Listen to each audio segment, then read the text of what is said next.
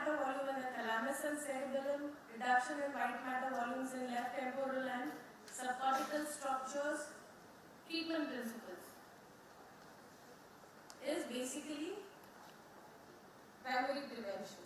That is, you have to stop the drug being accessible. So you have to know what are the drugs in the first place. So there has to be effective public education regarding these substances which are supposed to be harmless, which are supposed to be consumer goods and not for human consumption. Inculcating moral values, disciplined lifestyle, restricting the supply outlets, and early identification and intervention. So once you have found it, best is to identify it early before it becomes a major problem and intervene. So what are the treatment goals? Ideal would be that they stop it completely. That is utopia. That never happens. Believe me, we do see this. Within 2 months, 3 months, the patient will go back, there will be a relapse, and they'll come back again. Maximum what we see is up to 1 year. So this is an ideal one. It really does not work so well. A realistic would be harm minimization. That means even if they reduce the amount that they are taking, if they come to you for management of whatever the complications that they have, it is a good goal to have. Improvement in the health, social and occupational functions, and improvement of quality of life. Issues and assessment.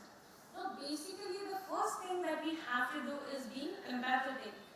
When you see people with drugs, at first this is, so what do? We start judging them. And that is something that they pick up, which should not be done. So basically you have to have an empathetic attitude. It is a medical disorder, it is a psychiatric disorder, and for which they do need treatment. So you have to have a non-judgmental attitude. Find out details of the history, whether he has been taking any other drugs in the past, has he suffered any consequences due to it, medical, social, legal consequences of it, whether he has taken treatment for it, has he managed to stay dry before, because that will help you and the prognosis is much better for them. Look for medical and psychiatric problems, all the complications, comorbidities. Look for psychosocial supports. Look at the family. Look at the friend circle. See if they have support. That is another plus factor for the patient.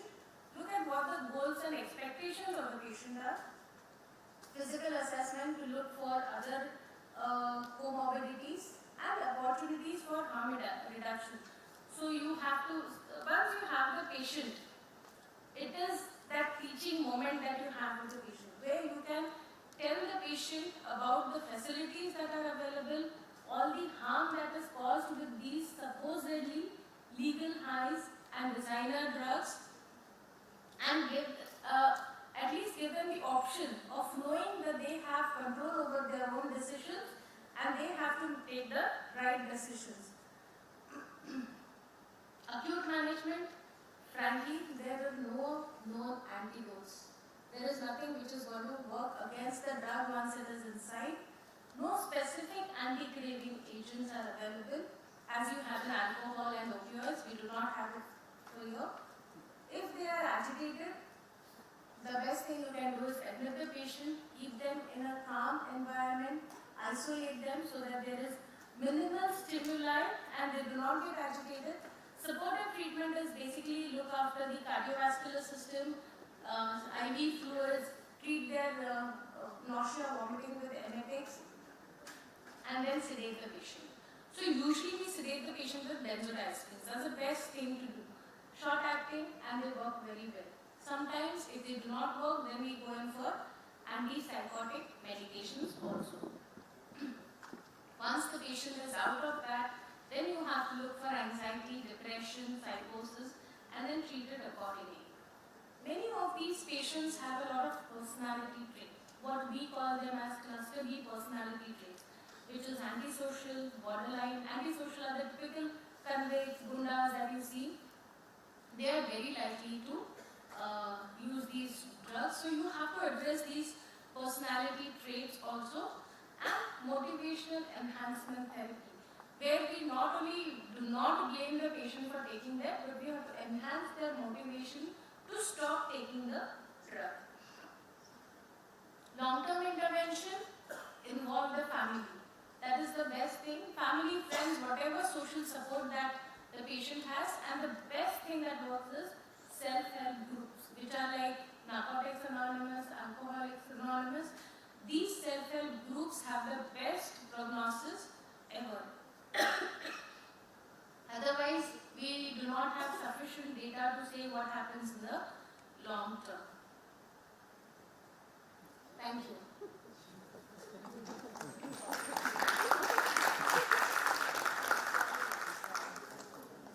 Dr. Sagar, he is responsible for this.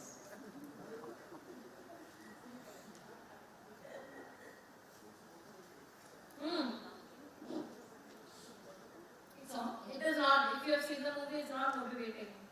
It motivates you against it. Thank you, Sushma ma'am. I thought that was a very lucid presentation. I think you've covered everything right from how it's available. I think what would be very interesting to know is how do you actually detect them. The most important thing, since it is something which can really be camouflaged, is not something which you see so often. So yes, and what would be looking forward to the next lectures in the series of this CME is how do you actually detect them. First and foremost, yes, the patient coming in telling you is the most reliable thing, but how we have our other drug screens, something to know, something which was more probably accessible to us, by which we could find out that they are using these designer drugs. So I will answer that partially. Okay. What you have to do, see, because almost all these groups have the same kind of effects. Hypertension, increased pulse rate, confusion, delirium, aggressive. Almost all of them sound similar. So there's no way we can make out that there's cannabis or catechinones or hallucinogens unless they tell you. But sometimes when they come to the casualty, they are not in the state where they can tell you. So what you have to do is basically look for any chips or anything that they have in their pockets. If they have the covers that they have, then look for paraphernalia. If they have those smoking things, if they have those IV needles and syringes, and then you can gauge a little. But apart from that, we do not have any. We'll come to know if we have. Thank you, ma'am. I think I'll leave it open now to the house if there are any questions for madam.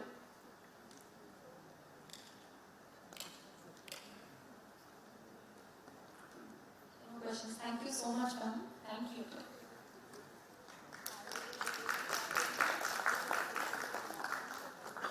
They say do it right the first time, and surely there couldn't have been a better opening session to this day. Thank you for the enlightening lecture, ma'am. We have surely started our CME the right way. I request the chairpersons to please felicitate our speaker, Dr. Sushma Sunavne ma'am. I request the speaker and the chairpersons to please take the center. A huge round of applause for the correct session that has taken the start.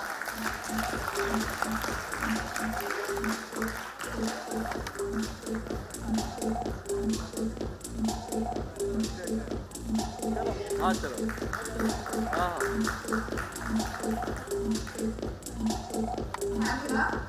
The session would have been incomplete without the active enthusiasm of our chairpersons. Thank you, chairpersons, for your active participation. I request Dr. Gajanan Rathore to please felicitate our chairperson, Dr. Ramesh Vasnik, sir. I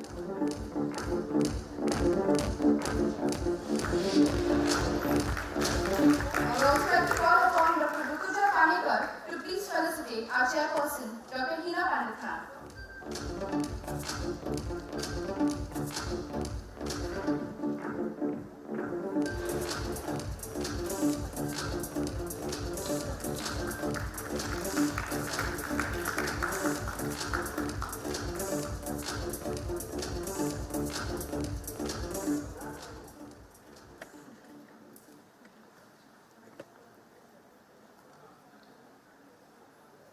Thank you, everyone.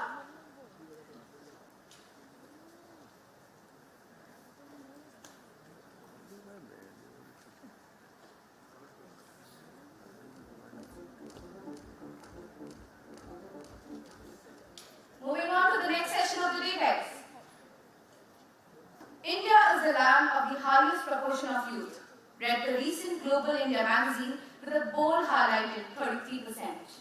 Ironically, next page of the same magazine featured the infamous Kabir Singh. Where this youth is 33% of the population, is expected to be the pillar of the nation, the same youth is seen exploiting themselves against the pillar of the same random streets. On this note, let us move towards the next session of the day. What's the word in the streets? Current perspective on substance abuse in the youth. And to conduct the sessions, we have none other than the most dynamic Shri Samir Wankhede sir, Directorate of Revenue Intelligence, ex-Zonal Director, NCB. A huge round of applause for Shri Samir Wankhede sir for his gracious presence in the house. I invite sir on stage, please. To grace this session, we have our chairpersons, Dr. Naresh Sanzar, Professor and Head, Department of Forensic Medicine, BJ Medical College, Pune.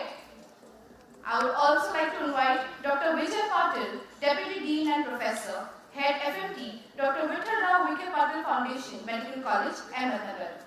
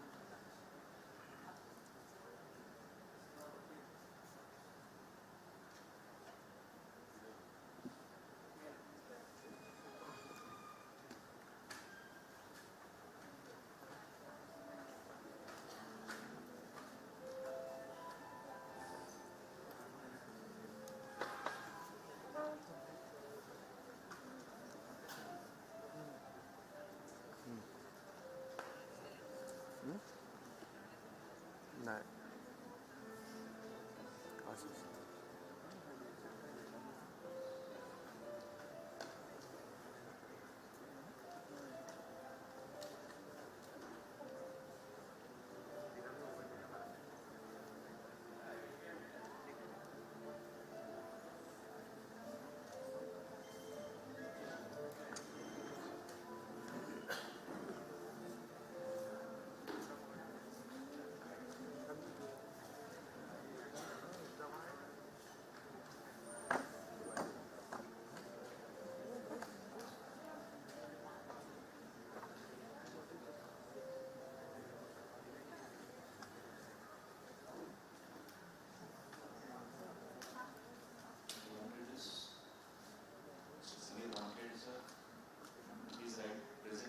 Additional Director, Director General of Taxpayers Services, Chennai, Zonal Unit, Chennai. I hope most of the audience sitting over here, they have known him. So he is a well-known personality because of the recent events and all this. I would like to still introduce to you the speaker. He is instrumental in booking more than 3,000 smuggling cases and seizures of dutiable goods, gold bars and gold jewelries, seized drugs worth about 383 crores rupees, busted various ISIS modules, illegal trades of weapons, fake currency rackets, arrested various accused related to Hawala cases. He's been awarded the Union Home Minister's Medal for Excellence in Investigations in 2021. He was also awarded Maharashtrian Samman 2021 by Honorable Governors. He is the recipient of various awards for excellence in various operations conducted during his tenure. He has been trained as a sharpshooter. With this short, brief history, I would like to invite today's presenter, Mr. Samir Wankhede, for his presentation.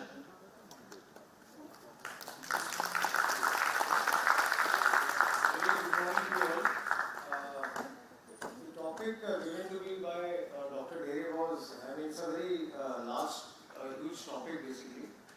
But to wrap that in, say, about 40 minutes, it's a challenge. I would like to just, talk impromptu regarding what exactly things happen on the field. Because past 17 years of my career, all 15 years I've been done in law enforcement, especially against narco-terrorism and drugs. Coming straight to the topic, initially, if we talk about the state like Maharashtra and Goa, I've been the zonal director of Maharashtra and Goa for NCB. After that, I was the joint commissioner of DRI. So I was looking after MP, Maharashtra and Goa. So, talking specifically regarding Mumbai, Maharashtra, in today's time, we have a real issue of narcotics. If you follow the Honorable Prime Minister, if you follow the Honorable Home Minister also, so in every forum or any opportunity given regarding law and order, regarding the security issues, so there is a mention regarding narcotics trade and there is a mention regarding terrorism. And when narcotics meets terrorism, there is a very unholy term called as narco-terrorism. So it becomes more dangerous, and that is a major problem what the country should be prepared for and look forward to handle it. Coming to the micro level down in Mumbai on the streets, so basically we have issues regarding 7 to 8 types of drugs. Number one, I would like to not differentiate between hallucinogens, synthetic, non-synthetic, and all those kind of things, because one feel that the uniform colleagues might agree. On the field, the situation is completely different. Basically, in Mumbai, we are facing issues like I would like to differentiate as synthetic and semi-synthetic kind of drugs. So if you talk about the natural, so-called natural kind of drugs, so we are facing problems like weed, and that includes hydroponic weed and other forms of weeds. The deshi weed called as ganja. And secondly, we have issues like charas. Coming to semi kind of synthetic, I would like to top rate cocaine as the most favored drug in the city, but that too which is consumed by the high end of the society. Then we have a biggest problem of a drug called as methadone, which is called as NDPS Act. So we'll discuss that one by one. Then the third comes in is the thing called as methamphetamine, meth.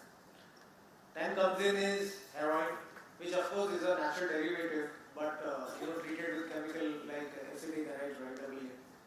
After that comes in LSD, lysergic acid. And so on and so forth. We have precursors also like ephedrine, which are a problem to our country, especially Mumbai and Maharashtra. So these are the drugs what we are facing with. So to start with, the drug called as the great ganja or the hydroponic weed. What happens is in Mumbai earlier, a drug like ganja, when booking lot many cases, what I've realized is, there is a kind of ignorance in the public also.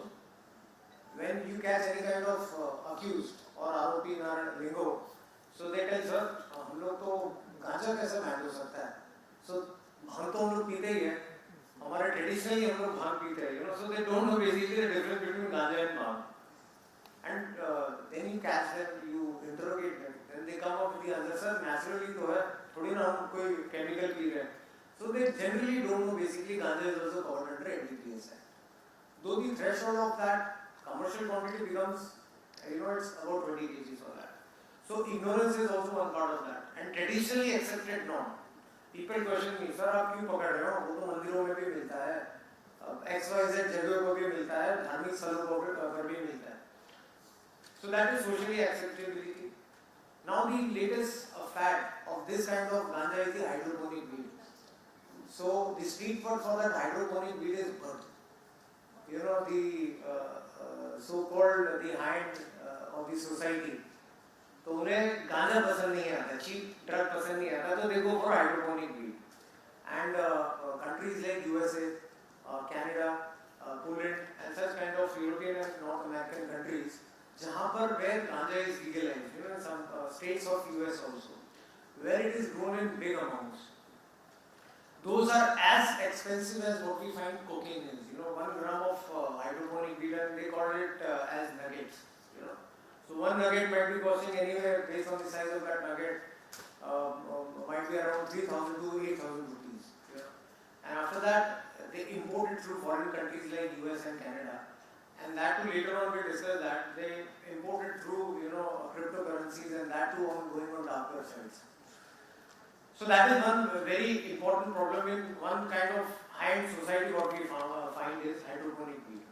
Hydroponic weed, why it is different? Because it is not grown in soil, it is grown in greenhouses, basically in controlled temperature, and to increase the with an increased THC level, so it gives you a higher kick. Then the second one is charas. Charas, again, street name is called as hash, and you know, recently also we busted out many cases where the foreign culture of hash browns, you know, the brownies, the eatable cakes are infused with these kind of hash browns, this charas. So it's a party fad basically, looking at the Western culture, and easily available on internet how to make hash browns. But fortunately the kids or the youngsters do not know again charas is covered under the NDPS Act. So we busted two kind of bakeries also, I remember in 2021, so that was the first in the country, you know. So बच्चों को पूछते हैं कि आपने कहाँ से ये देखा? सर वो तो अवेलेबल है, आप YouTube देख लो, XYZ मूवी देख लो, वहाँ पर तो easily available है. So then they make various cakes, you know, hash browns, rainbow cake. Rainbow cake means charas ganja infused cake. So you know, such kind of lingos come in the picture. But yes, charas not to be taken very lightly. Last year in 2021 also, what happened is we booked lot many cases connoting narco-terrorism in this.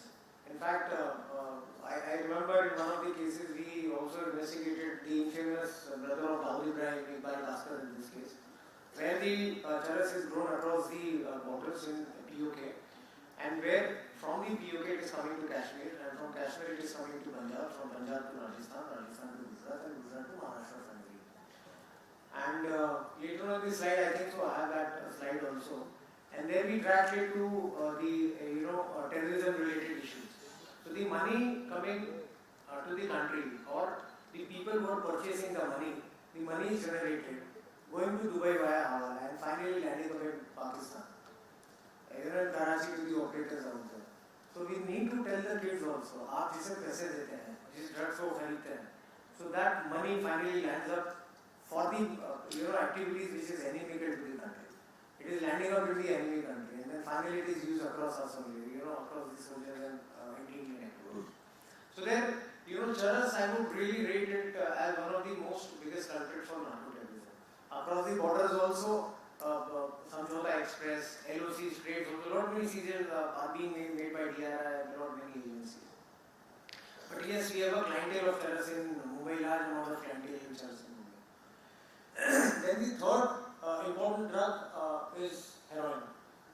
I mean, it's not heroin, it is heroin. So it again connotes unholy nexus of narco-terrorism. Grown a lot, many in Afghanistan. 90% of the production of heroin is done in Afghanistan because Unfortunately, last 3 years it has bumper crop. Afghanistan is having bumper crop of opium. The political turmoil out there, the Taliban's coming in, I mean the Taliban's also following the rule of hypocrisy out there. One, Sharia doesn't allow drugs, and secondly, you are supporting narco-terrorism there and spreading across, in all the countries. So they don't know what is to be done, bumper crop. So they are just throwing across the country. I mean, India is seeing large amount of seizures being done. At the airport, at the ports, land port, Coast Guard, Navy, DRI, NCB, everybody is making huge seizures of heroin. So again, heroin, naturally grown by opium, derivative, treated with the acetic anhydride, and after that coming to Mumbai. We have a lot of pockets also, that also we discussed. I mean, short I have made some kind of, area census also where which amount of drug or what kind of drug is being consumed. So these are the kind of traditional drugs, I would like to say the olden drugs, what is still prevalent in cities like Mumbai and Goa. Coming to the more happening drug, number one is cocaine. And cocaine, we all know it is grown in South America, derived out of coca leaf plants, and after that being processed into powders, and then sent across the countries. Expensive, extremely expensive, top notch. Then again the same price, 1 gram, 3,000 rupees to 8,000 rupees. Street name of this kind of drug is coke, white lily, white china, stone, stash. So these are the kind of white, these are the kind of street names for cocaine. Basically cocaine is not made in the country and imported, illegally brought in by Colombia, countries like Colombia, Brazil, Peru and other South American countries.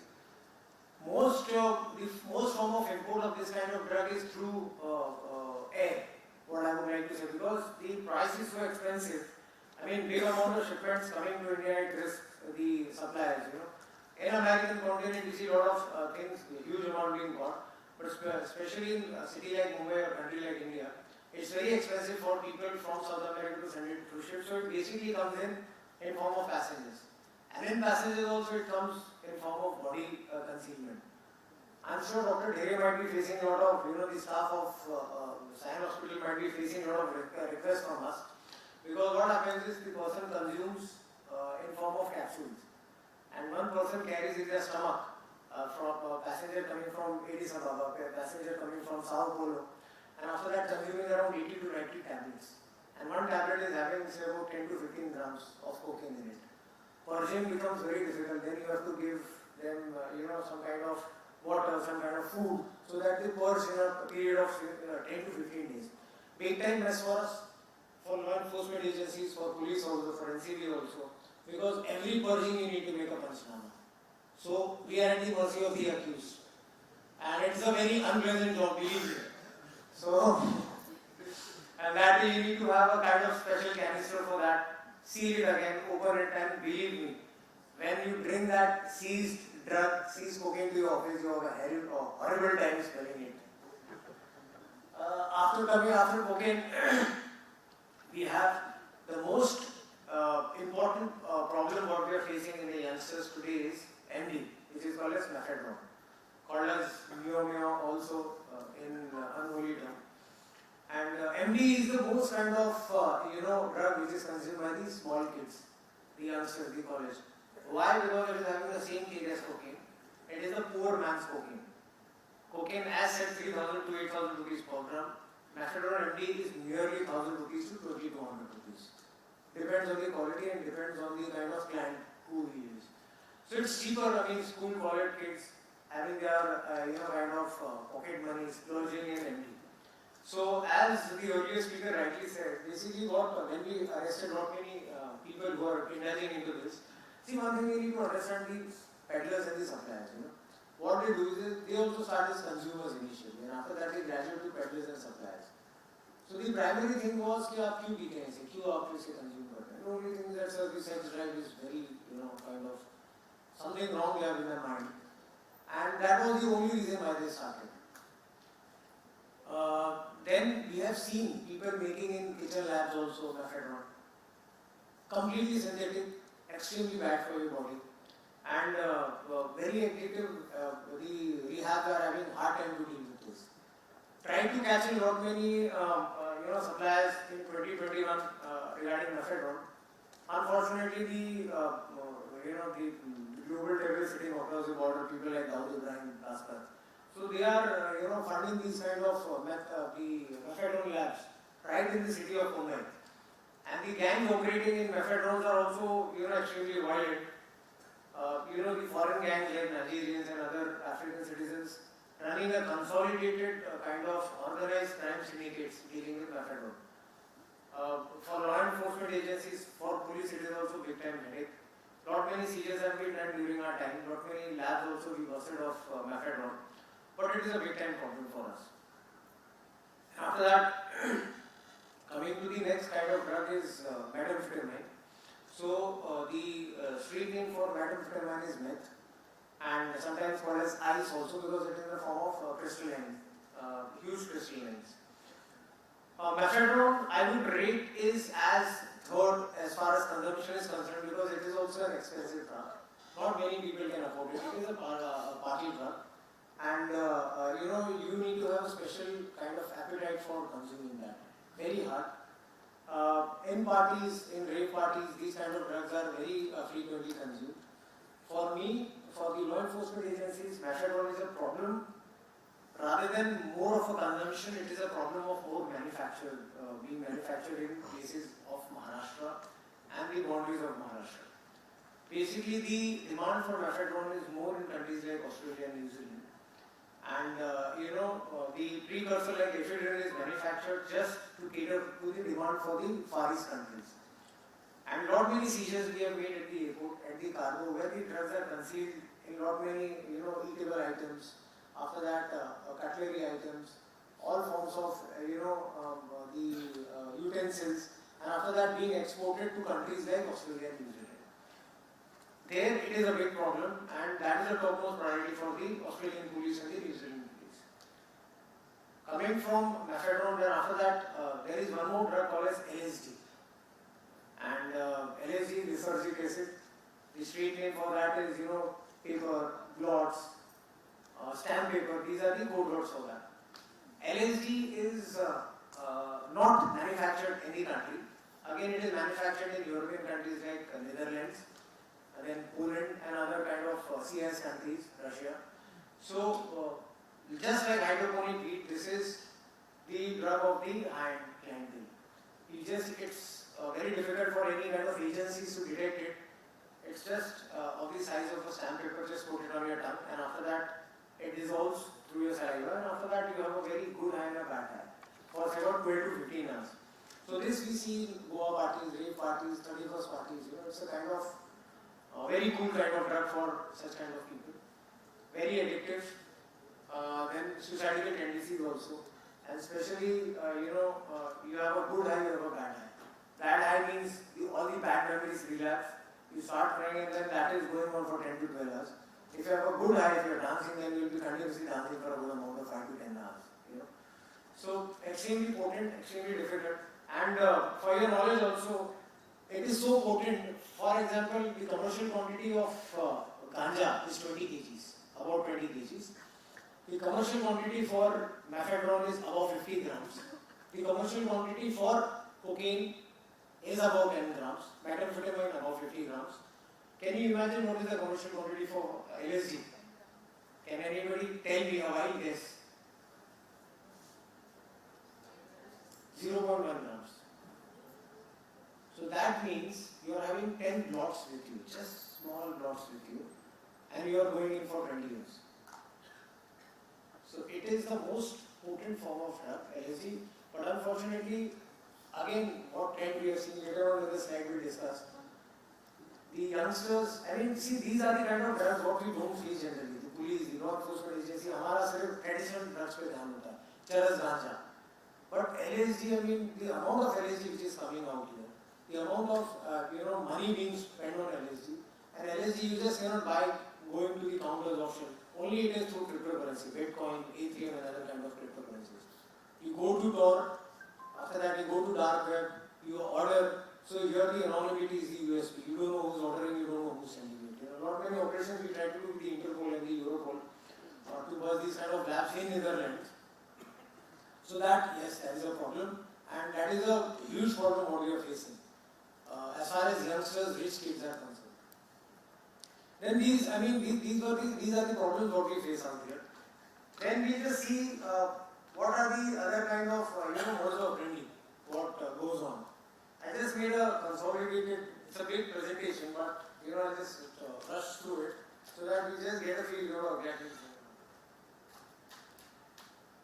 See, these are the kind of, I have brought in some case studies also so that you can exactly understand what the law enforcement agencies face on the field and what are the recent trends.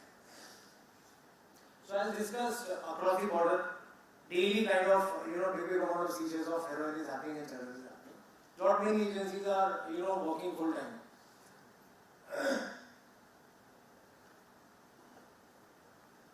Coast Guard seizures, what I told you, Navy, Coast Guard, especially on the Arabian Sea and the sea encompassing Sri Lanka and Maldives. Lot many seizures are recently being made, as discussed earlier.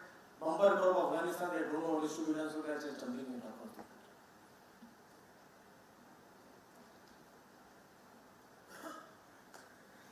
Can you imagine, the kind of profit what these people have? See, as far as heroin is concerned, as far as Indian currency, if you see, so the manufacturing cost of heroin will be anywhere between 15,000 to 20,000 rupees, as equal to ganja what we have in India. From Andhra Pradesh you get it 15,000 to 20,000 rupees per kg. But can you imagine when it goes to this field, illicit international market value of a product which is around 15 to 20,000 rupees, it sells around 5 crore rupees per kg. So where is 15,000 rupees and where is 5 crore rupees? So you imagine the money which is being involved.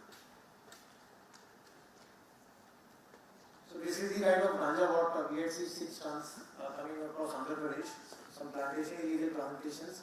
And here there were some connotations of narco-terrorism where the Maoists, the Russians were taking protection money for the plantations grown for ganja in Orissa, in Malkangiri and in Andhra Pradesh.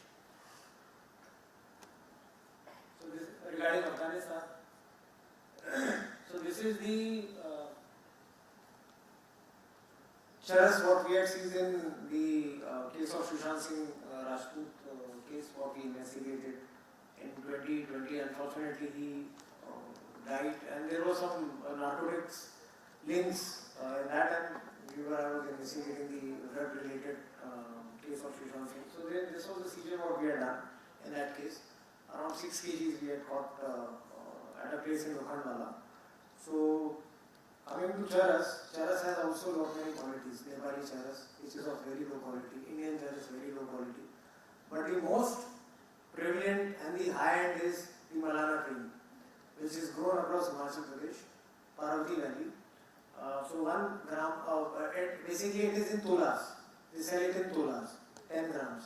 So one Manala cream, 10 grams might be anywhere between 5,000 rupees to 8,000 rupees. So that is also, if the kind of high-end people, जिन्हें ज़्यादा healthy रहना है, so they will go for Manala cream.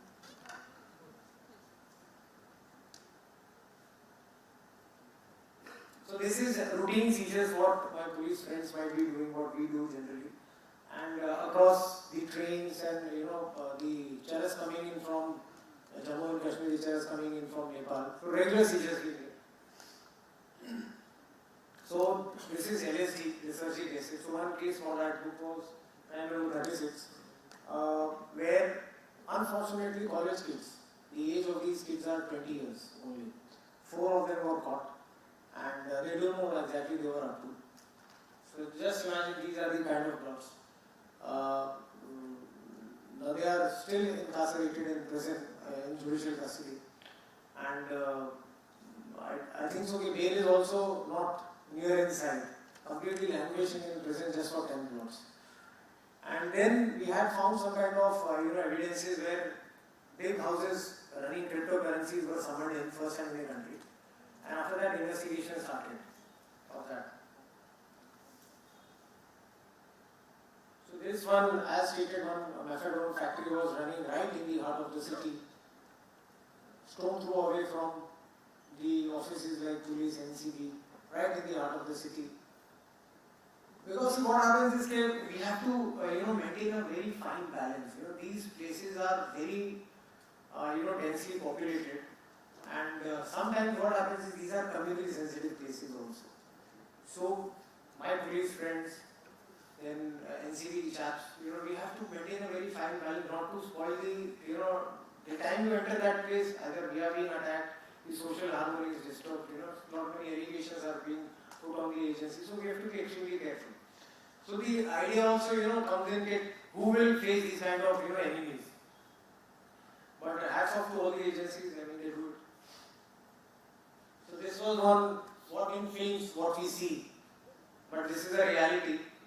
Highly inspired by films, such kind of grounds still exist in our country.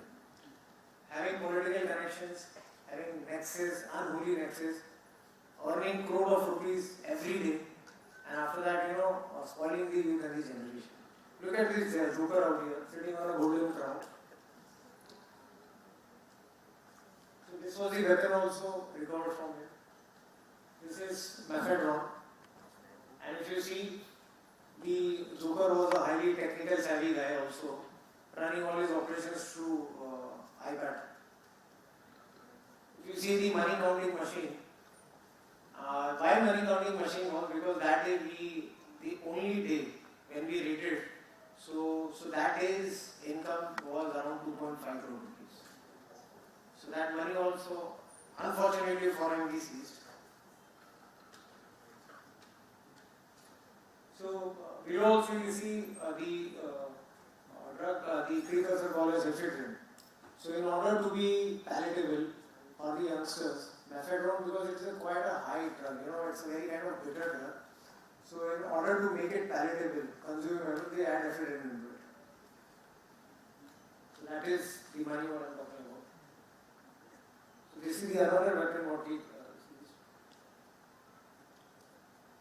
As stated earlier, what happens is, see the recent trend what we have seen is, the gangsters, the organized crime, drug peddlers, what they do is, they try to sell drugs in the periphery of the colleges, where the clientele is valuable, the small kids, they are very valuable, who will complain, on career, so they catch them very easily to supply drugs.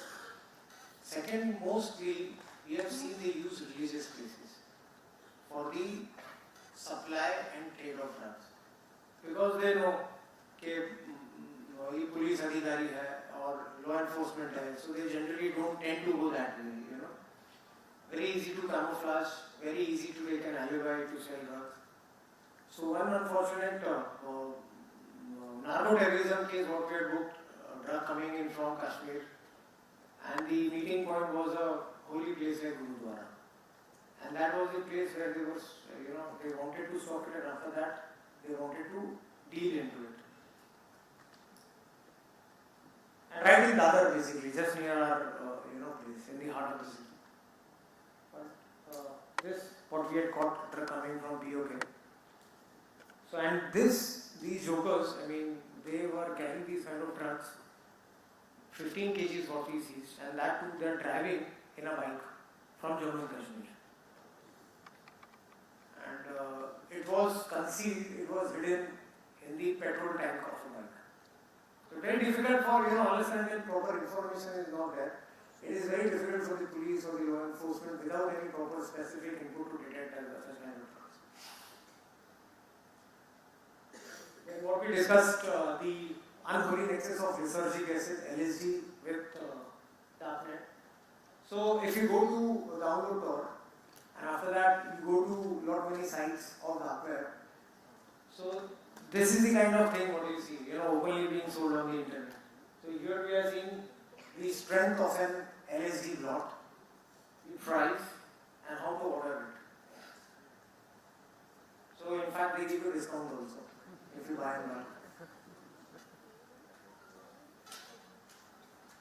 So it is $1,380. That to Bitcoin you have to pay through BTC.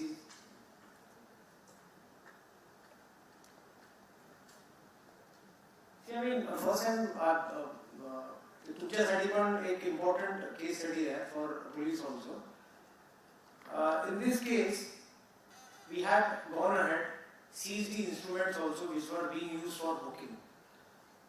And after that, we went ahead and there were ledgers on, basically whoever knows Bitcoin. So there are ledgers which are available, the account ledgers where your amount, your Bitcoins get accumulated, your points get accumulated, your units get accumulated.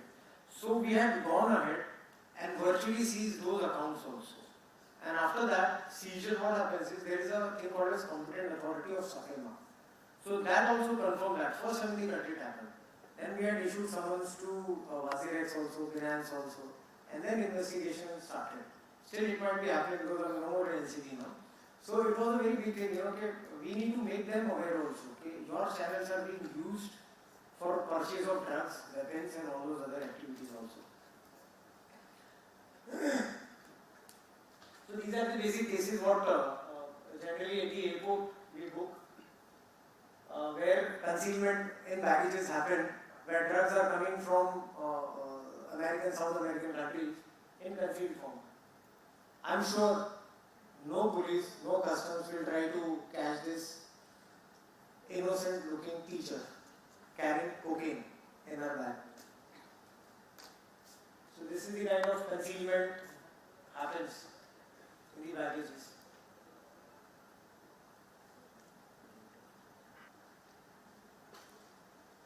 So again, what we had discussed, methamphetamine being made in the country and after that it is exported. So this is one case where it was made in the state and after that it was going to an African country and from them further to the clients. It was concealed in, blankets.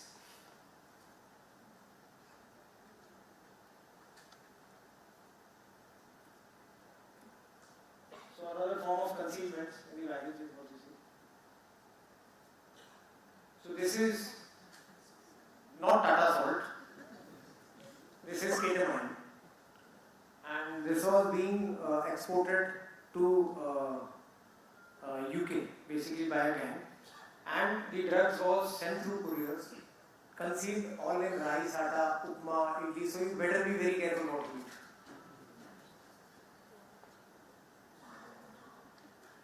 You see, Agni tea, and what else? Rice, atta, rice, idlis.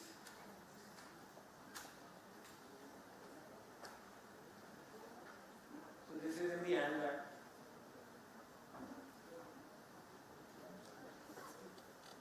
This is a very interesting case I would like to share. I mean, see how the trend goes on. And this gentleman is an engineer by profession in Tamil Nadu. Father, a very senior bureaucrat. And information, the person is carrying a kind of contraband. So I will not take much time, just a small anecdote. I was the Deputy Commissioner of Mumbai Airport during that time. And when you have such kind of information and when you interact with them, so when a person tells I'm a chemical engineer, so wahi aap thode back foot pe aa jate, okay, I think so you have got the wrong guy. The language is very, convincing. And after that, coming from a very good background, bags do not reveal anything. And for us, the information came to us very late. The person had already boarded the flight and the flight was going towards Malaysia. And when you get a person on flight and to deport him, it becomes a very big risk. Flight delay ho jata hai, then you have to take lot many permissions again also. And if you don't find anything on him, then you are gone for a toss. You be ready for suspension then. So then these kind of chances what my uniform friends and what we take in our daily lives. So the information was there and I asked to myself, okay, when interrogation is going on in the aircraft and the person is telling he's an engineer, his father is an IS officer, this and that. So at the back of the mind you also think your second plan of action. Suppose you don't find anything, what you do after as a second profession. So, but once a decision taken, then the gentleman was offloaded. Then slowly searches go on. Physical search also did not yield anything. And then finally, you have a look at his bag. and then finally you get that, and then finally I tell myself, Sam, you are saved. Beautiful concealment. Keep in mind going to one of the gangs in Malaysia. This is one more seizure what we had done. This is again hydroponic weed, and this is in form of joints. This is also one seizure in the Sushant Singh Rajput case. So there, what happened is again the import is done by cryptocurrency, coming in concealed as eatables in the country, and after that given to hand clients of Bandra, Khar, and all such kind of areas.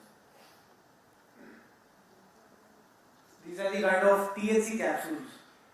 You know, if you want to be very healthy, you don't want to smoke, so then you have a pill. So this is one kind of one pill is costing around 3,500. This is status. This is on the street. This is a very difficult phenomenon what we face. This is cocaine filled in capsules. So what happens is the Nigerians, the organized gangs, which are huge in number in places like Mira Road, Vasai, Bandar, and all those kind of peripheral places, satellite cities of Mumbai. So they sell it. They come to places like Mumbai, Khar, Bandra, Kolaba, and all those places outside 5-star hotels, and after that carry these kind of pills. So the color of the covering denotes the price and the quality. So if it is a black one, so it is of pure quality, very expensive. If it is a green one, lower quality. If it is a red one, more lower quality. If it is a yellow one, the cheapest quality. Based on the covers, the price is decided. And for us, these people carry such kind of capsules, 25 capsules in their mouths, the peddlers. So, my police friends, my NCB chaps, whenever they go and grab them, they swallow it. So for us, there is no evidence, they think. And after that, for us, there becomes no immediate cost to catch them. But unfortunately, one such guy, we had to penalize him.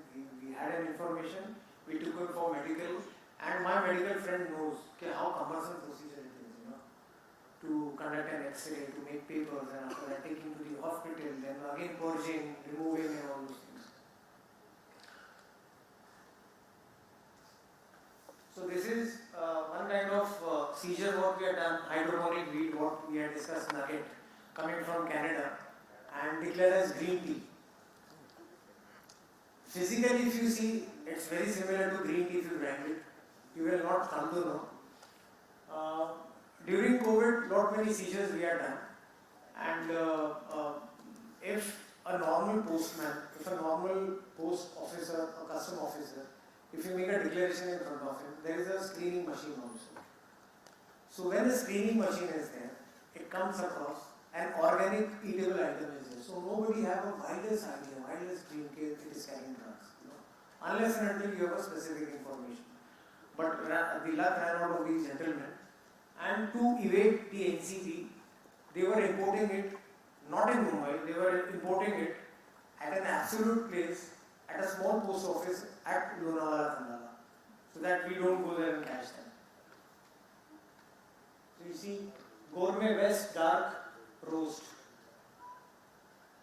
designer coffee. So this is the kind of cocaine what generally is sold on the street.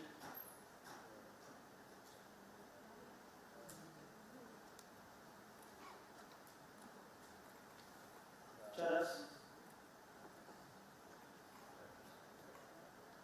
So this is the. So these were the kind of case what I discussed with you regarding bitcoins, and we had arrested one crypto king, what he was called as in that case. So these were the various gangs which were running in. So this is the one of the glorious drug suppliers, the so-called glorious drug supplier, and you will be surprised. The drug peddler is peddling drugs in a car called a Jaguar, which is costing more than 1 crore rupees. So clients are going there, and this gentleman is selling drugs, cocaine in his Jaguar car. Another joker of top order. probably seen films. So this is the kind of LSD when it comes through import. One case what we had booked was through courier. It had come. That too concealed in a book called as Main Camp, autobiography of Adolf Hitler. So that made me more curious to read about him, but unfortunately this landed up in my hands.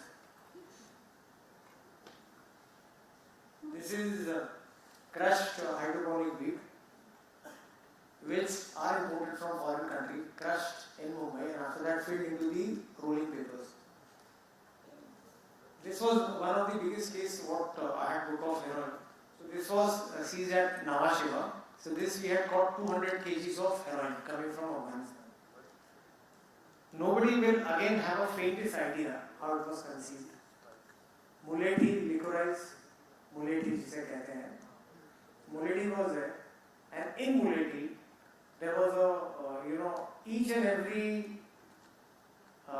muleti branches had plastic pipes into it, and in that plastic pipe we had heroin into it. So you see it looks like this, and after that finally the pipe comes in and heroin also is taken. So this was how the books are being used to conceal LSD drops. So one lot, for your knowledge, is costing anywhere between 1600 rupees to 5 to 6,000 rupees. Depends on the potency. And names are also very exciting. Choco dip, double dip, single dip.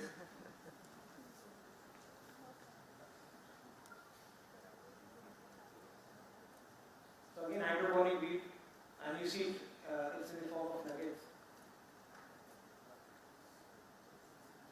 So these are MDMA pills, which are consumed for rave parties, clubs, nightclubs.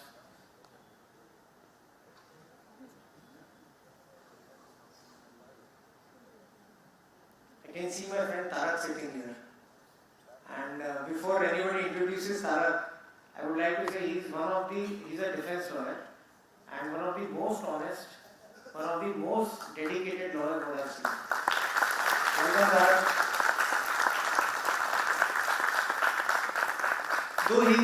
Though we fight in the courts, but that's professional. These kind of supplies, happens by such gentlemen. Now this gentleman is a biology professor coming from an African country and trying to sell drugs out here.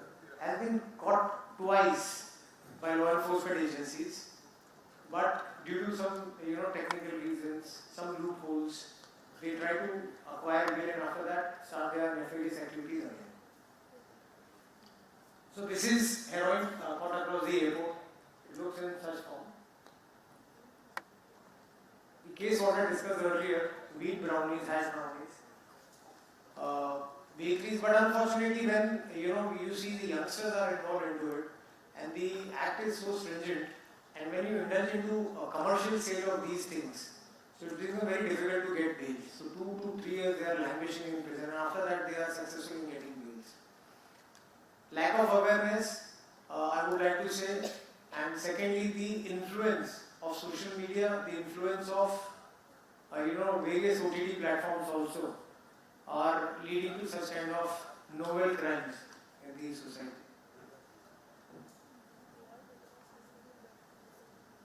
So one piece of this kind of a brownie costs around 1500 rupees, depends on the orders and depends on the parties. For us also this was very novel. Tarak would appreciate that when you kind of see such kind of things. So for us the property becomes very important, how to preserve it. अभी आप cake को कैसे preserve करेंगे? These are cakes for us.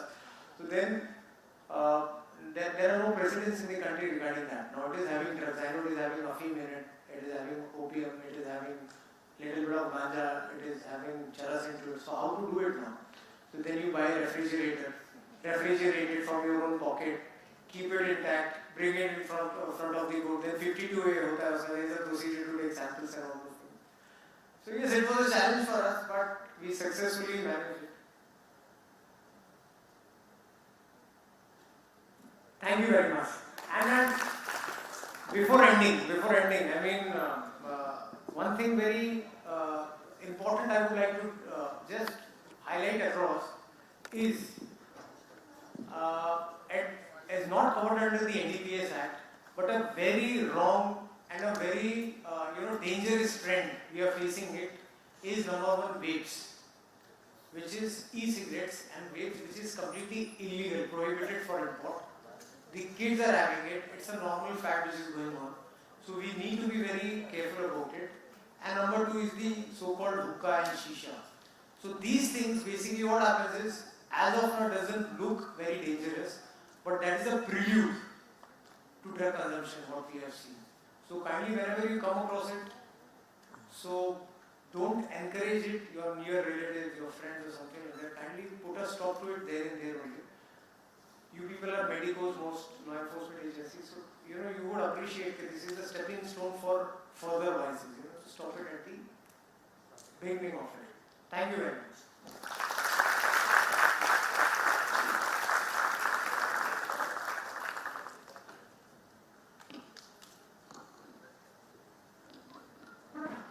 Just a small piece of information, I'm sure the speaker is already aware of it.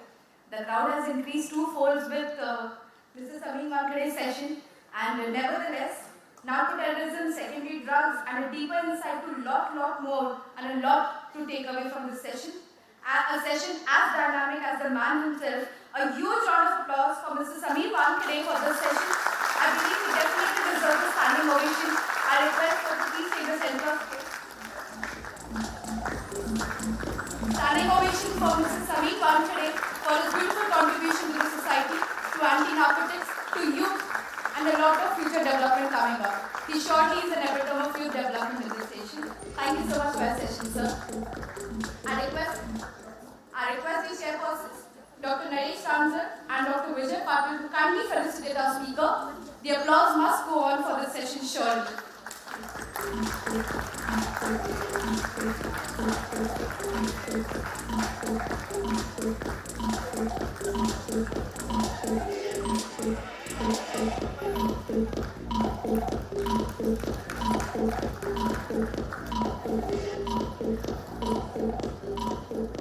Thank you, chairpersons, for your active participation. I request Dr. Narendra Kumar to please felicitate our chairperson, Dr. Vijay Patil. And I also request Dr. Sachin Patil to kindly felicitate our next chairperson, Dr. Naresh Ramzan. A huge round of applause for the chairpersons for maintaining the momentum of the session, please.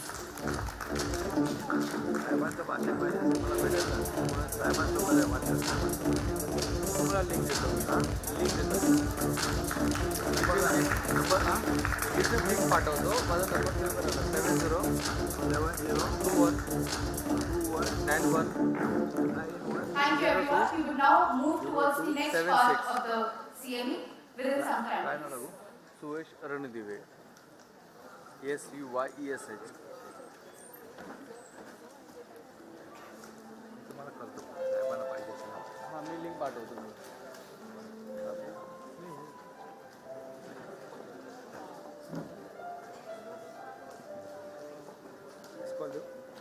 हाँ त्यांना लगेच link पाठवतो.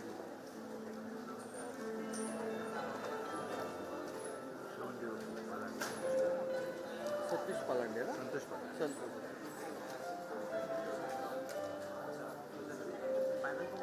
Okay आता लगेच पाठवतो. I request the audience to kindly be seated. We will be beginning with the auspicious inauguration in some time, please.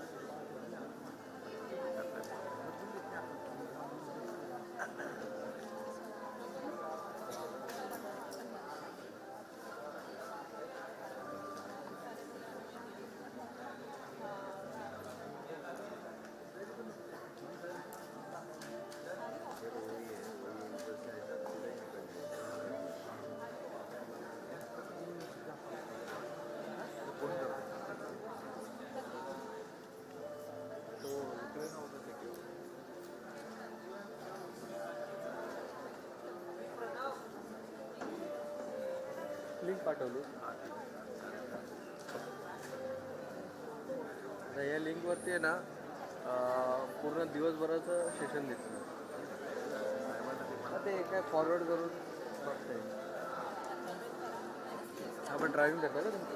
नाही body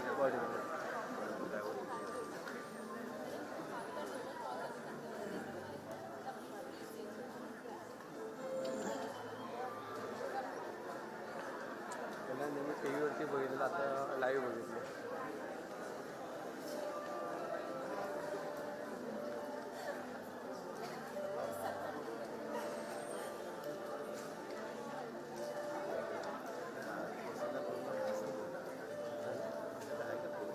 कोण ना कोण स्पीच वगैरे देणार असं आहे.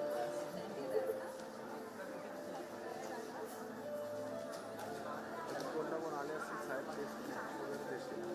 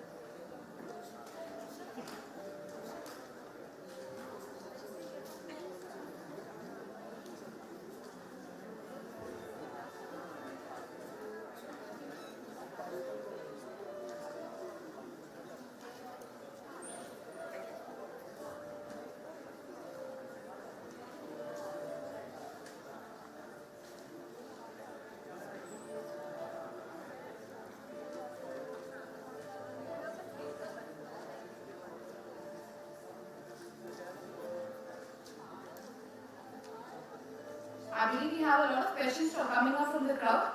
We are free to take the question and answer session till we begin the inauguration.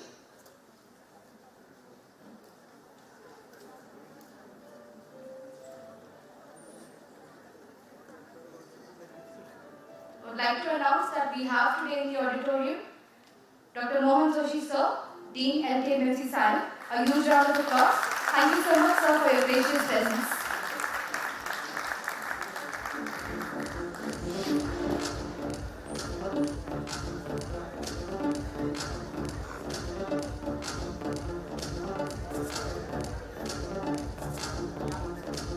We have one question from the crowd.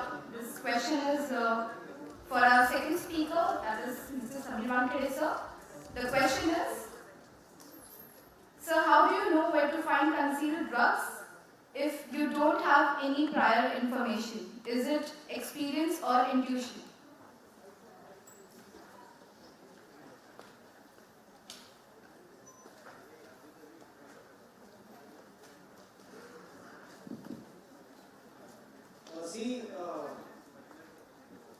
What happens is when you are 17 years into policing and law enforcement, so you have your own kind of intel network which has been developed, and when you have a knack for it. So the information comes to you, you are very lucky. But at times what happens is,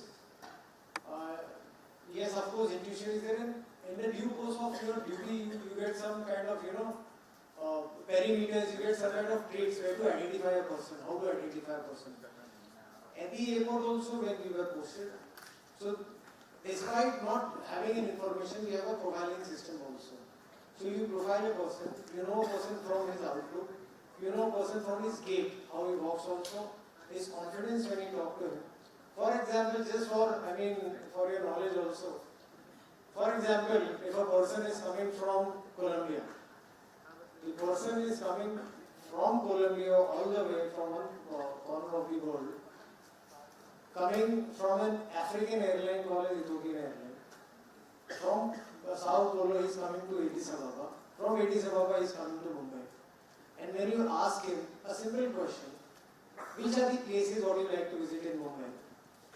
Which are the tourist places which you like to see? And the person doesn't have any answer. That means the person is carrying something in his stomach. So this is the kind of general normal thing, normal common sense what needs to be. But of course there are a lot of technical parameters also. So yes, intuition, sometimes it is there in the due course of life what you do. And after that, technical parameters also help you. But the most important form of intelligence, apart from technical intelligence, is human intelligence. I believe in the traditional form of intelligence and policing, where information network, agar aapka acha ho, to more you can serve this. Thank you. I hope it. Thank you, sir.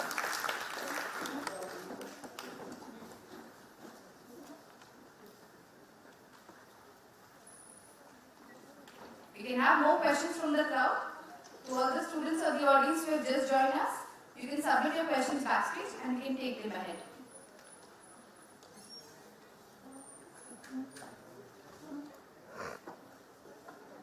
We have another question for our first speaker, Dr. Sushma Sonawala ma'am. Ma'am, do we have you in the audience?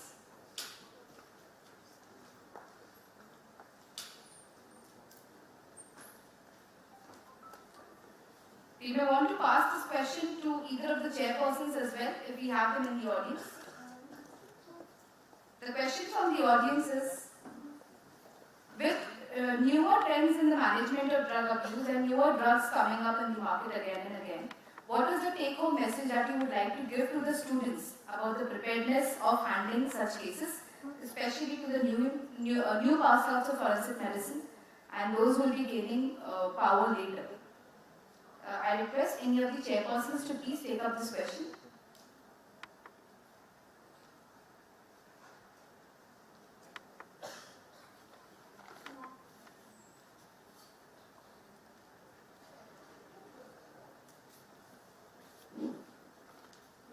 As everybody is aware here, designer drugs are difficult to detect basically because there is some molecular changes which has been made in the structure which traditional NDPS drugs, you might be aware, these have, and it is difficult to detect these designer drugs, and that is the difficulty. Even the blood investigations or urine investigation if you go for, it is difficult to detect these designer drugs.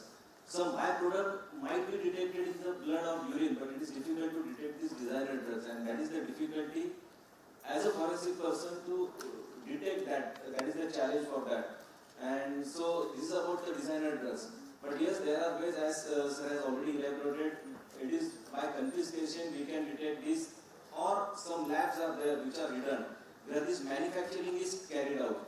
This lab has to be busted for this manufacturing of designer drugs. So that is the only thing it is difficult to detect as such. Thank you. Thank you so much, sir. Next question again is for Samir Markey, sir. I believe the audience is not going to leave you so easily, sir. The next question is, as compared to the other countries, do you think legalization of drugs in India would reduce the menace of the current drug scenario?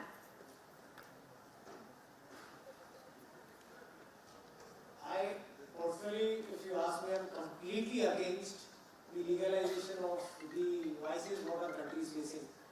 See, we need to understand one thing.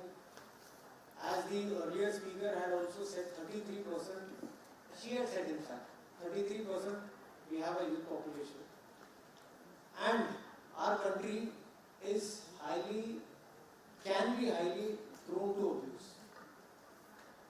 You cannot compare our country with other kind of developed countries where the population is very minuscule.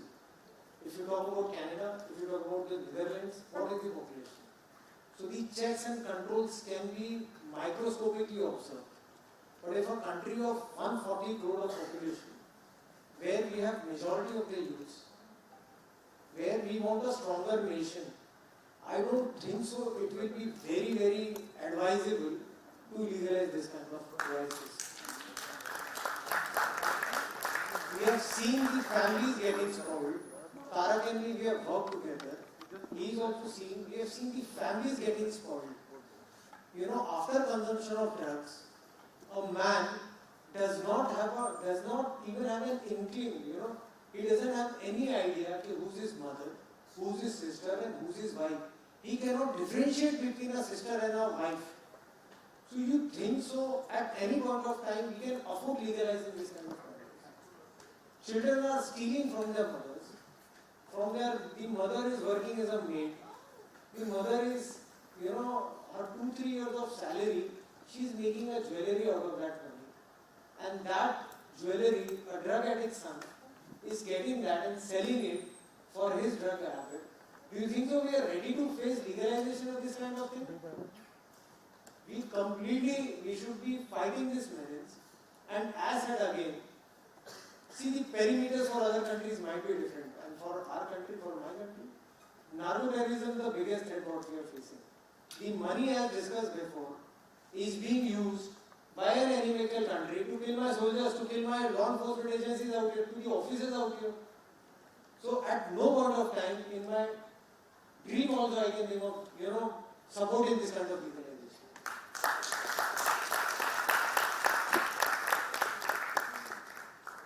Thank you so much, sir. We have next question for one of our chairpersons. Do we have Dr. Naresh Chandra sir here? Sir, a question for you. What is the youngest age of an abuser that you would have treated?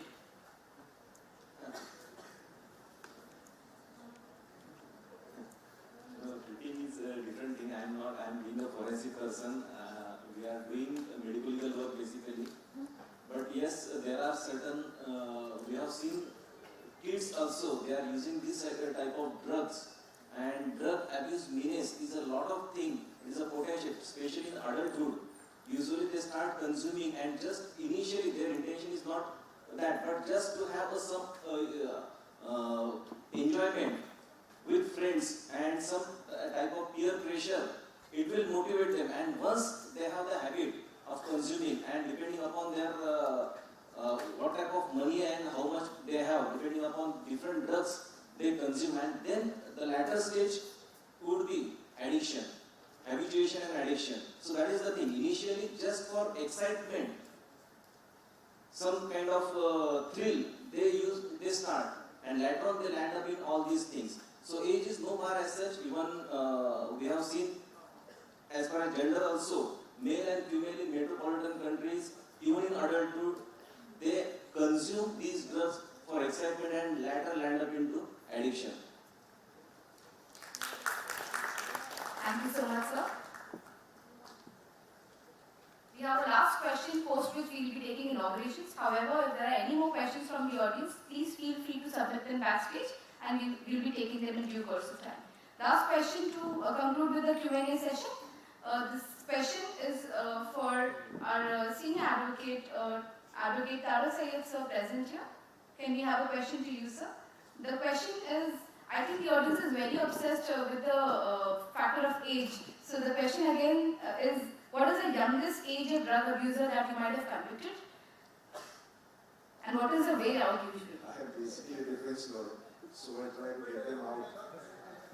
But I understand the gist of your question is what is the youngest person who I have befriended and the amount of years that these kids, basically on the street level, if at all they have ever indulged in peddling. So yes, there have been a couple of cases.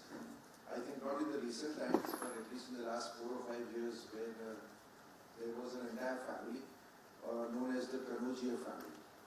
So they had their grandmother who was also a peddler, they had their children who were peddlers, and they had their grandchildren who they used to use as runners for the purpose of delivering the contraband to their respective customers.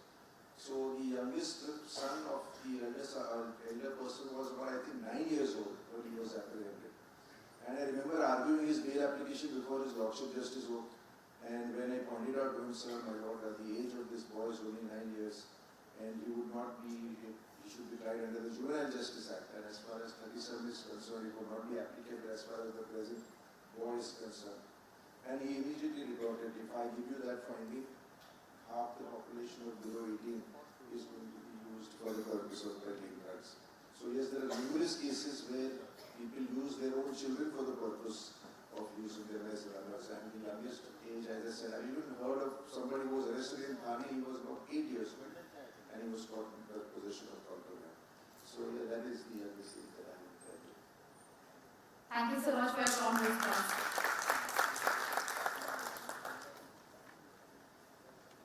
On this note, let's start with the auspicious inauguration process.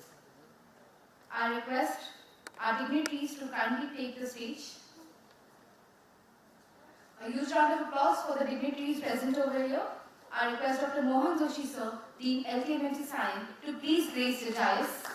I also request Sri Sameer Wankhede sir to kindly grace the dais. A huge round of applause for Dr. Pramod Engle, Academic Dean, LKMC Sion. Sir, please grace the dais. I also would like to welcome Advocate Tarak Sayed, Senior Advocate, to please be on the dais.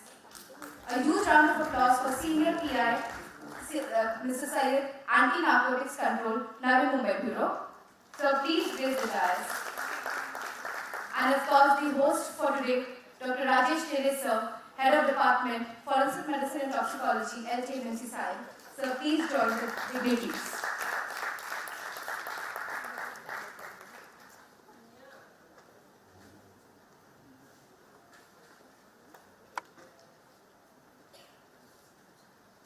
First and foremost, a token of gratitude to this entire Department of Forensic Medicine for hosting a medico-legal day like this. Adar, Abhinandan, Abhar, hello, and a very good morning, everyone. A very, very warm welcome to the day, which gathers so many auspicious people like you, doctors, lawyers, professionals, medico-legal professionals, defense professionals, and so on. Today I, Dr. Mara Khan, hold the pleasure of hosting the day.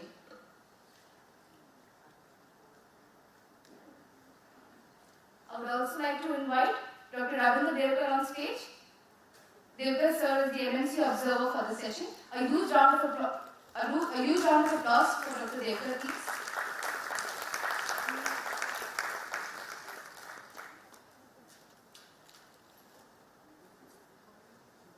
Let me start the day with a story. Once upon a time, man dreaded fire. It took years of evolution for the same man to understand that fire is dreadful. But humans are blessed with the power of control. Fire still remains dreaded, but also was it a weapon when in the hand of humans. With fire came smoke, and within the blink of few generations, eventually the dread of fire turned into confidence, and smoke was synonymous to style, serendipity, and the present term swag. Now this man has the privilege of ruling many other things than just fire, and the influence of this man has proudly shifted to musicians, rappers, and of course, Bollywood characters.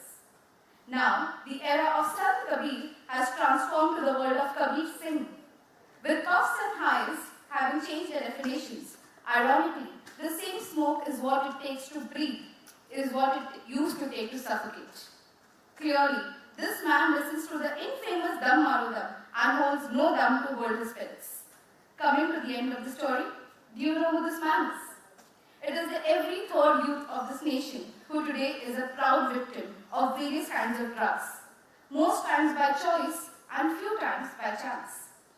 This time is that underage smoker that you and me would have witnessed in corners of shady lanes, who will involve within no time and be an avid consumer of the other substances very soon. This man is your friend, my colleague, a child at the signal, the businessman's daughter, the housemaid's son, the ambitious corporate employee, the depressed old man, the power-hungry politician, the artistic actor, and so on and so forth. The list never ends. Sadly, like I said, with 33% of the youth choosing the drug life, the youth which was supposed to be the pillar of the nation is now found exploiting themselves, taking drags of the same pillar. Ladies and gentlemen, on this note, I, on behalf of Forensic Medicine and Toxicology Department, would like to welcome each and every one for this prestigious CME on emerging trends and challenges in drug abuse, a medico-legal perspective.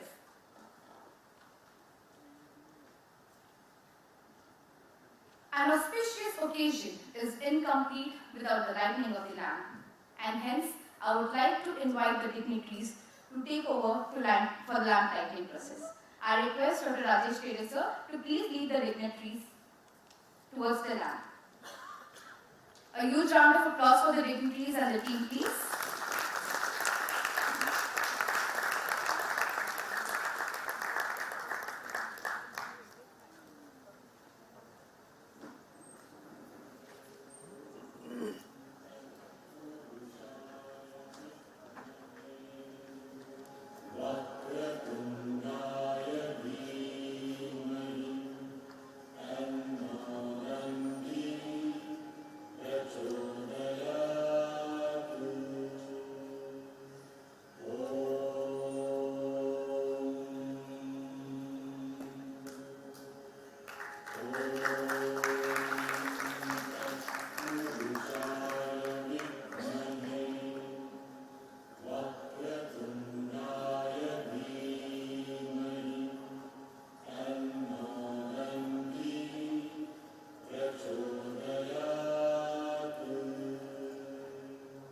चले अंधेरे से प्रकाश की ओर, पृथ्वी से आकाश की ओर, प्राणी से परमात्मा की ओर, पदार्थ से सक्षम की ओर और एक प्रयास अज्ञान से ज्ञानी की ओर।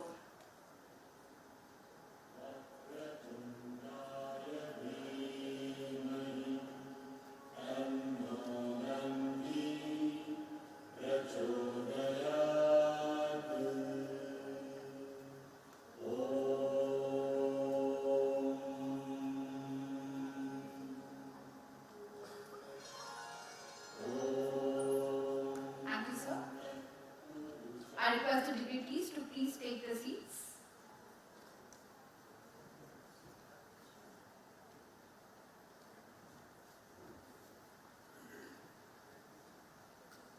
It is indeed a warm day, and we extend gratitude to each of these dignitaries who have taken their time out of their busy schedule to grace the occasion. Knowledge spree is a continuous process, and so is gaining knowledge. It is only because of platforms like these that individuals like you, like the dignitaries and like me, have gathered over stage to share wisdom. We hope to go back with a heart full of pride and a lot of motivation in the brain to move ahead with this science, with this beautiful science of forensic medicine. Let me now take this opportunity to call in for the felicitation of our dignitaries. I would like to extend a token of gratitude to each of these dignitaries present here in the order of hierarchy. A huge round of applause for our never-ending pillar, Dr. Mohan Joshi sir, who is always present to grace the occasion. I request Dr. Hemant Kupre sir from FMT Department, Sion, to please felicitate Dr. Mohan Joshi sir. Thank you sir for always being the pillar to this institute and for always gracing the occasion.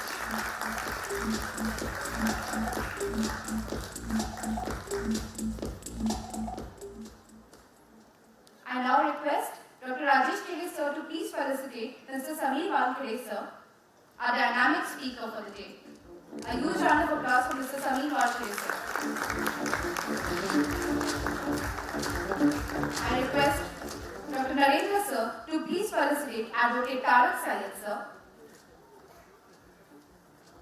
Warm gratitude to Advocate Tarak Syed sir for your warm presence to this occasion and for completing the panel and for speaking on behalf of the advocates. I request Dr. Gajanan Rathod to please felicitate Senior PI BS Syed sir. A huge round of applause for the dignitaries, please. I also request Dr. Sachin Patil sir to please felicitate our MMC observer and our constant for all the sessions, Dr. Ravindra Devkar sir.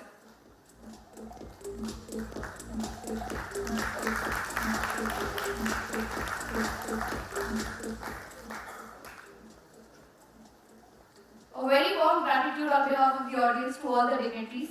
Thank you for your warm presence. The inauguration would be incomplete without the host himself welcoming and warming the session up, and hence I call upon Dr. Rajesh Kele sir, HOD Forensic Medicine Department, LTMNC Sion, to extend his warm welcome and share his words of wisdom, please. I would also like to invite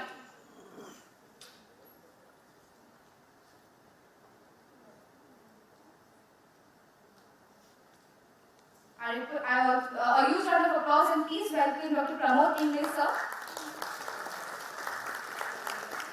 I request Dr. Rajesh Kele sir to please felicitate Dr. Pramod English sir.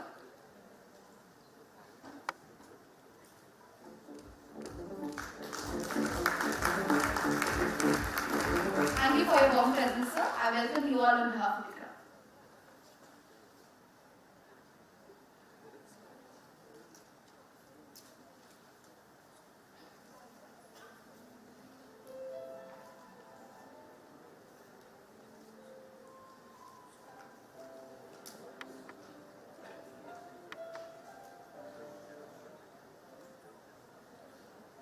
The day began with two beautiful sessions and definitely a lot of engagement for the crowd to take on.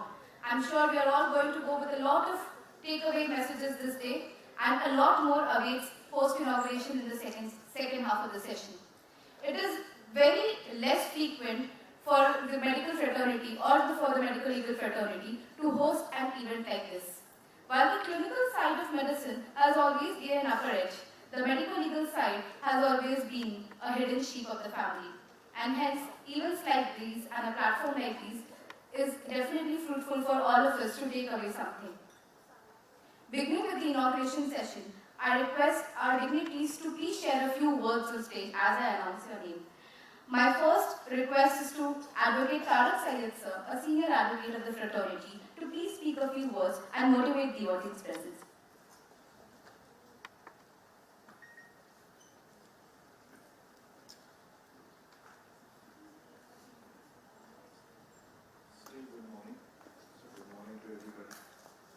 It's an absolute pleasure to see so many policemen.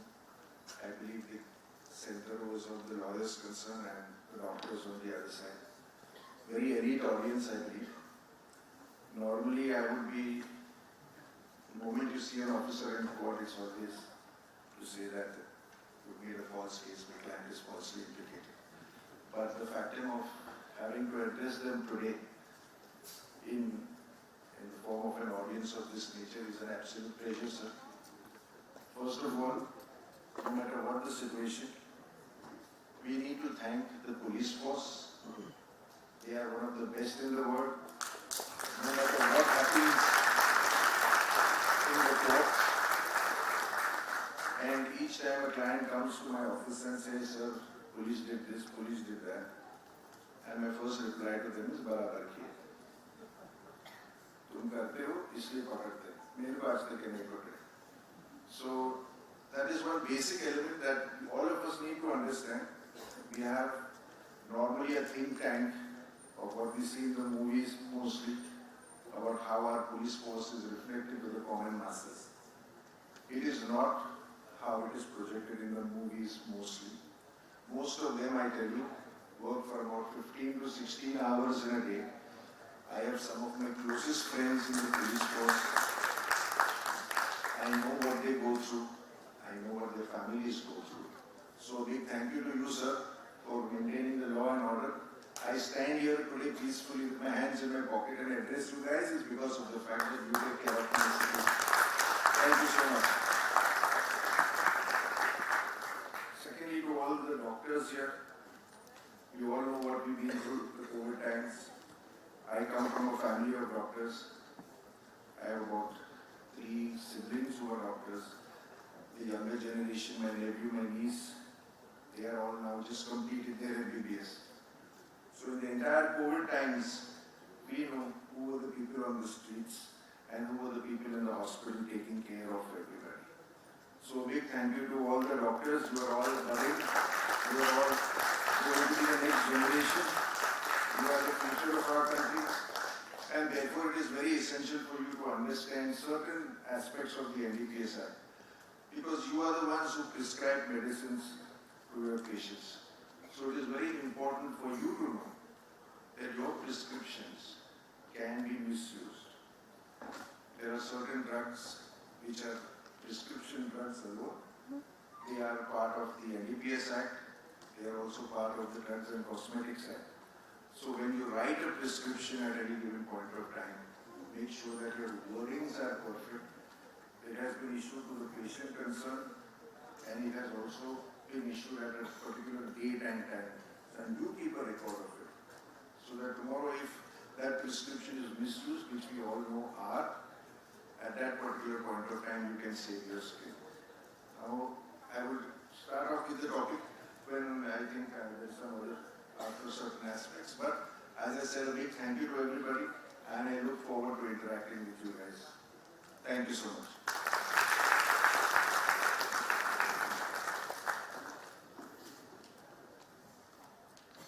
Thank you, sir, for your words of wisdom. We also have amongst us in the crowd Dr. Shubhangi Parker ma'am, ex-dean, KM Hospital. I request Dr. Shubhangi Parker ma'am to please grace the dais and be a part of the dignitaries panel. A huge round of applause for Dr. Shubhangi Parker ma'am, please.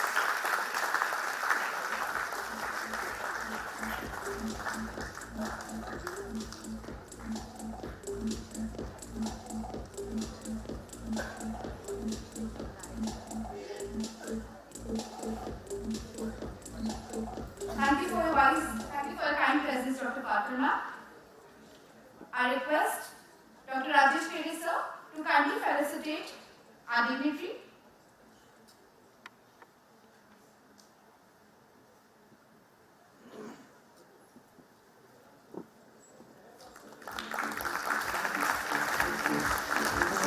Thank you, ma'am.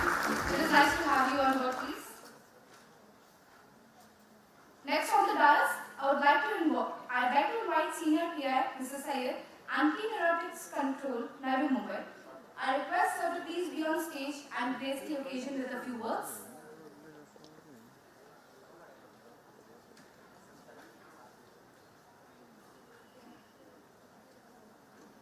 Good morning to all.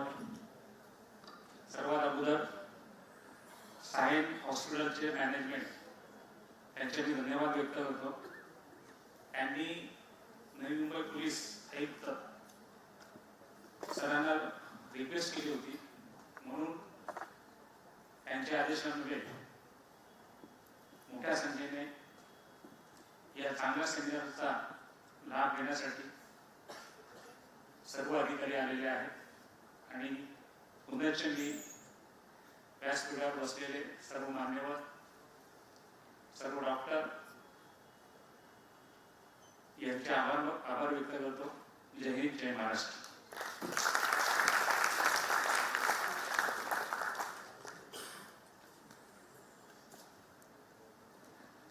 The stage looks like it is filled with the jewels of knowledge and wisdom over here.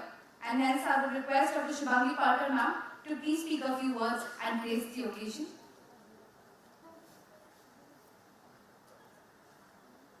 व्यासपीठावरील आदरणीय व्यक्ती, आपण सारे आणि मी आज इथे माझ्या स्वतःच्या मी इथे शिकले आणि त्याच्यामुळे ही माझी अत्यंत आवडती इन्स्टिट्यूट आहे.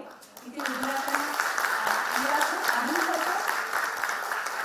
आज मी एका नवीन प्रायव्हेट वेदांत इन्स्टिट्यूटमध्ये डीन आहे, पण इथला अनुभव, इथले क्षण, इवन केईमचे क्षण मला विसरता येत नाही. ते क्षणाक्षणाला माझ्या मनात येत असतात. आजचा जो विषय आहे तो अत्यंत महत्त्वाचा आहे, कारण की आम्ही कित्येक वर्ष ड्रग ॲडिक्शन सेंटर केईमला चालवलं आहे आणि ते चालवत असतो. अनेक डी ॲडिक्शन सेंटर्स आम्ही अनेक स्टेट्समध्ये आम्ही एन्फोर्स केली. एम्स दिल्ली आणि केईम हॉस्पिटल मुंबई इथे मी असताना. आणि त्याच्यामुळे हा जो विषय आहे गुन्हेगारी आणि ॲडिक्शन आणि मेंटल हेल्थ, या तीन गोष्टी अत्यंत महत्त्वाच्या आहेत. म्हणजे माझे स्टुडंट्स नेहमी मला म्हणतात की is there addictive personality, is there criminal personality. खूप कठीण आहे या प्रश्नाचं उत्तर देणं, कारण पर्सनॅलिटी ही ॲडिक्टिव्ह असू शकते का किंवा पर्सनॅलिटी गुन्हेगारी असू शकते का, या प्रश्नाचं उत्तर सहज देता येत नाही. पण लक्षात घ्या, मेंदू कधीच खोटं बोलत नाही आणि त्याच्यामुळे प्रत्येक ही जी गोष्ट आहे ही आम्ही मेंदूशी रिलेट करतो. आणि त्याच्यानंतर आम्ही इथे बरेच असे रिसर्च केले की ज्याच्यामध्ये आम्ही पेट स्कॅन स्टडीज केल्या, ज्या केवळ drug addiction, brown sugar, opiate आणि कॅनाबिस अशा गोष्टींवरती. आणि आम्ही ते चेंजेस पाहिले की कधी कळत नाही की काही अमुक माणसं ॲडिक्शनमध्ये क्रिमिनल का होतात.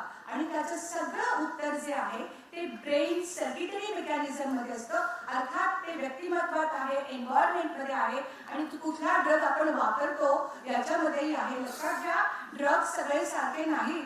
काही ड्रग जबरदस्त महान शत्रू आहेत, काही थोडेसे सॉफ्ट आहेत, पण ते सगळ्यांसाठी सॉफ्ट असतील असंही नाही. आणि याच्यामुळे लॉ सदैव बदलत राहतो. आणि मी डॉक्टर डेलीना म्हणेन, आजचा जो महत्त्वाचा विषय आहे तो कायम शिकण्यासाठी आहे. ड्रग ॲडिक्शनमध्ये आपण कितीही शिकलो तरी शेवटी काहीतरी उरतं, अनेक प्रश्न उरतात, जे मी माझ्या लेक्चरमध्ये सांगेन की आपण हे विचार करताना काय आपल्या मनात तरीही उभं राहतं. आणि हे खूप महत्त्वाचं आहे. मी पोलीस डिपार्टमेंट बरोबर पण भरपूर काम केलेलं आहे. हेमंत करकरे असताना ड्रग ॲडिक्शनवरती ते माझ्या ड्रग सेंटरमध्ये येत असत. तर भरपूर काम केलेलं आहे. ऑर्थर रोडमधनं बरेच पेशंट्स आमच्याकडे केईमध्ये येत असतात. तर मला असं वाटतं थोडीशी संवेदनशीलता या विषयाशी अत्यंत आवश्यक आहे. आणि संवेदनशीलतेपेक्षा पलीकडे जे अत्यंत आवश्यक आहे ते म्हणजे शास्त्रीय दृष्टिकोन. आपण भावुक होऊन या विषयाकडे आणि या पेशंटकडे कधीच पाहू शकत नाही. All the best to this particular event. आणि माझा अत्यंत आवडता इव्हेंट आहे. Thank you very much.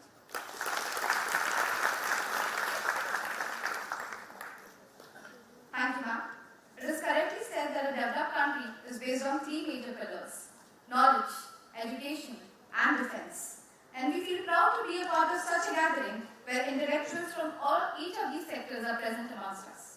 On this note, I would now like to invite Dr. Pramod Ingre, Academic Dean, LTMUC Science, to please share a few words in brief.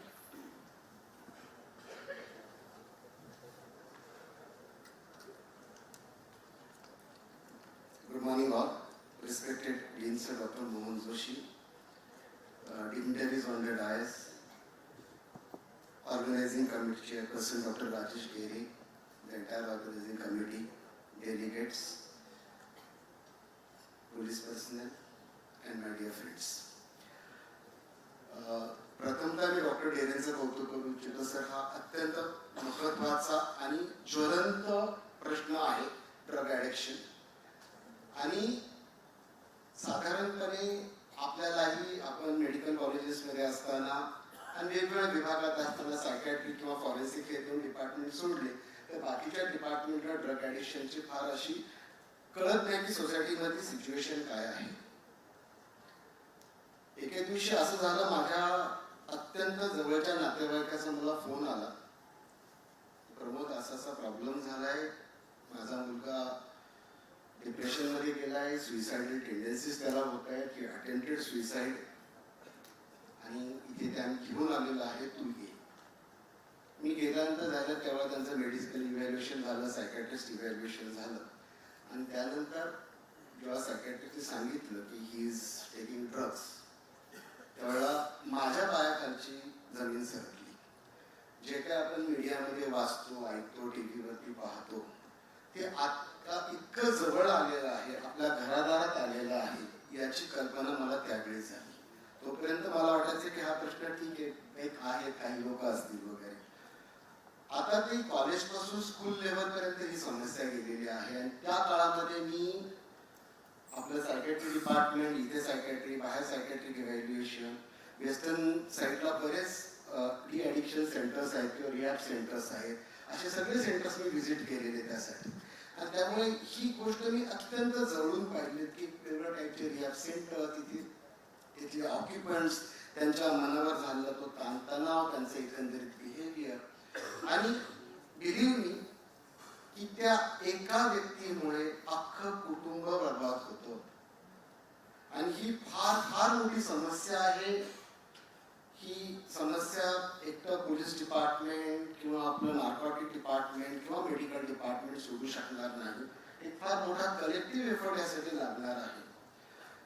सरांचं मला lecture ऐकायचं होतं sir, Wankhede sir, पण दुसऱ्या कामानिमित्त बाहेर होतो. पण थँकफुल डॉक्टर डेरेंनी युट्यूबवर अवेलेबल करून दिलं. मी युट्यूबवरती पूर्ण येता कारमध्ये लेक्चर ऐकलं. आणि एक सोपं नाही आहे सर, ह्या लेवलला तुम्ही ज्या धडाडीने कामं केली त्या डिपार्टमेंटला, की it is not only against, याच्यामध्ये प्रचंड पैसा इन्व्हॉल्ड आहे, प्रचंड यू कॅन से क्रिमिनलिझम इन्व्हॉल्व आहे. आणि अशा ठिकाणी गव्हर्नमेंट ऑफिसरने इतक्या धडाडीने कामं करणं म्हणजे अत्यंत अत्यंत कौतुकास्पद गोष्ट आहे. थँक्यू डेरे सर, आज तुमच्यामुळे आम्हाला सरांशी बोलून भेटता आलं आणि त्यांना ऐकता आलं. थोडंसं मी पोलीस मित्रांना मी आवाहन करेन की ही जी काही ड्रग्स आहेत ही फार सहजासहजी मिळतात. म्हणजे त्या एका फॅमिलीच्या इन्सिडेंट्समुळे मला पूर्ण हे सगळं कळालं. अगदी पानटपरीवर 5 आणि 10 रुपयाच्या कुठल्या तरी गोळ्या मिळतात प्लास्टिक याच्यामध्ये आणि डोस विकतात ते. तर इतकं सहजासहजी सर फार मोठ्या लेवलवरती तुम्ही टार्गेट करत होता की जे ज्या पद्धतीने इम्पोर्ट होतं किंवा देशात बनतं, म्हणजे मोठमोठे डीलर्स किंवा डिस्ट्रीब्युटर्स आहेत. पण कुठेतरी मला असं वाटतं की जे लोकल लेवलचे डिस्ट्रीब्युटर्स आहेत, जर आपण त्यांना टार्गेट केलं, माझं एक सर्वसामान्य व्यक्ती म्हणून या प्रसंगातून गेल्यानंतर माझी जी भावना आहे ती तुमच्यासमोर मांडतो की जर त्यांना जर टार्गेट केलं, त्यांच्या मनात जर भीती निर्माण केली की जर मी ते प्रॉडक्ट विकलं तर माझ्या आयुष्याचं काही खरं नाही, माझ्यावरती फार कायद्याने फार मोठी ऍक्शन होऊ शकते, तर कदाचित ह्या गोष्टीला कुठेतरी खीळ बसेल. ही फार मोठी आपल्या भारतापुढेच नाही जगापुढची समस्या आहे आणि सर्वांनी आपण एकत्र येऊन त्याच्यावरती काम केलं पाहिजे. थँक्यू डेरे सर, हा विषय निवडल्याबद्दल, and all the best for this training. Thank you so much. Thank you so much, sir, for your wise words. The word medico-legal is itself a vocabulary balance between 6 words to medico and 5 words to legal. And so is our system. Each of these terms are inseparable to each other with no major difference. This definitely is a parameter and a benchmark for a smooth process. First and foremost, I would like to extend my gratitude for each and every representative of defense, law, medicine, and others who chose to contribute to our never-ending journey of learnings. Thank you, audience, for your warm presence to this CME and for your hunger to learning. We hope that this never stops. On this note, I would also like to invite on stage our dignitary, Shri Sangeet Wankhede sir, to please speak a few words again on the dais, because I'm sure the audience is never going to have enough of you, sir. Thank you.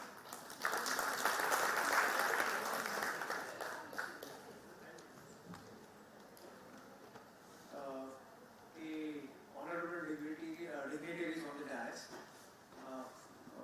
Joshi sir, in fact, we share a very long relation. We just discovered that not many cases, sensitive cases, we have handled together. And doctors are also for speaking such a few kind words for us. in fact, when Dr. Dere had invited me for this session, I was very happy, in fact, and excited also to interact with youths, and especially the medicals, in fact.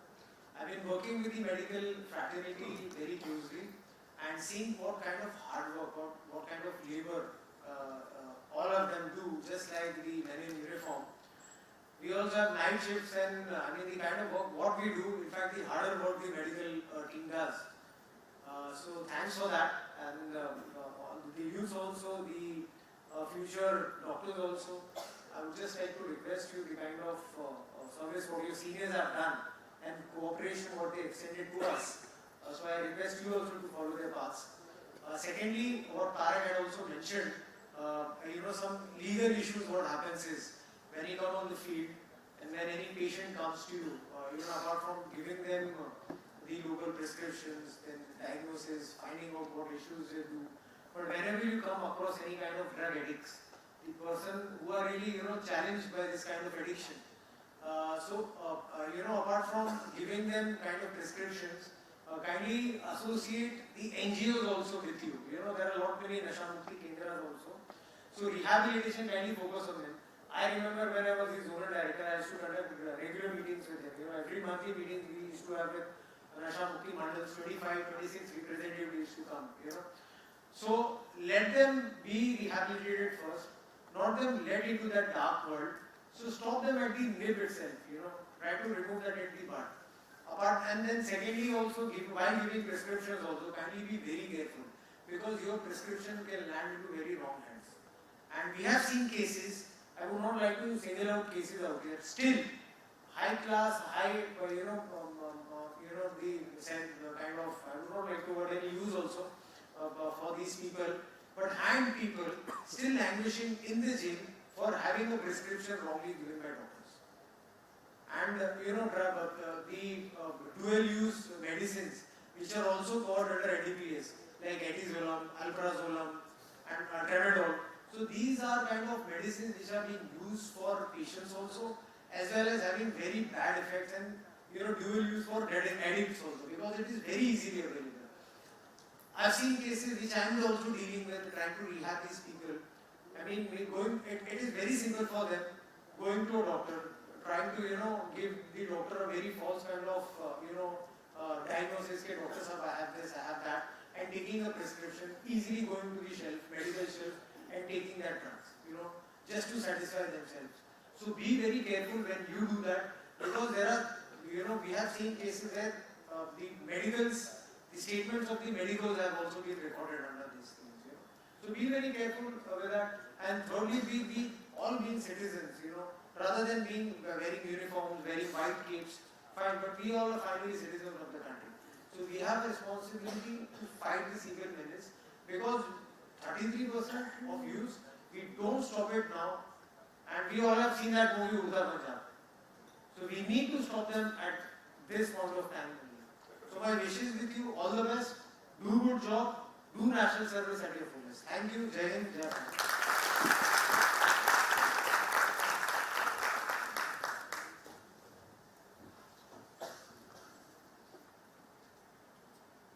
Thank you, sir, for your words of wisdom. Any organization is incomplete without a strong leader.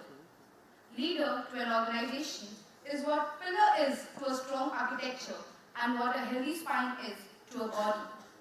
75 years of excellence, academic and healthcare is not a joke. Leading one of the oldest full-fledged healthcare government organization to have been recognized by MCI, helping the city of Mumbai to look up to their healthcare needs is definitely a huge contribution to the healthcare and to the society. On this note, I would now like to invite our beloved Dr. Mohan Joshi sir, Dean LTNMC Sion, to please grace the dais and speak a few words. Thank you.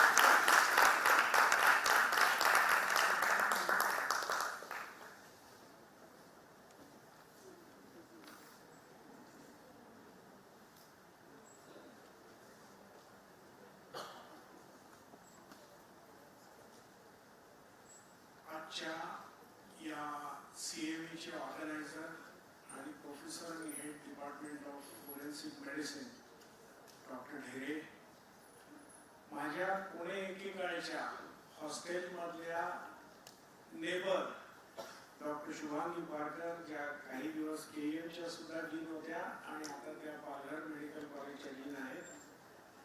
आमचे additional dean Ladke doctor Ingale, head of the department of biochemistry, आणि ज्यांनी टेलिव्हिजनवरती महिने सर्व चॅनेलवरती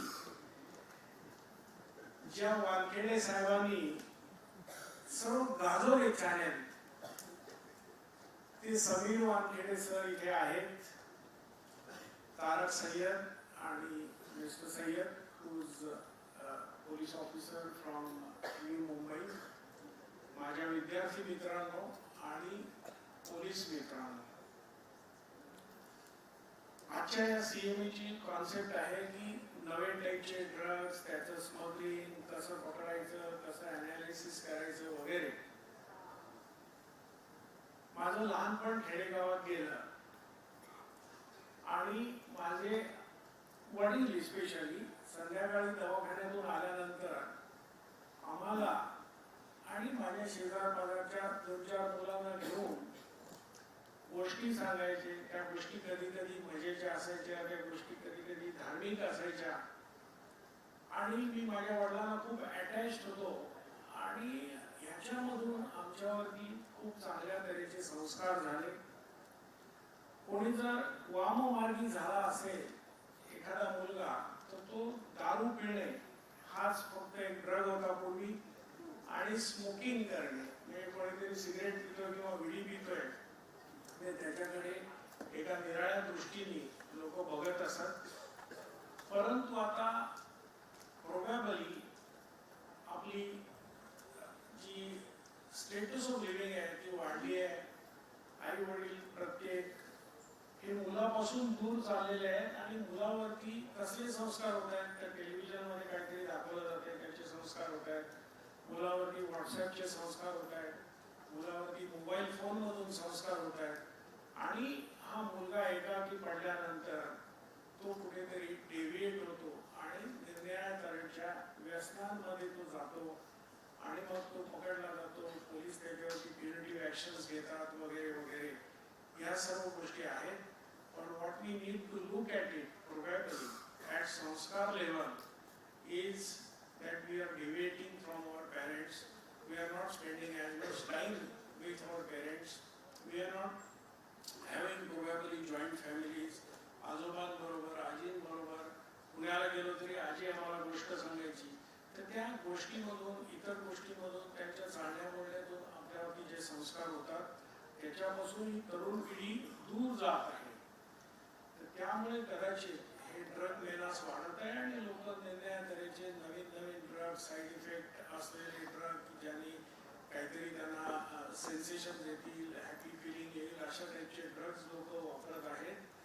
आणि त्याच्यामध्ये डॉक्टरांचा सुद्धा role येतो की त्यांनी प्रिस्क्रिप्शन देणं, न देणं वगैरे, आणि मेडिको-लिगल गोष्टी. सो 2 गोष्टी वाढत आहेत की अननॅचरल डेथ्स समाजामध्ये वाढत आहेत. पूर्वी कोणाचं पोस्टमॉर्टम झालेलं 100 माणसं गेल्यानंतर ऐकलं नव्हतं खेडेगावात, परंतु अननॅचरल डेथ वाढत आहेत. डेथ झालं की सस्पिशन येतं की याला मारला की हा मेला, त्याने आत्महत्या केली वगैरे वगैरे वगैरे ह्या गोष्टी. आणि त्यामुळे फॉरेन्सिक मेडिसिन डिपार्टमेंटचा रोल वाढत आहे towards analysis, medico-legal things, how to battle the whole thing in the court of law, take help and even educate police officers on this thing. I am really happy that today Mr. Samir Wankede sir has come over here, and he has been really a person who has been fighting against the narcotic things in the country. मला ह्याच्यानंतर असं एक suggestion करावं असं वाटतं, whether people appreciate that or not, that we are having a legal battle, we are having punitive laws, we are having very good police officers, and we are able to detect and prevent crimes, number one. We are having good psychiatrists. Dr. Parker is Shubhangi, and I think Sushma is also coming from Nair for delivering a small talk. So, psychiatrists सुद्धा आहेत. I think that what we need to have in this conference is probably no religion, promotes no religion per se. The person may be of any religion, XYZ religion, and he is, using drugs and he is peddling drugs, he is doing business, he is earning money out of it. But no religion prevents it. So I think that we need to have a small religious conclave where there will be somebody from Hindu religion, there will be somebody from Muslim religion, Mullah and Maulavi, and there will be somebody from Buddhist religion, and all of them come together and have a conclusion that no religion on the earth, Christian, no religion on the earth promotes this. So we need to have probably also religious sanskar so that people, young generation, remains away from the drugs. Thank you so much, Dr. Derek, for arranging this seminar and enlightening our students and police officers and other people. And thank you so much for allowing me to come here and speak 2 words. Thank you.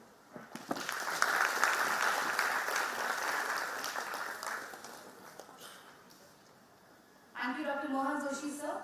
The inauguration seems a little complete now with the Dean himself speaking. Thank you, sir, for always being there for every occasion.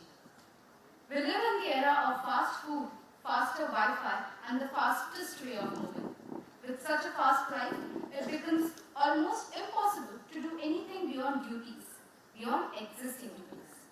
So I belong to the corporate healthcare system where KRA defines my productivity, which means key responsible areas. And many a times, I fail to do anything beyond KRAs.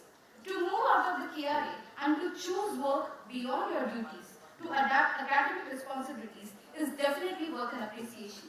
My deepest gratitude to the entire team of Forensic Medicine, LTMMC, led by the HOD, Dr. Rajesh Kere sir, for always being thoughtful about his academic responsibilities and continuing to arrange sessions like this. On this note, I would like to invite the host of the session, Dr. Rajesh Kere sir, to please speak a few words and honor the vote of thanks. Thank you, Dr. Maria. Prathamta Sarvanna, welcome, good afternoon. Honorable Dias, our Dean sir, Joshi sir, Academic Dean, English sir, Samir Wankhede sir, Tarak sir, Shwangi Parkat madam, Syed sahib, आणि MMC observer आणि आमचे colleague doctor Devkar sir.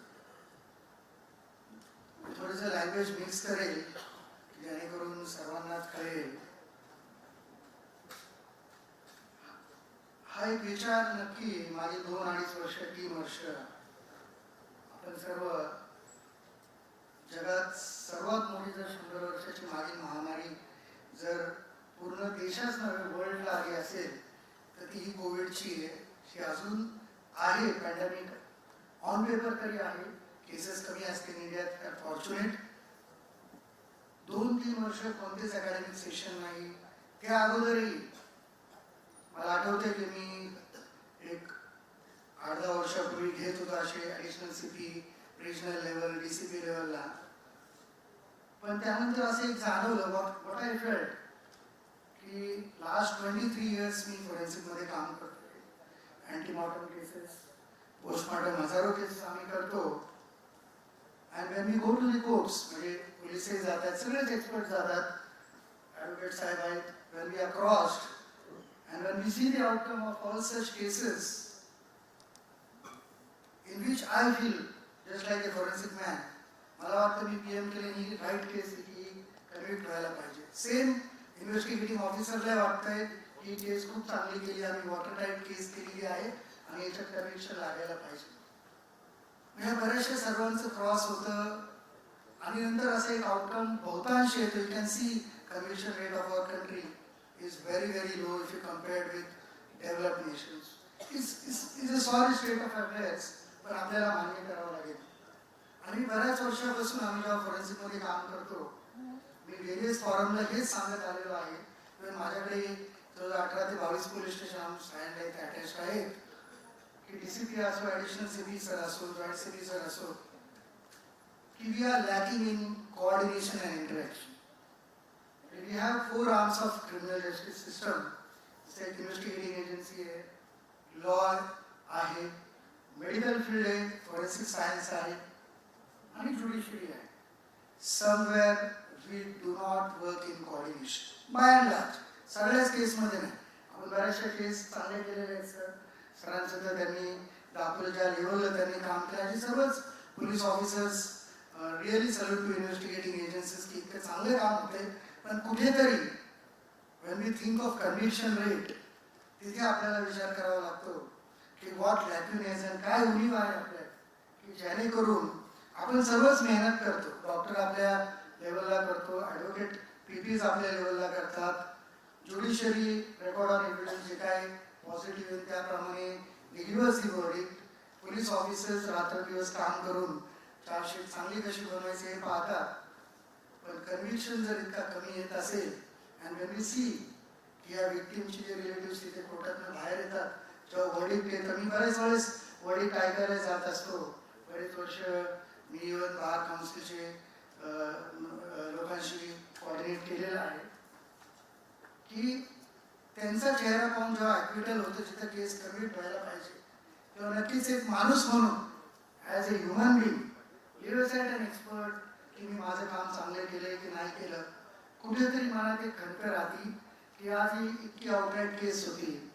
एक व्यक्तीचं जीवन गेलंय आणि नुसतं एक व्यक्तीचं जात नाही. जर एका घरातला करता माणूस मरतो सर, जसं आपण म्हणतो अख्खी फॅमिली खराब होते.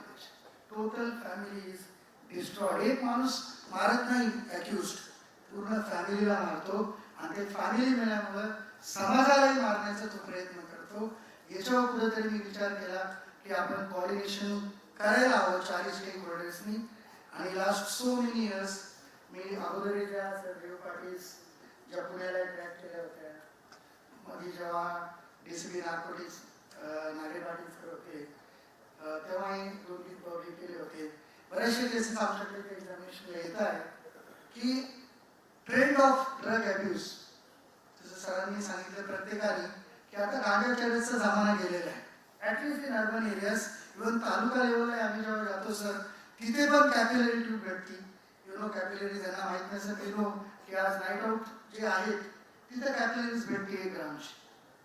टपऱ्यांवर काही गोष्टी भेटत आहेत ओपनली किंवा क्लोजली अवेलेबल आहेत की आपण आता we have to go to study the newer pattern of drugs.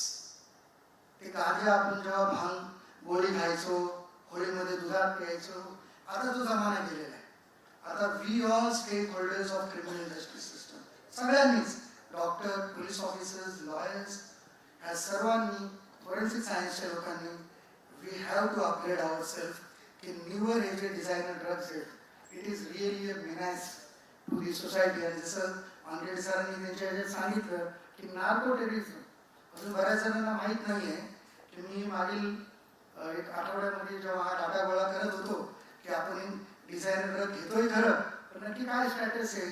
आणि मी बऱ्याच लोकांशी इंटरॅक्ट केलं की ज्यांच्याबरोबर या फील्डमध्ये काम करतायत, ज्यांनी खूप रिकव्हरी केली, पोलीस ऑफिसर्स असतो किंवा डॉक्टर आका जैन पण मॅडम आलेल्या आहेत डायरेक्टर एम्सचे, she has a lecture here, की असं जाणवलं की ह्या ड्रग्सचं एक्झामिनेशन डॉक्टरांकडनं होणं खरंच खूप गरजेचं आहे. आणि ॲज ऑफ नाव तरी there is no common protocol sir.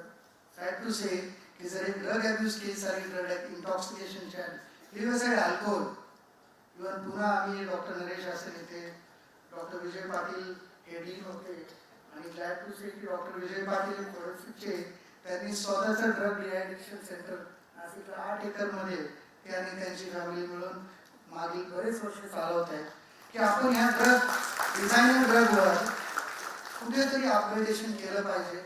आणि एक आपण बऱ्याच पिक्चरमध्ये ऐकतो किंवा ही फॅक्ट आहे की जर चोरांना पकडायचं असेल तर आपल्याला चोरांच्या 1 पाऊल पुढे तरी जाऊन आपलं नॉलेज गेन करावं लागेल. आणि डिफेन्स लॉयर तारेक सर पण सांगतील आय थिंक की आपली त्या लेवलचं we have to do research. Then I thought की why not designer drug which is disturbing this youth of this country. की जर यूथ खराब झाला तर त्या कंट्रीला बरबाद करायला मिसाईलची अजिबात गरज लागत नाही हे असं मी पाहण्यात आलं. So I thought this is the right platform and from medico legal association of Maharashtra being secretary, sir आमची ती स्टेट चॅप्टर आहे तिथं महाराष्ट्रातले सगळे फॉरेन्सिकचे डॉक्टर मेंबर्स आहेत. त्या बिहाफवर आणि department of forensic medicine I hospital I thought we should have such good CME which will enlighten all the stakeholders so that at least will impart something to the societies.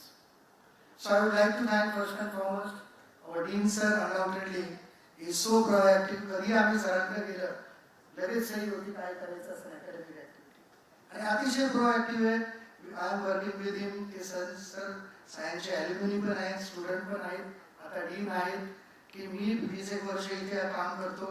Even though he was not dean, he was so proactive, being a part of surgery professor, head of the department. Immediately for any academic activity, any help, he is always there in the forefront.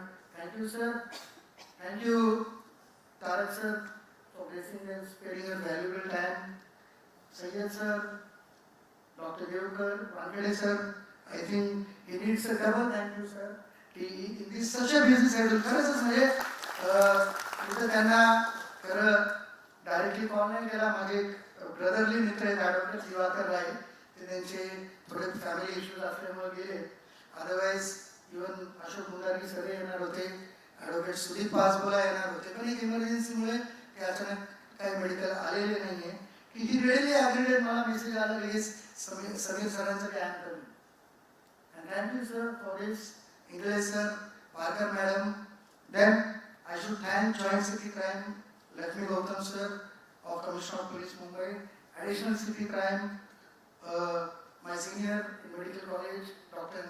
Naneshwar Chavan sir, he was additional CP Central Zone also, additional CP Kumbhare sir. Then I should thank all the deans of the Medical College, Cooper, KEM, Nair, our Honorable Director, Madam Dr. Neelam Andrade Madam, and over and above all this, my team, my department team. मी तुम्हाला फक्त सांगू इच्छितो की कोविडमध्ये MLMची conference घेत नव्हते कोणी sir. आपण लिटरली 20 दिवसात स्टेट चॅप्टर घेऊन दाखवला आणि याच्यापेक्षा मोठ्या लार्ज स्केलवर आम्ही अतिशय चांगल्या प्रकारे करून दाखवलं. So I am grateful to my small department team. Doctor Hemant sir, doctor Naresh, doctor Sachin Patil sir, Nikhil आहे, गजानन आहे, अजिंक्य आहे, माझे 2 रेसिडेंट डॉक्टर ऋतुजा आहेत, डॉक्टर निवेश आहेत, शिल्पा आहे, सगळे house officer, my all team of medico-legal association of Maharashtra, माझे EC members, all the head of the departments of 4 medical college, doctor Pathak sir आहेत, doctor Mohite sir, Sukhdeve, doctor पवन सर, डॉक्टर गजानन चव्हाण आलेले आहेत, and आमचे x police surgeon doctor Patil पण पुण्याहून आलेले आहेत. I think this round of applause. जेव्हा ते पोलीस सर्जन होते अतिशय चांगलं आम्ही कॉर्डिनेट केलं पोलीस सर्जन ऑफिसला, आजही करतोय. Thank you one and all and thank you over and above. आपण सर्व पोलीस ऑफिसर्स, ॲडव्होकेट, FSL हे स्टुडंट आहे, त्यांच्यासाठी खरं I think we should clap for the same generation की त्यांनी ऐकून वानखेडे सर सर्व जे टॉपिक घेणार आहे, they should create an environment in this country or Mumbai की we will say no to drugs. किती का असं आपल्याला कोणी किती का क्रेज असं नाईट लाईफचा, पण we will not touch this drug of abuse. So thank you one and all. Thank you very much.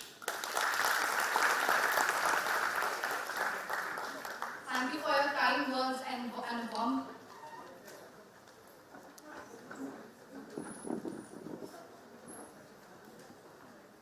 We will rise from the wounded world into a wondrous one. We will rise from the cold-limbed hills of the north. We will rise from the wind. We will rise from the lakes. We will rebuild, reconcile, and recover. When the day comes, we step out, afraid and unafraid. The new dawn blooms as we fire and feed it. For there is always light, if only we are brave enough to see it, if only we are brave enough to be it. On this note, I would like to conclude the inauguration process, and I would request the audience to please raise for the national anthem.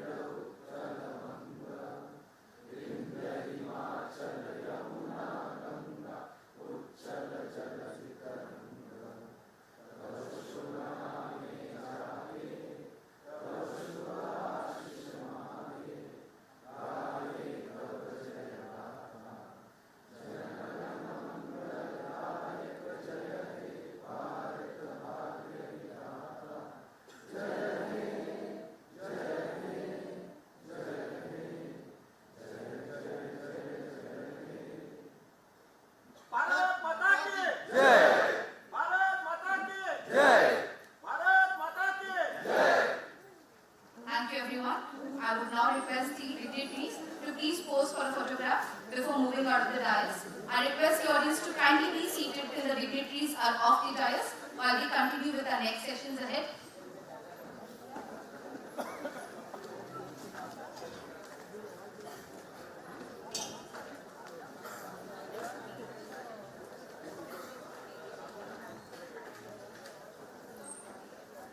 A huge round of applause again for our dignitaries as I announce their name in the order of hierarchy. Dr. Mohan Joshi sir, Dr. Pramod Ingre sir, Sri Sangeet Wankade, Advocate Tarak Syed, Senior PI Mr. Syed, Anti-Narcotics Control Bureau, Dr. Shubhangi Parker, Dr. Ravindra Devkar, and of course the host of the day, Dr. Rajesh Kere sir. Thank you each one of you for your presence. I request the dignitaries to please be off stage now. I request the audience to kindly be seated till the dignitaries are off stage.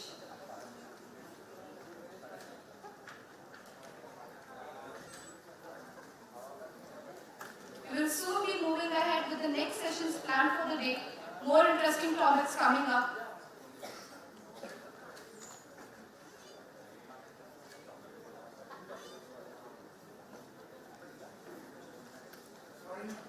I fail to thank Honorable Commissioner of Police, New Mumbai also.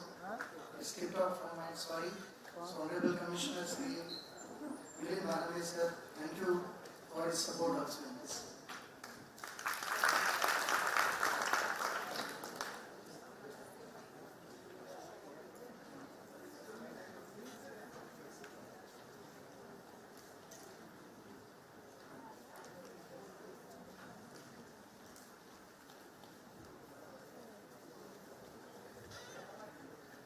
I hope the audience is as excited for the next half of the day as we were for the first half of the day. The next session would be starting soon. This is by Peter, the organizing.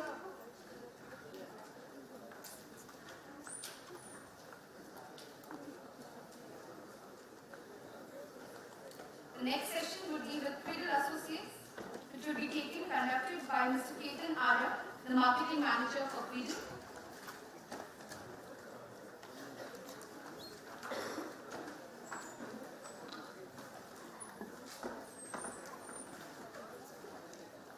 I would like to invite the speaker for the session, Mr. Ketan Arya, marketing manager Peter, to conduct the session on investigating modalities of toxicology.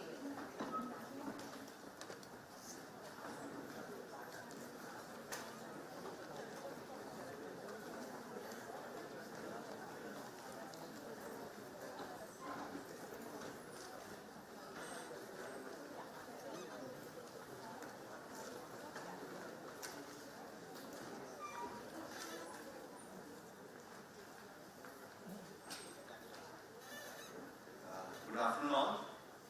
Thank you Dr. A for this opportunity, all the dignitaries present here. My name is Ketan, working as a marketing manager with a company who develops a product which can be useful in daily diagnosis of your drug toxicology or drug abuse cases. Full disclosure, I am just a product man. Wanted to share about this particular product which can be useful in your day-to-day practice. So rightly said as by Sameer sir earlier in the conference that there are drug abuse cases which are going up year after year, but the major cause of concern is definitely lies behind the cannabis or the opioids which are uses wise are increasing day after day. So we have a product which is called as Recruiter Triage Meter Probe. It's a point of care solution which can be used for screening of the patients near the patient site. There are 9 drugs which can be diagnosed or identified using this particular product, comprising of amphetamine, methamphetamine, barbiturates, benzodiazepines, cocaines, methadones, opiates, cannabinoids, and PCAs. There is a standard cutoff which has been based on SAMHSA guidelines, above which the test is going to report it as positive, and below this it's going to report it as a negative test. So what's the advantage of this particular test is, this can be used as a screening test. The other tests which are available are definitely are the confirmatory tests, but they are more time consuming. They require more processes to adopt. and they are definitely costlier. But this particular solution can help you identify the class of drug which we can further investigate to understand which exact drug the patient or the person has taken. So how accurate is this particular test? There was this study which was published in international journal, and this was based on a 105 patient study, wherein the almost 105 urine samples were collected from January 2014 to April 2016 from intoxicated patients who visited the emergency centers of Sion. And now when the test was compared, the results were compared to the tox drug screen, it was identified that the results were comparable to a confirmatory test which is called as ultra performance liquid chromatography with tandem mass spectrometry, and they have identified that the conformance rate of a point of care testing solution with that confirmatory test was almost lying between 92 to 100%. So they concluded that study was saying that the diagnostic screen showed adequate performance in terms of cutoff variations, precision and comparison test. The advantage include easy accessibility, short analysis time, and objective results. The assay could constitute a useful screening method for drug of abuse and therapeutic drugs in use. So, Coder trial, like I highlighted, it's a POC. It's a small handheld device which can be placed in a small table, and the results are available within 15 minutes of time. So, like I highlighted, the cutoff that has been established is based on the SAMHSA guideline, which is Substance Abuse and Mental Health Services Administration. And the advantage is that this particular cutoff will help by the analyzer to automatically highlight the drugs in question which are above the recommended range. So the best feature is that it's automated and calibrated and connected. So the system is automated. You don't need to do any other thing, just ease of use. Put a urine sample in there, insert the card, and within 15 minutes of time the results will be auto-populated and will be available to read as in which particular drug is there in the sample.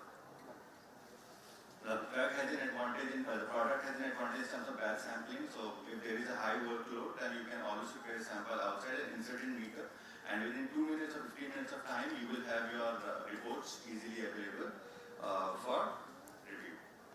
It's automated and calibrated. It won't require any additional calibration that we see in big benchtops or the laboratory setup requires. It's simple, easy to use. So, like we conclude that clinical presentation plus drug detection is equal to the appropriate clinical pathway and disposition for patients. So, I again like to thank you all for your time today and hearing out to this presentation. Thank you.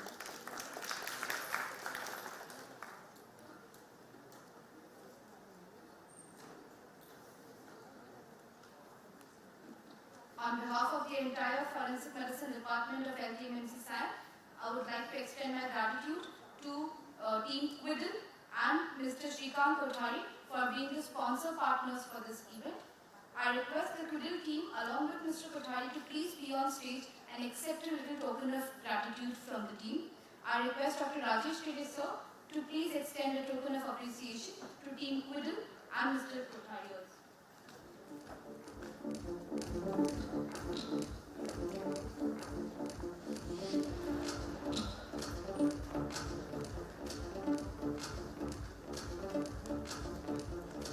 A huge round of applause for Quiddle team, please, for being the sponsorship partner for an event like this, and for keeping up the motivation of academic learners.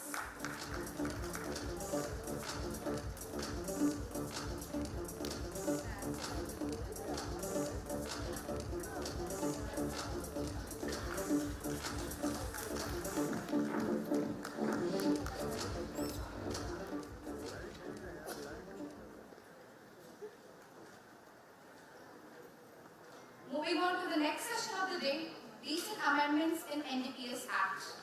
The Narcotic Drugs and Psychotropic Substances Bill 1985 is a legal act to consolidate and amend the law relating to narcotic drugs.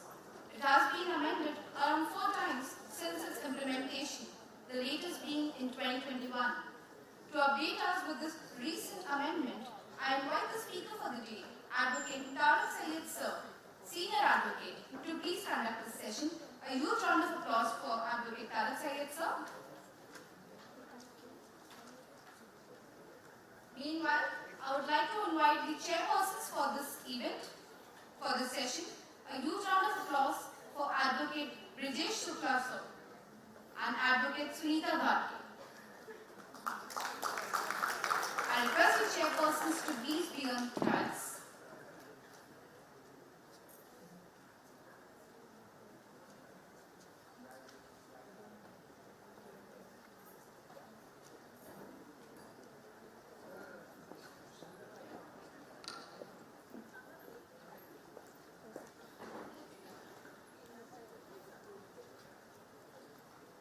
I request the chairpersons to please take the dais and occupy the stage.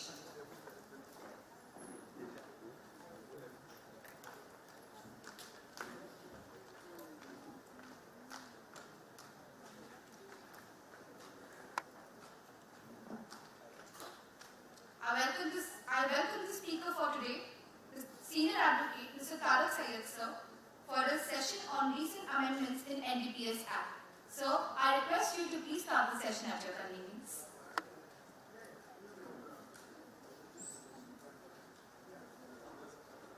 I request the audience to please occupy the front rows for the session. I request the entire audience to please come ahead and occupy the front rows.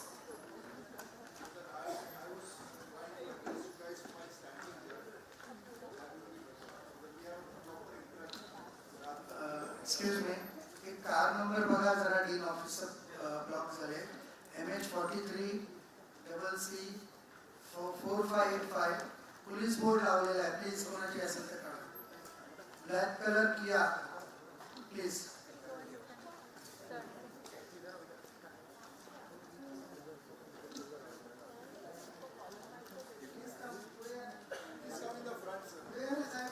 I request the police officials to also occupy the front seats, please.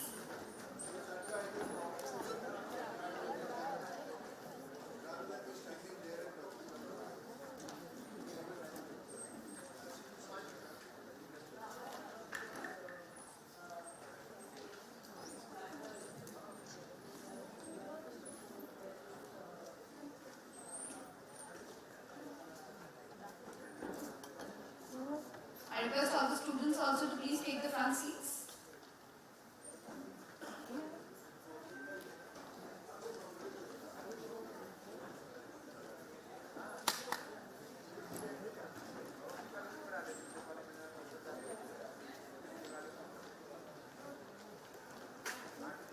Thank you, sir, and thank you, chairpersons, for waiting patiently.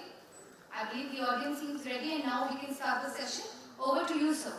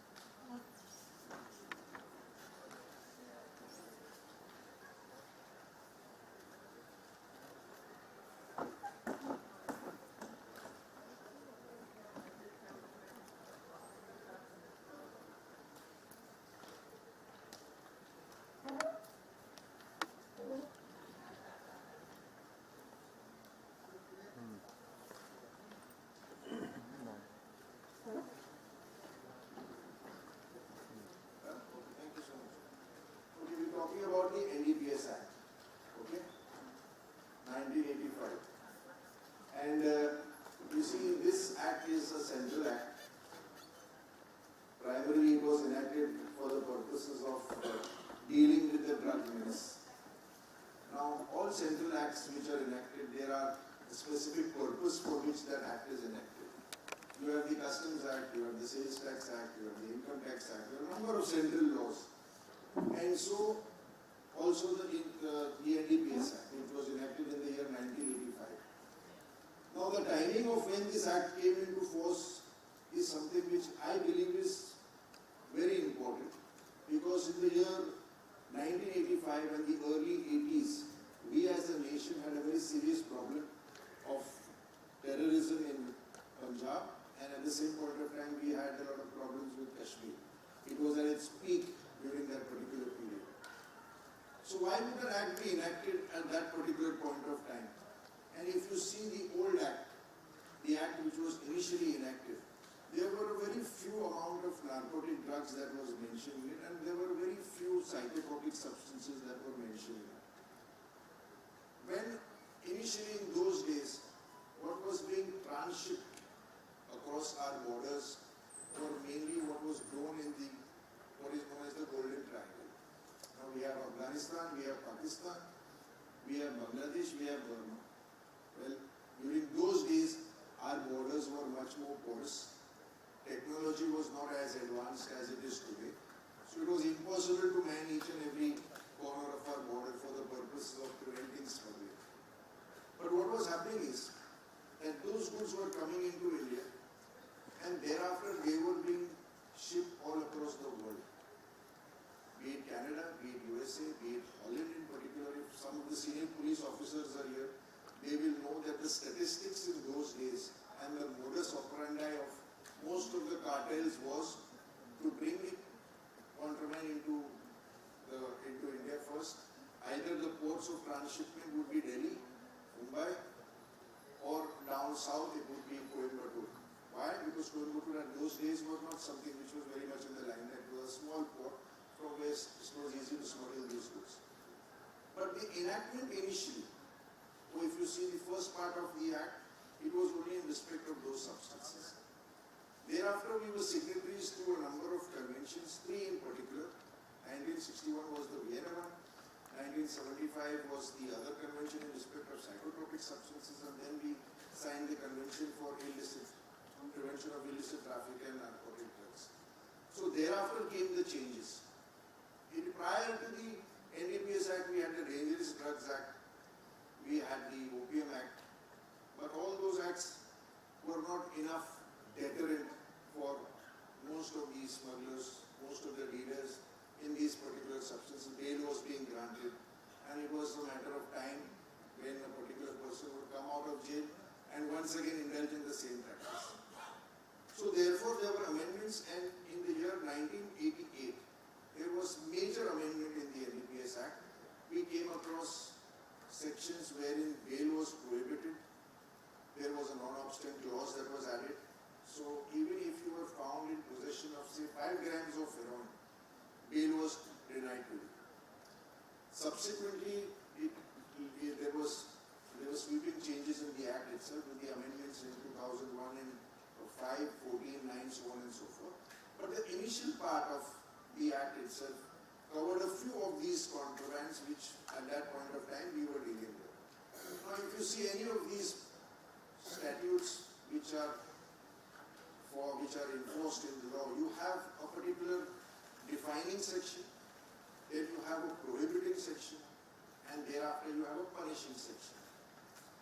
So if you see the definitions under the NDPS Act, in today's time, you will find a number of definitions, and what is essentially pointed out most of the time is the difference between a narcotic drug and a psychotropic substance. These are two essential definitions that one deals with on a daily basis. Now, narcotic drugs, if you see, is derivatives form of 3 plants. These 3 plants have caused major havoc. One is the cocoa plant, one is the cannabis, and then the opium. Everything which is derived from these is part of narcotic drugs. Psychotropic substances are mostly synthetic drugs, which are manufactured in laboratories on the basis of a chemical composition, which is permissible either under the law or the Drugs and Cosmetics Act, or there are certain aspects which are permissible under the NDPS Act also.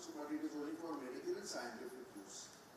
So when you see the definitions under the NDPS Act, we have the cocoa plant, we have the cannabis plant, and we have the opium plant. Derivatives from the opium plant are more important. The reason why I say that is because today I am dealing with an audience of doctors. So if you see morphine, primary source is opium. And from morphine, you guys I'm sure deal with a number of products which has morphine included in it. And as far as the cannabis plant is concerned, there is one very vital aspect here, wherein the leaves of the plant are not covered under the NDPS Act. So we have charas, which is the resin, we have ganja, which is the fruiting crop, and thereafter we have bhang, which are the leaves. But importantly, the leaves are not covered. So therefore, in most of the cases where the police make in respect of ganja, there are a number of cases where we have bail, we've got bail because they do not describe what ganja is. They do not describe in their panchnamas. Okay, what you have recovered is flowering and fruiting tops. So the moment you don't mention in the panchnama that what you recovered was flowering and fruiting tops, I clapped my hand and said, okay, you will get paid. The reason being that the CA report will show presence of ganja. You are happy with that. You will say, my CA report is positive, he says ganja. But as far as the panchnama is concerned, it does not match with the description of ganja. You will simply say, we recovered ganja. You will simply say, we recovered leaves, stems, seeds, which are not covered under the Act. If you see the definition, flower and fruiting tops, but excluding leaves and stem. But invariably, police officers make that mistake.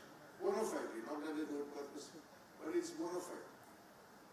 So therefore, in such cases, as far as they are concerned, they are at the receiving end. There are cases where tons of ganja has been seized by them. I mean, 700 kilos, 800 kilos, but high courts have granted bail in view of the fact that they have not been able to give the proper description. And therefore, the discrepancy in the sample and the CA report one primary cause for an accused person to be released on bail. So you go back to the definitions under the NDPS Act, we have section 2, these 3 essential plants and whatever other byproducts. Most of them, if you see, are related to the opium plant. You have opium, you have the latex, you have the poppy straw. Seeds are not covered under the NDPS Act. So therefore, as far as the exception from opium is concerned, what is not included are the seeds. So therefore, what we have is the primary source of morphine being the opium poppy. Now, if you see the Act in itself, this section 2 is something that I would deal with, I would dwell with as far as our discussion is concerned for some point of time because of the importance of doctors' understanding that what you guys deal with and prescribe is very important so that you yourselves do not come into a soup at some point of time, not because you are doing it for some reason, but in today's times, you go wherever you go, you have Xerox copies being given to people who are totally unknown. You go to a hotel and stay, you have to give your documents. You go to a post office courier, you have to give your documents. So your prescription is most likely to be misused by somebody who finds it. Somebody, there will be a genuine patient who will come to you, but he will sell it in the market, that prescription. So you have to be very careful in respect of that. Now, why I say that is because most of the substances which are derivative of morphine are psychotropic substances also, and they are used in medicine. There is a very important amendment in the year 15, if you see. It comes in the form of a new definition under the NDPS Act known as an essential narcotic drug. Now for the doctors, that is something that you need to understand and you need to study. Essential narcotic drug essentially means a substance which is used for scientific and medicinal purposes. And there are a number of substances which are used in view of the fact that morphine is the parent molecule, and thereafter we have phenanthrene, which is also a molecule, and medicine is extracted from that the moment it is mixed with certain permissible quantities in the form to make it a solution, like the cough syrups that we have. psychotropic substances. Most of the psychotropic substances are covered under the Drugs and Cosmetics Act. Why? Because they are scheduled drugs. They are used for medicinal and scientific purposes. So each time a person, I'm sure these officers would know, they have been making a lot of cases where codeine has been intercepted in the cough syrups. Number of cases are being affected now by the narcotics cell in particular, where people have been clandestinely pilfering codeine syrups, phenylpheniramine syrups from the factory and selling it in the market. Those are prescribed drugs. They are manufactured under license, but instead of they being shipped to the wholesaler, they find themselves being pilfered in the open market and people are selling it for the purpose of profit. Not to be used as a medicine, but something that you have and you get a high. So the moment you see the comparison, it gets a little tricky. There is a very thin line, and that thin line is most of the time a question of interpretation for the enforcement agency. So this is a cough syrup. How do I seize it? They check out a license act. And if you see the retailers, they have a license under the Drugs and Cosmetics Act. So we have, as far as the law itself is also concerned, we have judgments of the Honorable Supreme Court earlier point of time which said that this is not covered under the NDPS Act. But thereafter matters were referred to the higher bench and the Supreme Court came to the conclusion that no, if you don't have a license and you don't use it for medicinal or scientific purposes, then you can be prosecuted under the NDPS Act. So as far as today it is concerned, the enforcement agencies can seize that if it is beyond license and the limit is beyond the permissible limit which is prescribed under the Act itself. It's about 500 milliliters, so on and so forth, for the purpose of composition. So you have the narcotic drugs, essentially which are these derivatives of these plants. Then you have psychotropic substances. Now in the initial days, from 85 till about 2000, people of different walks of life who were addicted, some people who were small traders, some people who were formed in small quantities, were being apprehended. Trials were not progressing, and therefore people were in custody for minuscule amounts. So in the year 2001 was the most important amendment, it is in my humble opinion, that came into being as far as the legislature recognizing the fact that they need to identify the person who has been apprehended and the nature of allegation against him and what is his role, whether this man is an addict. Now all of you would know that if he is an addict, he is a sick person. He needs treatment. He needs to be sent to a hospital. You don't send him to jail. Then there is an intermediate quantity. There is a complete table under the Act, and there is something which is known as an intermediate quantity, and thereafter there is a commercial quantity. So if you are found in possession of commercial quantity, there is a presumption. There is a presumption that you are holding commercial quantity only for the purposes of trade. So the moment you are found in possession of any of these three contraband, the different weights, small, intermediate or commercial, you are liable to be punished under section 8C, which is the prohibiting clause. And the corresponding punishing clause you will find from section 15 to section 22. 15 to 22 deals with all those punishments where you have committed an offence for a prohibition under 8C in respect of the quantities. Now the moment you say quantities, the sentencing structure was also rationalized. You could be found in possession of small quantity of contraband, you are liable for sentence of 1 year. If it is intermediate quantity, then you are liable for a sentence of up to 10 years. If it is commercial quantity, minimum is 20, minimum is 10, maximum is 20. So this particular amendment which came in the year 2001 rationalized the sentencing structure. So the people who are known as people who are addicts, they were granted an exemption. And that exemption you would find in section 27 of the 27 is a charge for consumption, and nobody made this NDPS Act more famous than Samir. He's gone back, but in the last few years, everybody is aware of the amount of cases that he has made. And when you see the trend of people who are now being arrested under the NDPS Act, you will find a wide strata of society being affected by it. You have the poor people and you have the rich. So therefore, it has pilfered in our society. And that is where the awareness, that is where the role of the common man coming into picture, of trying to apprise the person, your friend, your relative, whoever it may be, as to what is the exact harmful effect of this contraband.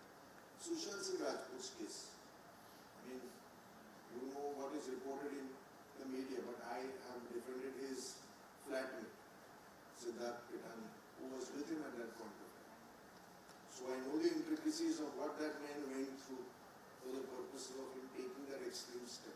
I will not, of course, discuss that. But the question is that even somebody as famous as Sushant Singh, who had everything going for him, you see, that man had everything going. He had adulation, he had fame, he was doing well, but in that state of mind, people don't realize what they do. So the question here now is this, that when you're walking on the streets, for the ones who are working in Sion hospital, we have Dharavi right here, so the moment you see the absolute lowest strata of society, you will find people trying to do things which are available cheap. You know, it is like obviously a nasha which is in the layman's term thoda sasta. But the same person in the higher society enjoys that ganja also, and the one in the street also enjoys it. So now this is a think tank which we need to break. This is not something that can take you far. And the problem with this is, especially with the youth, that they think that it is in to smoke up. You go to colleges, I have a lot of youngsters at home. I've got an entire second generation coming up. And the first thing I tell them is, please stay away from anything that is related to tobacco. Be it in the form of cigarettes also. Firstly, this act is so draconian. You may not be involved, but your name may figure with somebody who is involved. You see the officers here, the moment they catch a person with a phone, their CDRs are called for. After those two, आपको नहीं मालूम है कि this man is actually dealing in narcotics. You are ready to touch with him. Hello sir, how are you? कैसे क्या है? आपके दिन में 5 calls. Those 5 calls in a day are enough for them to give a summons to you. Why are you in touch with him? You just say he's my friend.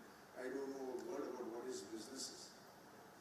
But if there is any chat of yours which may be innocuous, that could land you into trouble. Therefore, in Sushant Singh Rajput's case, there were 36 accused persons. Most of them were only chatting. But it landed them into trouble. So what we need to understand is, in today's times, it is your actions that will lead you either into trouble, or you make sure you stay out of it by taking certain simple precautions. You find somebody who's dealing with it, stay away from that particular person. You find somebody smoking up, stay away from that particular person. No matter who he is, no matter how close that friend of yours is. So you have the prohibition, you have the sentencing structure. Now under the NDPS Act, we also have sections where there are enhanced punishments. I'm just going through a sequence so that I'm able to explain the entire background objects of the NDPS Act, and thereafter please feel free to ask me any questions that you want. So therefore we have those punishing sections, and we have a section 31 onwards, 31 and 31A, which is enhanced punishment. So if you are caught for the second offence, you are liable to attract the death penalty. Now that is the seriousness with which we look at it. And that is what people need to understand. This is not something that you can play around with. It can ruin your life, it can ruin your entire career, and it ruins your future too. Because nowadays everything is computerized. The moment you have a conviction, it shows up on the system. Tomorrow you want to go abroad, you go ask for a police clearance certificate, the first thing is that your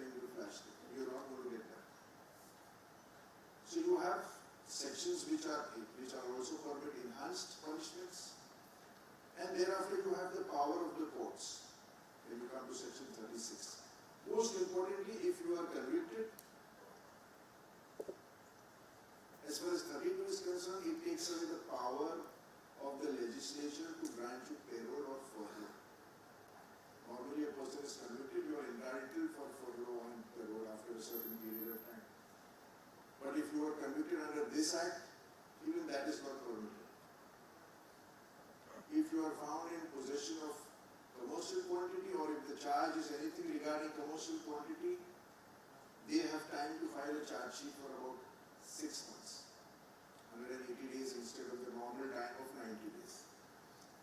So you see, in every aspect, if you look at the provisions of the Act, it favors the prosecution, gives them ample time, gives them ample leverage, and most importantly, there is a presumption against it.